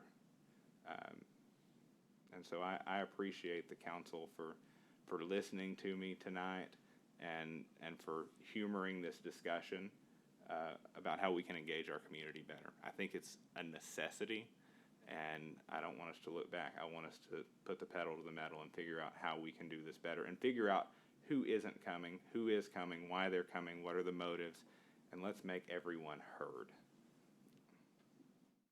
So I'm going to add to that. I mean, I really think this comprehensive planning process, I want to get every dollar's worth out of it that we can get out of it. That's the reason that I'm asking so many questions, and I'm trying to. And when we go out to these communities, and I've already had several groups that I've met with, and I'm happy to meet with any group, and even in even in the underrepresented areas, I've already gotten some that I intend to, and that I've already put feelers out to go into. But we have to do more than just say, okay, here are 10 questions. We have to see what they want. That's the engagement part. That's part of what I'm trying to get at in these committees. We have to see where they're coming from, what it is they want, what they're concerned about, what kind of data that they want to have from our contractor. That's engagement, not the fact that we had 10 people on, 21 members, 10 people showed up. It's what are they contributing? And that's what we have to get at. We have to allow them to contribute to their city. All of these people, and that's engagement. And I think if we do the comprehensive plan right and engage people there in what they think, and then all these other things I was talking about, setting their priorities, engaging them in a discussion about bringing the people in, the experts in on housing and all that, engaging everybody in a discussion. What are we worried about? What do we want? Where are we going to go? That's how we get people talking. And I'm not just talking about in Kenbrook I'm talking about in some of these very, very fragile neighborhoods off Shawnee. I've been in all of those. That's the reason why I was asking questions. Why are we tearing this one down? The nonprofits are very, very involved in trying to save those neighborhoods and those communities and see what we can build in there and have the discussions in there. But if we come and say, okay, here are our set of questions we're going to ask you, it doesn't work. So I guess I did my soliloquy, but that's my heart. That's why I'm sitting here. That's it. Okay. Thank you all for sharing. Do have one more set of things I want to discuss regarding communications, and these will be questions that I need your help on.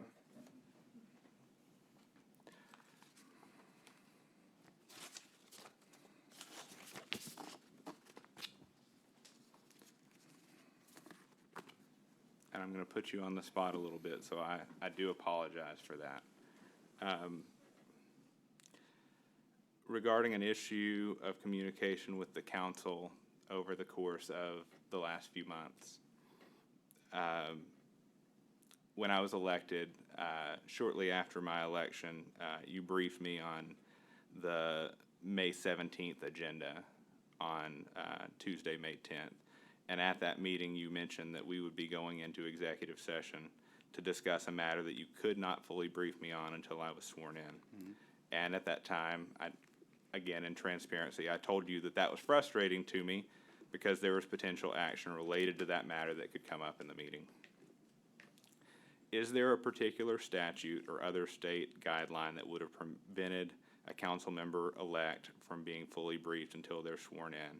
I know that at other levels, officials with elect designation are afforded briefings because they're relevant to the job they're about to enter. And Mr. Kirkland may be able to answer this also. I'm not aware of a statute. I just knew that based on where we were and what we were discussing, that it was a very sensitive matter. Even if it was an economic development issue, again, depending on the issue, if it's a personnel matter or trade secrets or contractual obligations, I just didn't feel comfortable, and I'm sorry. I know we talked about it, just being able to disclose something when you haven't been sworn in as city council, because at the end, I think out of respect for the other council members, those things were held in confidence with council members, and so it was just awkward timing, and just that's just what I knew. Now, Mr. Kirkland may have a different thought, but that was just where I was.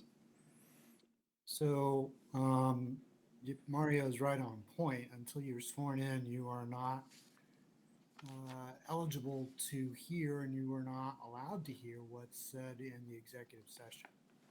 So I don't see how we could have brought you in and without violating the Open Meetings Act, particularly the closed sessions of that.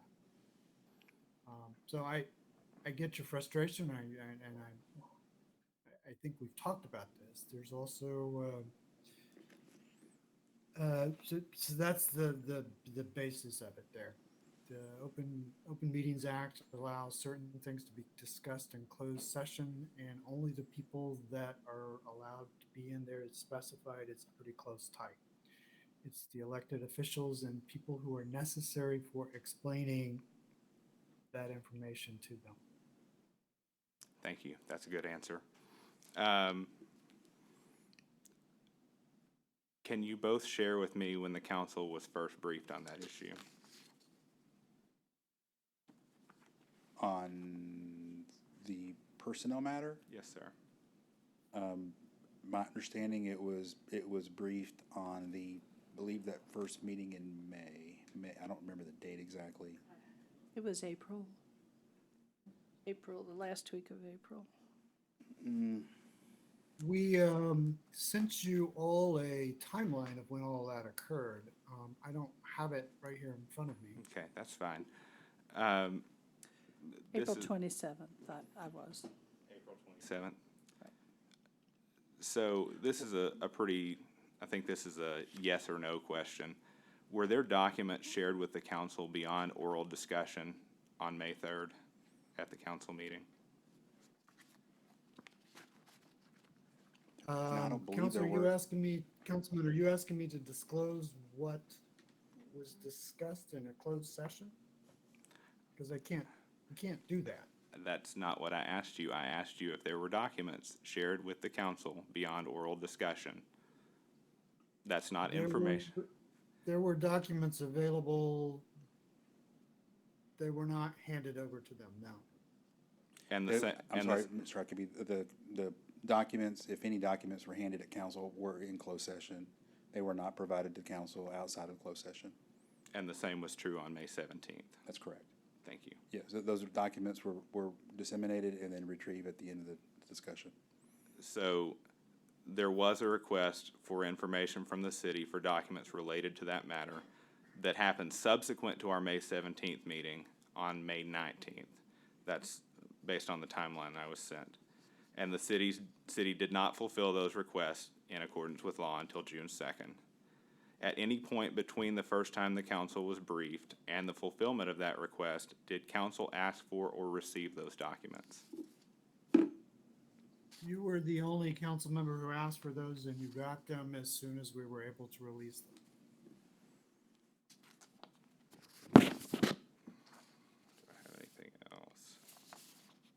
I also asked for them and got them the day before they went to the paper, I guess. I think we all got Yeah, they them. were all sent to council. Thank you, that's all my questions.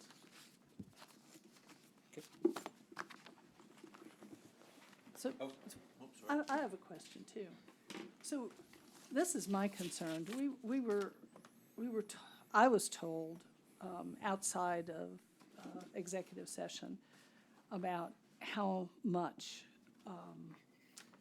was involved, and it was a hugely different number than what was published in the paper. So, and I'm confused, and I was also told that there weren't documents, and because you were protecting people, and then all of a sudden there was documentation. This is a matter of communication. I feel like I didn't get, I wasn't fully briefed. I was shocked, actually, just shocked. So I just thought I'd tell you, I really believe, and somebody else said, oh no, they can't brief council on these things, because what if somebody in council said something? And then I was hearing information from people down the street that I had, so other people are telling me things, and then I see them in the paper that I didn't have information about. We need information up front. We need to be told. We need to be part of this. And you were briefed on that discussion before the discussion happened with that former employee. Every council member was. Yes, ma'am. Well, not to the extent, not the specifics, not anything. I'm going to start asking for, for documents, pieces of paper, finding out what's happening, because there were discrepancies. So, just I thought I'd. I don't know. I can't speak. I don't know the specifics of the discrepancies.